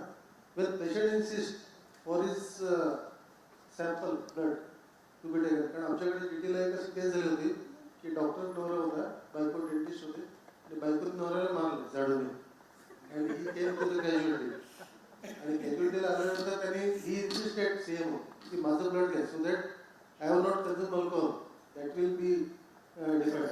Female सगळ्या एकदम चांगलं म्हणायला. See, basically, criminal matters, in criminal matters, the prosecution has to, the burden of proving the guilt is on prosecution. So it is that prosecution has to prove that you were under alcohol. You don't have to prove that I was. नक्कीच जसं sir म्हणताय आपण यांना माहीत आहे please. या जागेत sir या पुढे माहीत आहे पुढे गेले कॉर्डिनेटर्स.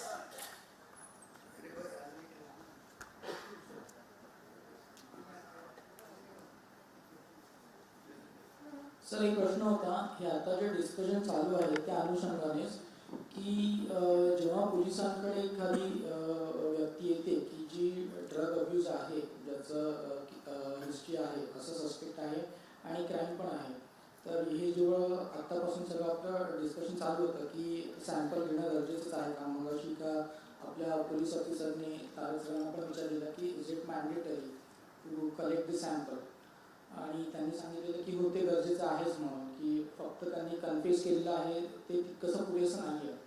तर आपल्याला असं काही प्रोव्हिजन करता येईल का की आपण आता सगळे लॅबोरेटरी टेस्टिंगचे वगैरे बघितले ज्यात रॅपिड डायग्नॉस्टिक किट्स आहेत अवेलेबल, जसं युरिन प्रेग्नन्सी टेस्ट किट असतात की फक्त युरिन सॅम्पल घेतलं आणि आपण लगेच इमिजिएट टेस्ट केलं आणि which is easy to get the results.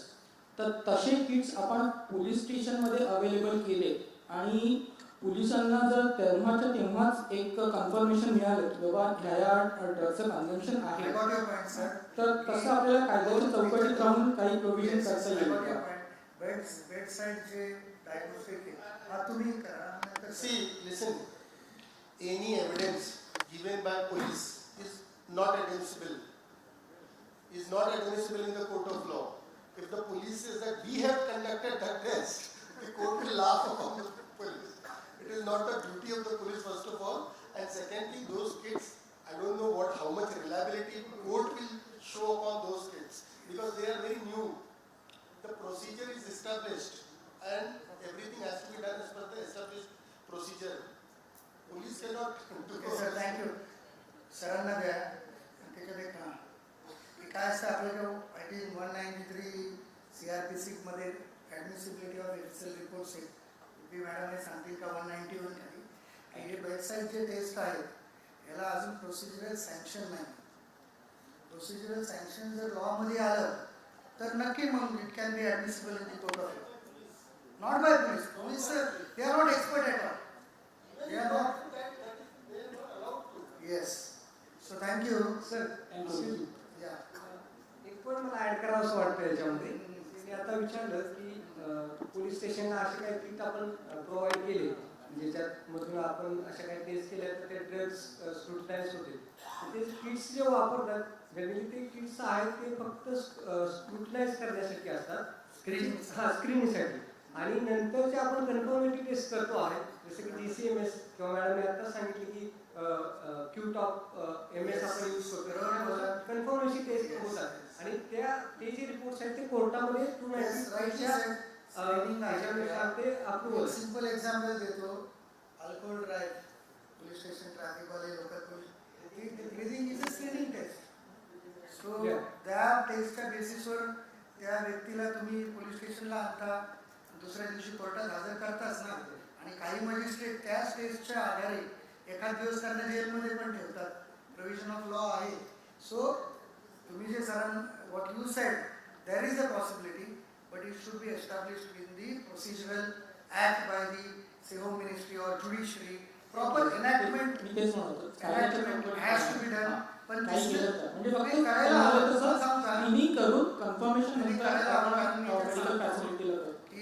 आम्ही पण प्रयत्न करतोय. कोच्चिनमध्ये सरांना माहिती आहे मिनी टॉक्सिकोलॉजी लॅब काढल्यात medical college with sanction of home ministry की यांचाही लोड जर बघितला FSL आपले कलिना असो कोणत्याही स्टेटचा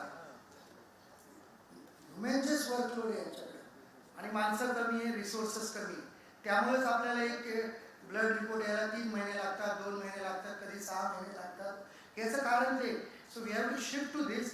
बट शासनाने याचं प्रॉपर प्रोसिजर करून त्याला सँक्टिटी देऊन जर केलं तर मी तुम्हाला सांगतो आम्ही प्रयत्न करतोय सांगायला की मिनी लॅब करावी. आता किती सँक्शन भेटेल, काय भेटेल, फंडिंग किती भेटेल याच्यावर आहे.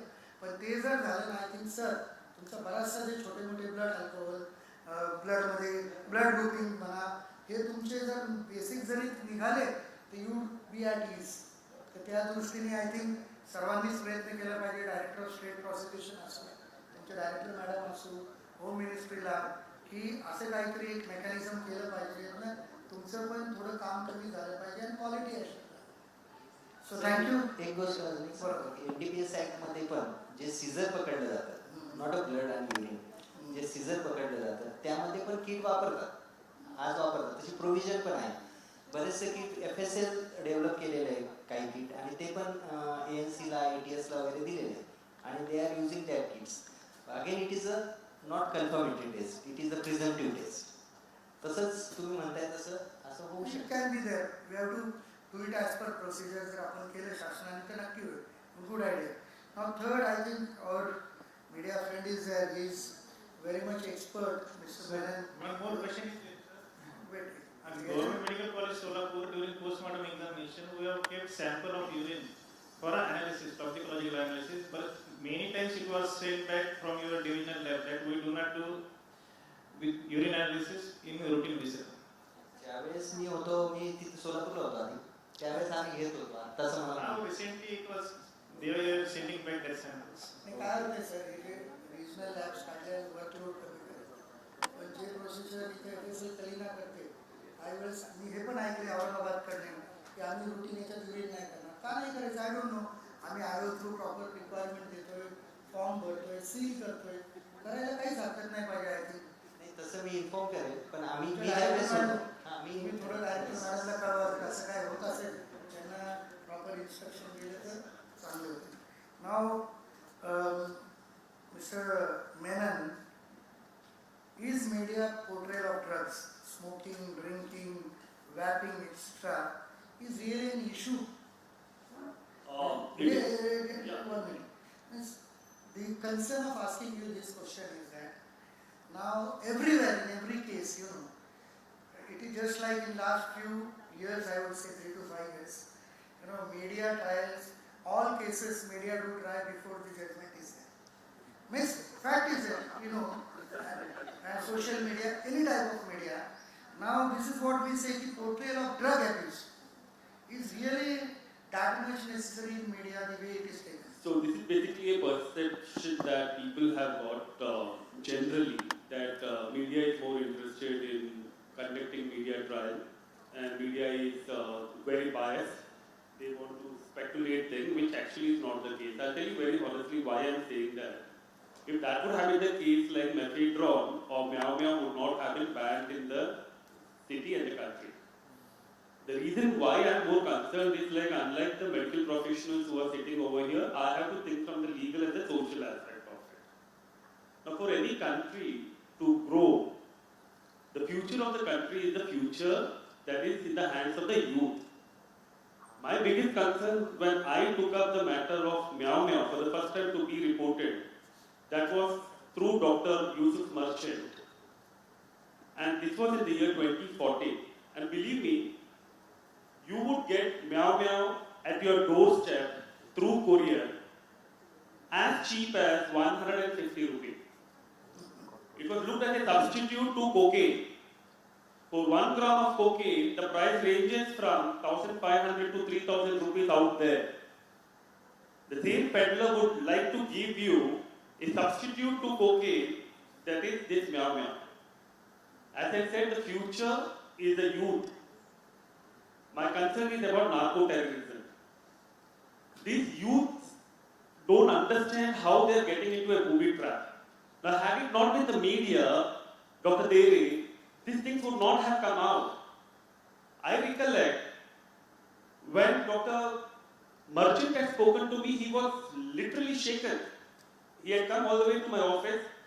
He said, there's a new drug out there in the market and I'm helpless. I said, why? He said, in my 30 years of career handling drug abuse cases, I have never seen something like meow meow. Because unlike cocaine, after you consume, when the close down happen of the drug, you may sit in one corner of the room. Meow meow or methadone is exactly opposite to it. The moment the close down starts, the urge to have it more starts generating in your mind. That also develops the lust in you. That also develops the paranoia and the psychosomatic issues that these people they tend to get in. So as I said, the youth is the future of our country. So eliminate the youth, because these are not cultivated drugs. These are drugs which is made next door. These are basically the molecular formulas of drugs that get changed.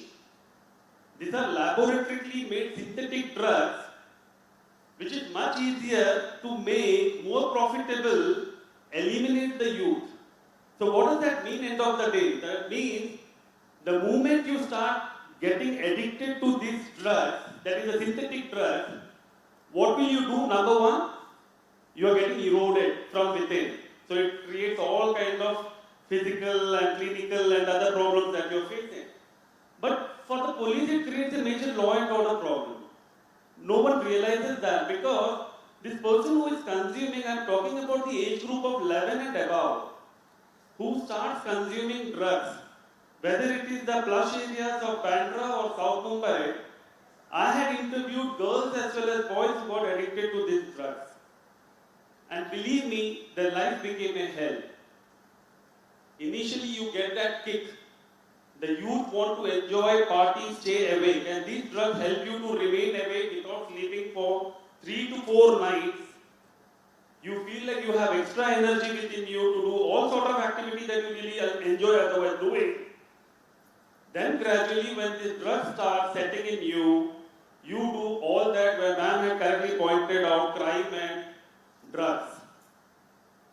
This is what my concern area is as a responsible journalist, as a responsible editor and a responsible newspaper.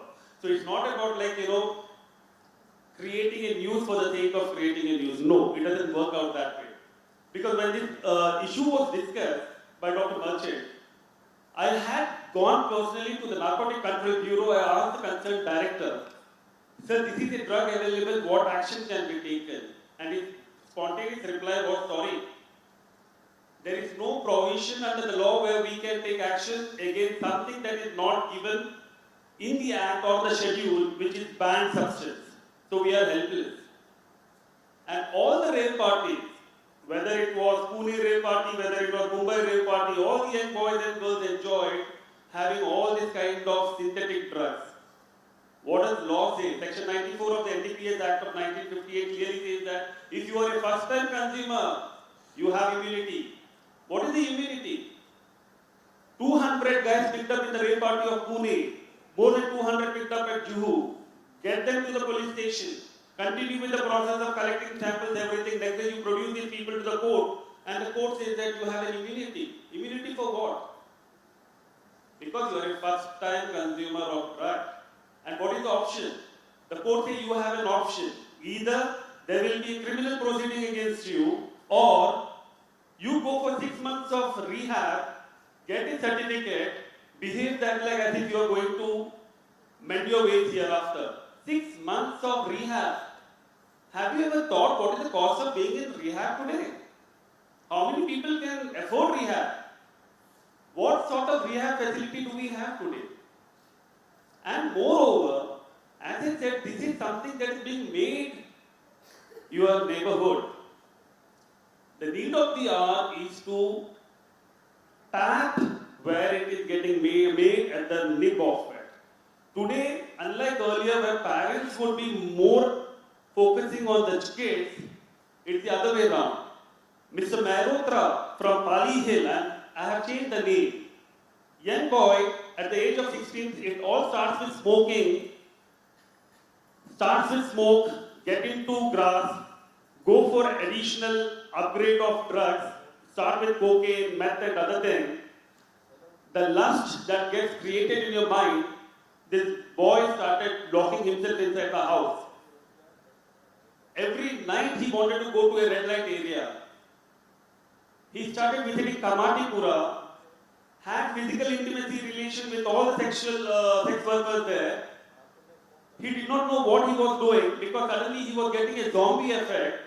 He's driving a car on the middle of the road. Suddenly he realizes that there is somebody inside his petrol tank popping out and he wants to talk, and he's asking him to stop the vehicle and create a scene out there. And this man is communicating with somebody in his hallucination mind that if he doesn't stop, he's going to set the car on fire. And thanks to the police who comes there and stops him because the police doesn't know what is happening to the man. This is zombie effect. you have a suicidal tendency. Your mind goes haywire. So it's not something simple like, where I talk about sitting here, from the medical perception, what happens, what not happens, and all that, that comes secondary for me. For me, the concern of worry is, yes, you students here, the youth, the future of our country, because you want to have the kick. Unlike we people where easy money was not coming in, the comfort was not coming in, but the youth of today get the comfort, they get the money, it's easy to weigh, and the peer pressure. My friend is having my smoke, why should I not? If I have to be in the peer group, I should continue to do what they are doing. Want to have night out, parties, parents are really bothered because they don't have time to look at the kids. So my concern is, Dr. Devi, this is where responsible journalism comes up. Had that not been the case, post-midday reporting, Devendra Fadnavis was the chief minister, I still remember we had a word with him. They were concerned about it. There was a senior officer from the PMO who had met me subsequently reading the report. The fact was, they made an immediate representation. February 2nd week of 2015. First article appeared in the month of April 2014. Series of articles came in the month of December 2014, where everybody was concerned about, the new year going to set in, what is that they are going to do. All the police officers, including late Joint Commissioner Himanshu Roy, who was the ATS chief at that time, they all were concerned about it. K.L. Prasad, who was then the Joint Commissioner, Elendo, all were concerned, but all were helpless end of the day because the Act never had a provision to cover this kind of synthetic drug.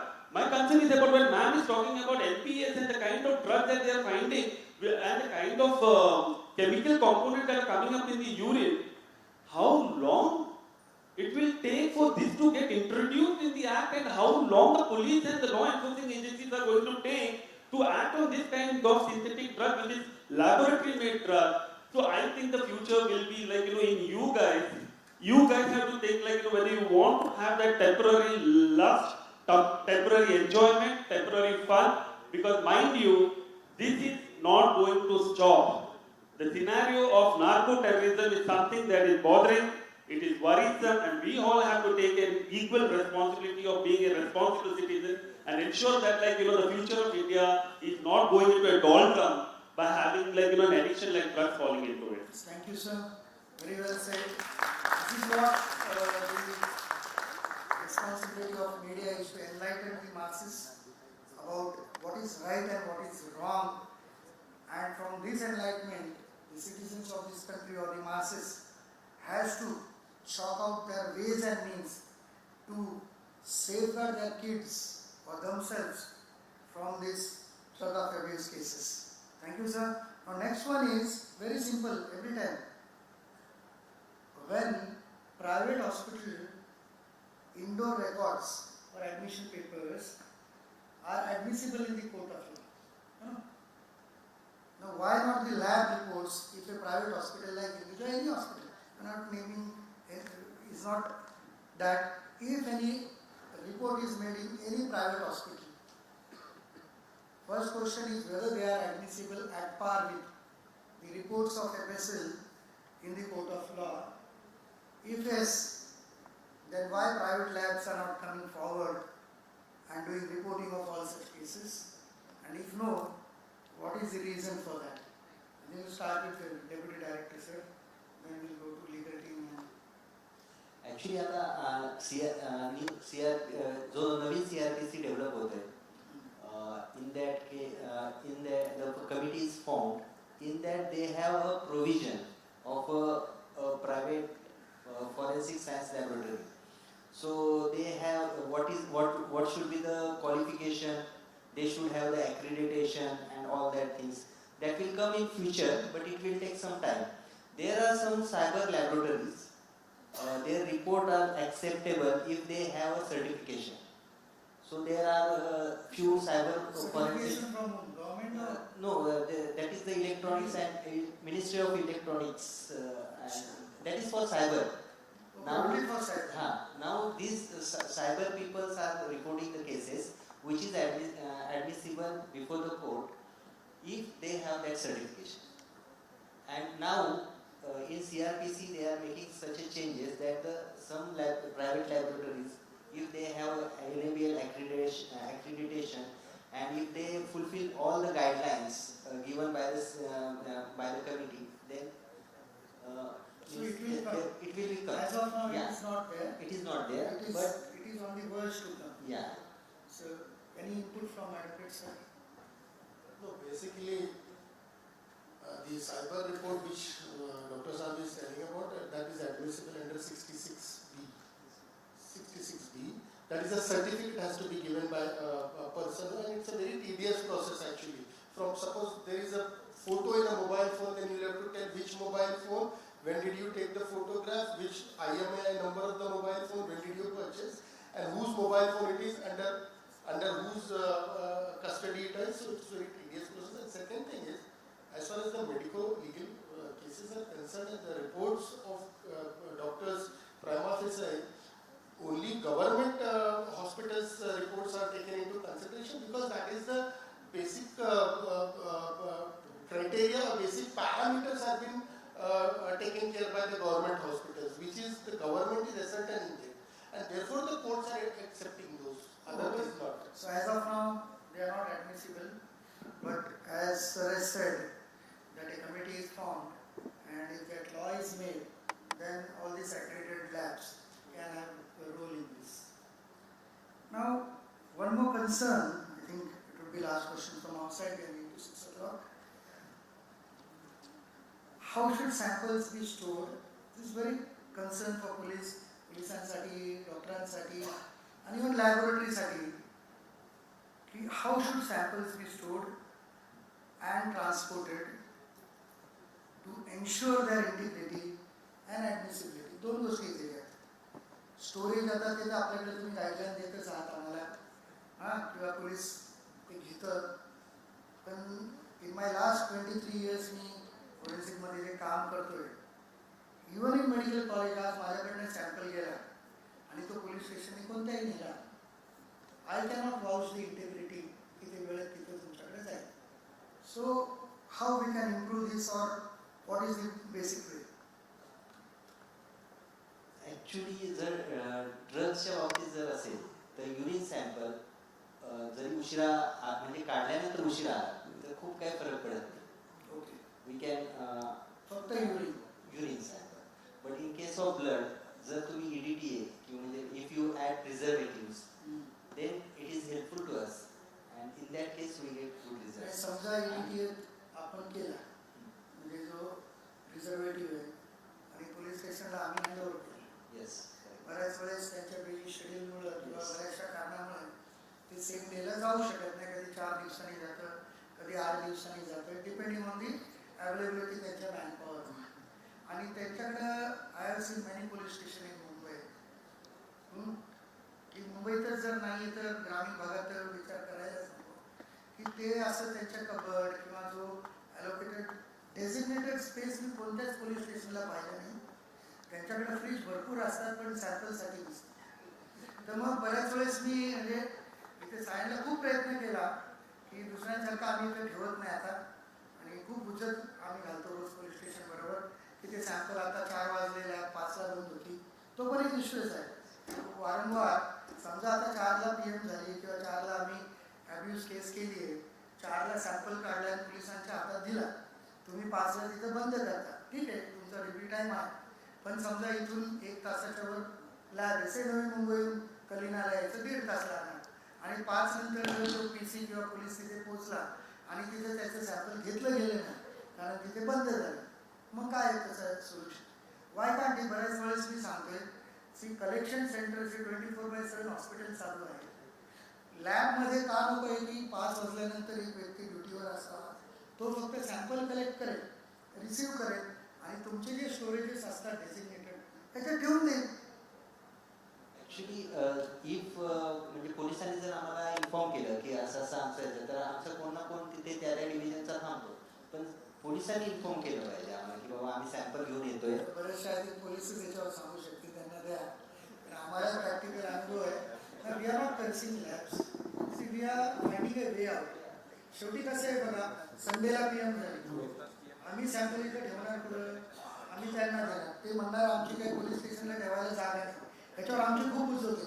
मग ते असेच निघून जातात, death certificate घेऊन किंवा पेशंटला घेऊन आणि मग ते आमच्याकडे तसंच पडून राहतं. Basically we all are working की त्या बायोलॉजिकल एव्हिडन्सचा व्हॅलिडिटी जाणून नाही. त्याचा काय उपयोग आहे? डॉक्टरांनी ब्लड काढायचं, त्याच्यात प्रिझर्वेटिव्ह टाकतो नाही टाकतो, 8 दिवसात तो ऑटोलाइज होऊन जातो सॅम्पल. पोलीस स्टेशनवाले 8 दिवसानंतर तुमच्याकडे जमा करतात. तुमच्या ठरल्याप्रमाणे रिपोर्ट येतो की सॅम्पल्स आर ऑटोलाइज और ह्युमलाइज. नाही, दुसरा अजून एक आहे ना, एक नवीन unsuitable and nothing can be ओपाइंड.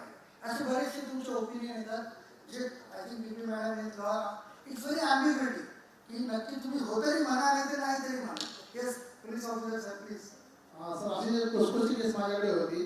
त्या कोसकोचा आरोपी मला तामिळनाडूला आणायचा होता.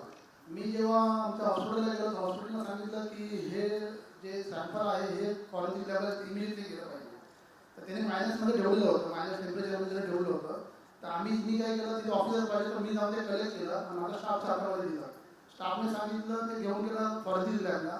फॉरेन्सिक लॅबने त्याच्यामध्ये सांगितलं की हे बरोबर नाही, तुम्ही रिटर्न द्यावा. मी गेलो तामिळनाडूला.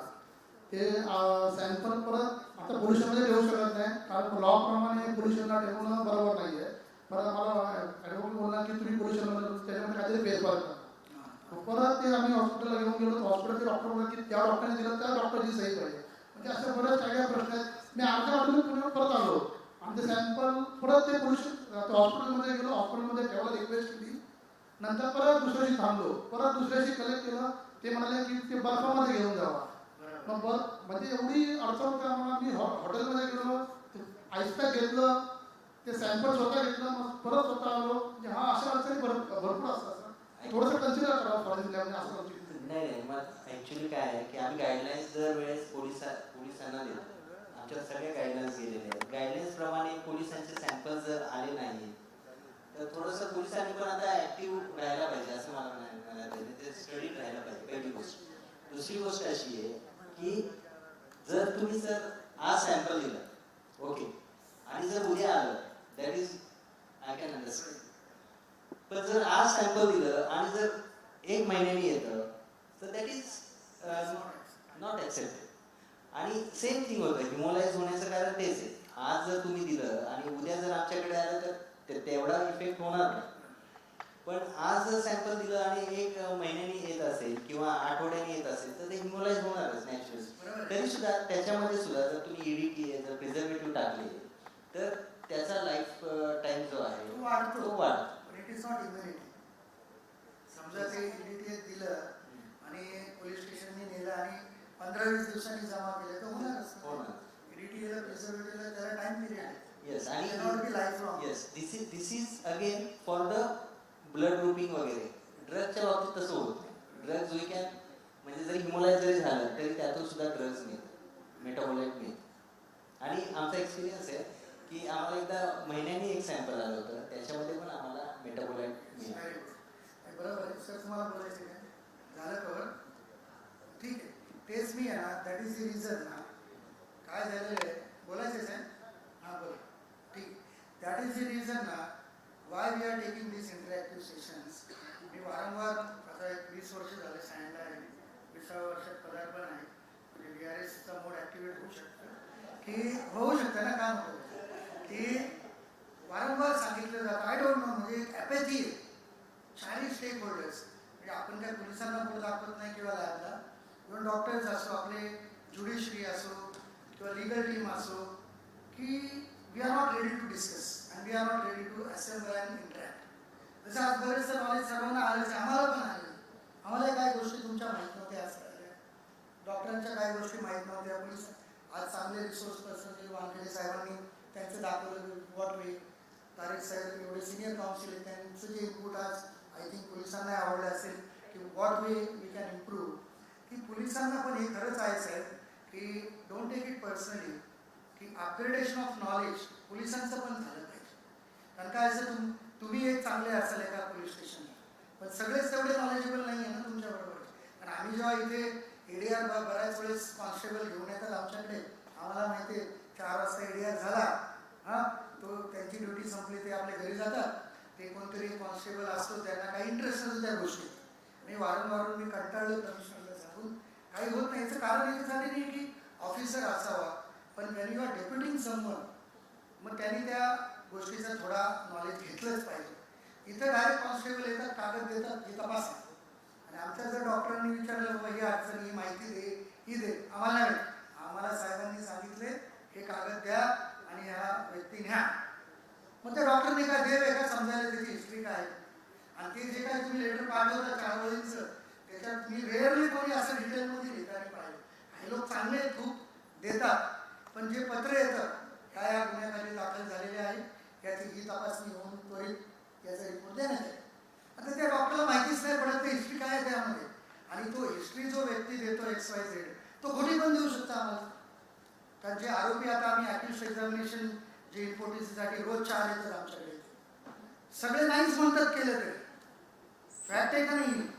तर अशा वेळेस आय थिंक पोलिसांनी सुद्धा प्रत्येक पोलीस स्टेशननी इंटरॅक्टिव्ह सेक्शन करून, आपल्याला काय गरज आहे, आम्ही काय एवढं त्रास घेतो की हे सर्व जमवाजमवी, म्हणजे एक असं सेशन घ्यायला ना, मी कधी कधी आमच्या युनिट कमी, आमच्याकडे मॅनपॉवर कमी डिपार्टमेंटला, ते काय मला म्हणतात सर काय माझ्या ॲक्टिव्हिटी करत राहतात, पळवत राहतात, की हे एक असं सगळ्यांना गोळा करायला एक घरचं साखरपुडा गेल्यासारखं मागायला लागतं. फॅक्ट आहे मॅडम, प्रत्येकाला फोन करा, प्रत्येकाचा जाऊन भेटा, आणि त्यानंतर if you are not getting a response then we feel bad की हे सगळे जे सेशन्स आपण घेतो, कॉन्फरन्सेस असो, डिस्कशन, हे याच्यासाठी की 4 स्टेक होल्डरचं नॉलेज एनरिच व्हावं, आणि त्या नॉलेजमधून अजून आपण गुन्ह्याची तपासणी चांगली कशी करू शकतं, जेणेकरून आपला कन्व्हिक्शन रेट 1-2% जरी प्रत्येक वर्षी वाढत गेला तर 10 वर्षांनी कमीत कमी 50% आला तरी आपल्याला डेव्हलप नेशनची कंपॅरिझन करता येईल. त्यामुळे पोलिसांनी आम्ही प्रयत्न करतो, पण समजा आहे की सगळेच बिझी आहे सिस्टममध्ये, डॉक्टर पण बिझी आहे, पण बिझी किती असू द्या आपल्याला वेळ काढणं हे बंधनकारक आहे. सो थँक्यू, आणि थँक्यू ऑफिसर साहेब तुमचे इनपुट. आता दुसरं एक लास्ट घेऊया की पारकर मॅडम यांना द्या जरा. मॅडमचं खूप आय थिंक पारकर मॅडम आमच्या डीन होत्या, ते युनिटच्या रिटायर झाल्यात. 30-32 वर्ष सायकॅट्रिक सर्व्हिसेस आहेत, administration, psychological counselling, psychiatry. She is one of the senior most psychiatrist of this country and Mumbai obviously. Madam, regular school programmes जे आपण करतो फॉर ड्रग प्रश्न विचारू का? हां बरोबर. This is an important question because we were running the center where we admit the patient. आमचं de-addiction center आहे KM ला, आणि तिथे असं 2दा-3दा असं झालं की पोलीस आले आणि त्यांनी आम्हाला सांगितलं की तुमच्याकडे अमुक जो पेशंट आहे हा तो क्रिमिनल इन्व्हॉल्वमध्ये आहे आणि आम्हाला त्याचा इंटरव्ह्यू घ्यायचा आहे. तर मी चक्क नकार दिलेला आहे, कारण की तो पेशंट हा माझ्या हाती ट्रीटमेंटसाठी होता. त्याच्यामुळे माझी मॉरल जबाबदारी होती की त्याचं I would take care of you. Okay, आणि हे असं 3दा, मला माहीत नाही मी बरोबर केले की नाही, but me I was a driven person की मी माझ्या पेशंटला प्रोटेक्ट करणार. ओके, तो जो काही असेल तो असेल, तो क्रिमिनल असेल किंवा तो जे काही असेल तो असेल, पण तो जेव्हा माझ्या केअर खाली आहे तेव्हा मी असं काही कोणाला येऊन त्याला प्रश्न विचारून हैराण करू देणार नाही. You are right. You are right, because doctors. जाऊन मी हा प्रश्न मॅडमला विचारला, कारण त्यांचं KMचं जे डिॲक्टिव्ह सेंटर हे अतिशय जुनं आहे, आणि मॅडम आजही तिथं डॉक्टर आदित्य नाईक मॅडम आले होते actually. They are doing a number of cases की हे जे अवेअरनेस प्रोग्राम आहे. माझा प्रश्न असा होता की awareness school regular programmes, regular periodic, not by only doctors, by police also and doctors combine, हे जर आपण सुरुवात केली शासनामार्फत तर त्याचा इफेक्ट होऊ शकतं का to prevent use of drugs of abuse. कारण काय होतंय की आज अर्बन जो सिव्हिलायझेशन किंवा अकॅडमिक पॅटर्न आहे, माझं जे नॉलेज आहे sir, correct me if I am wrong, की एकदा हायर सेकंडरीत मुलगा गेला अर्बन एरियात, तो मीडियामुळे अवेलेबिलिटीमुळे ह्या सर्व गोष्टी त्याला कळून जातात. तर तुम्ही आपण बऱ्याच वेळेस काही प्रोग्राम घेतो 11वी-12वी, जेव्हा ते ऑलरेडी काही ॲडिक्टेड झालेले असतात. सो प्रिव्हेंटिव्ह आस्पेक्टमध्ये जर 5th to 8th स्टँडर्ड जेव्हा त्यांना आपण जसं 12 वर्षात फिमेल्सला प्युबर्टी येते किंवा शहाणपण येतं ह्या एजमध्ये, वॉट वी से, त्या मध्ये जर पब्लिक अवेअरनेस प्रोग्राम पोलिसांनी आणि डॉक्टरांनी मिळून, इव्हन मी त्यात म्हणेन की ती गव्हर्नमेंट लीडर पण आले, एक कंबाईन जर 5वी ते 8वी मध्ये for 5th to 8th standard जर आपण अवेअरनेस प्रोग्राम सुरू केले, मी काय रोज म्हणत नाही, मंथमध्ये 1 दिवस, मंथमध्ये 2 दिवस ॲज पर अवेलेबिलिटी, तर त्याचा किती इफेक्ट होऊ शकतो प्रिव्हेन्शन केले आहे. नार्कोटिक सेल बरोबर आम्ही हे प्रोग्राम केले आहेत आणि दरवर्षी केलेले आहेत आम्ही. ते अगदी दामोदर कॉलेज, शिरोडकर स्कूल, आमच्या लालबागपर्यंत एरिया, दादरपर्यंत, माटुंगापर्यंत त्यांनी जिथे ते घेतात, असा एक त्यांचा एक मला वाटतं महिना असतो काहीतरी, तर त्या दरम्यान ते घेतात आणि हे असे प्रोग्राम आम्ही केईएम आणि त्यांच्याबरोबर जरूर केलेले आहेत. आणि त्याचा एक इम्पॅक्ट असा होतो की पोलीस आणि डॉक्टर जेव्हा एकत्र येतात तेव्हा त्याचा जो लिगल सिन्सिरिटी आहे, लिगल महत्त्व जे आहे ते जातं. असं केले आहे प्रोग्राम आणि कित्येक वर्ष आम्ही केलेले आहेत. So I think the impact is good. त्याचं कारण असं झालेलं आहे की त्यानंतर आमच्याकडे काही पेशंट रेफर झाले तिकडनं ॲडमिट, म्हणजे की शिक्षकांनी त्याच्यात काही स्टुडंट्सना ओळखलं, कॅनॅबिसचे 1-2 म्हणजे की शाळा, colleges, specially colleges, MD college वगैरे येतं, तर ते पेशंट रेफर झाले, स्टुडंट्स रेफर झाले. सो आय थिंक त्याचा फारच उत्तम परिणाम होतो. हे असं व्हायला पाहिजे. Thank you madam. आणि पण होण्यासाठी व्हॉलेंटरी पार्टिसिपेशन फार कमी असतं. जोपर्यंत आपल्याला मॅन्डेट गव्हर्नमेंट करत नाही काही गोष्टी, तोपर्यंत आपण कोणीच, म्हणजे सर्वच तसे या गोष्टीमध्ये माघार घेतो. सर, हे वर्ष जे आहे ना, हे वर्ष म्हणजे गव्हर्नमेंटनी ठरवलं की अंमली पदार्थ विरोधी वर्ष, आणि त्याच्यासाठी त्यांनी कमिटी वगैरे फॉर्म. येस, आणि वानखेडे साहेब नाहीये, की स्वतः Sameer Wankhede is a front leader for that, की say no to drug campaign. Prime minister office is interested. कालच मला फोनवर बोलले या गोष्टी, की PMO ऑफिस आता एक कमिटी बनवते, he is integral part of that, की प्रत्येक राज्यामध्ये से नो टू ड्रग एक हॅशटॅग करून, की ड्रग ॲडिक्ट झाल्यानंतर it's very difficult to take him out from that. We all even treatment किती चांगली करा, रिहॅब करा, त्याला शिक्षा किती NDPS Act मध्ये नॉन अवेलेबल वॉरंट द्या, but that is not a solution. See, what I feel, कॉन्स्टिट्यूशनमध्ये लॉज मिळलेले is not to punish. That punishment should act as a deterrent to commit that offence. पण इथे drug ॲब्यूजमध्ये वेगळंच होत आहे. जसं आपण जुवेनाईलचे आपण जे तिथे पाहतो, जरी त्यांना रिफॉर्मेटरी याच्यात ठेवलं ते जास्त क्रिमिनल होऊन बाहेर पडतात.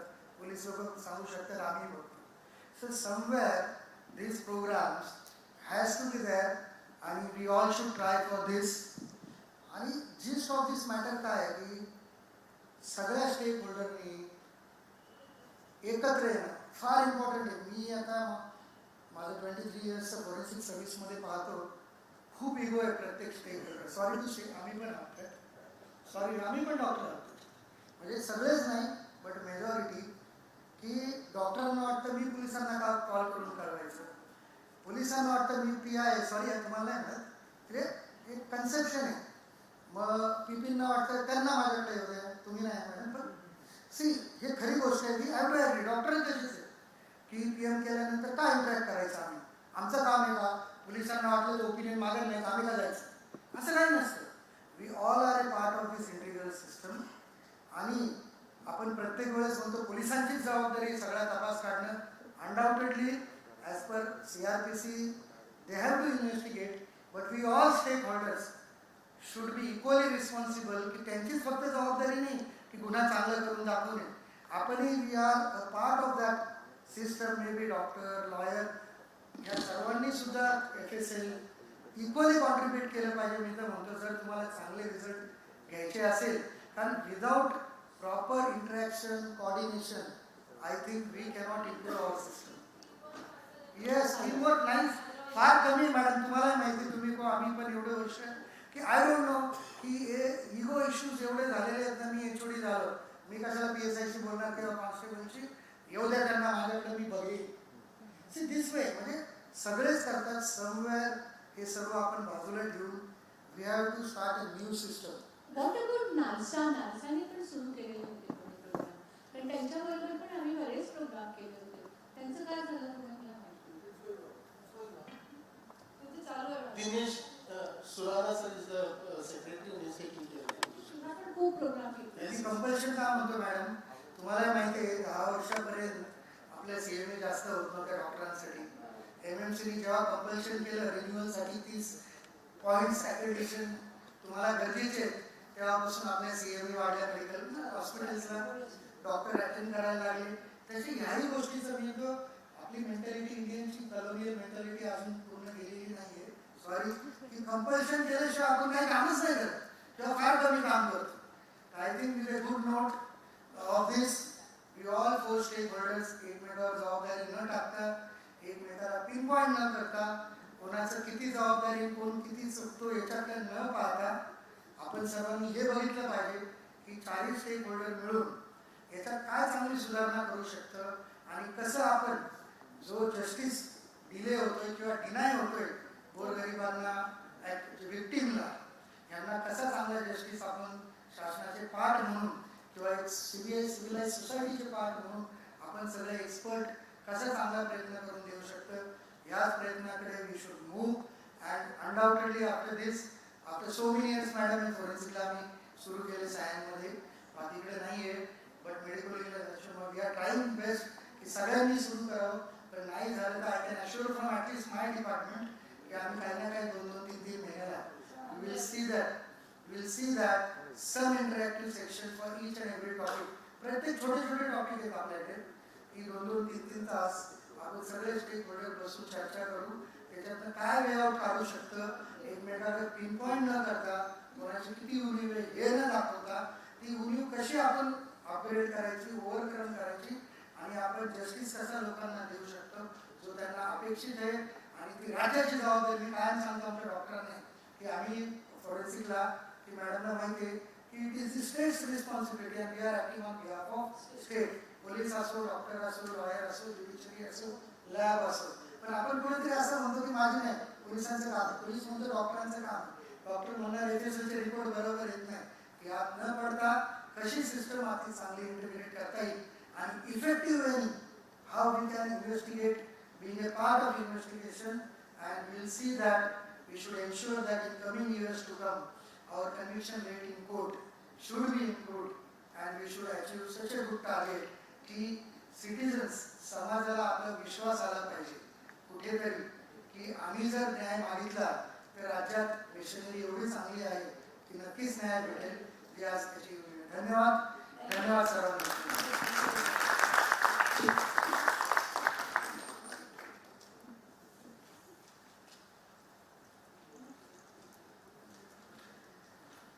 This excellent discussion with esteemed experts from all facets of medical, legal and social faculties surely has inspired us to work together in unison to detangle the situation of drug abuse in better way. Now we have come to the end. I would like to invite Dr. Rajesh Dere sir to please felicitate Dr. Sandeep Chetty sir.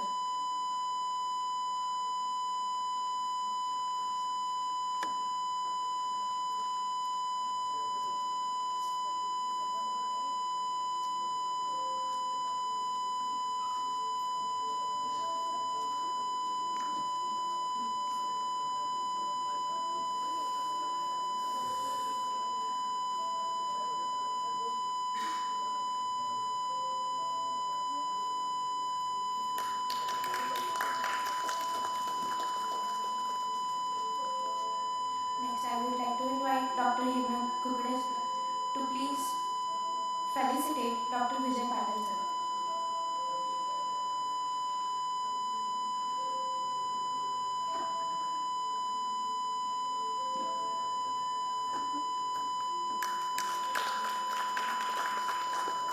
I'd like to invite Dr. Priyanka Vayana to please felicitate Dr. B.D. Chikalkar sir.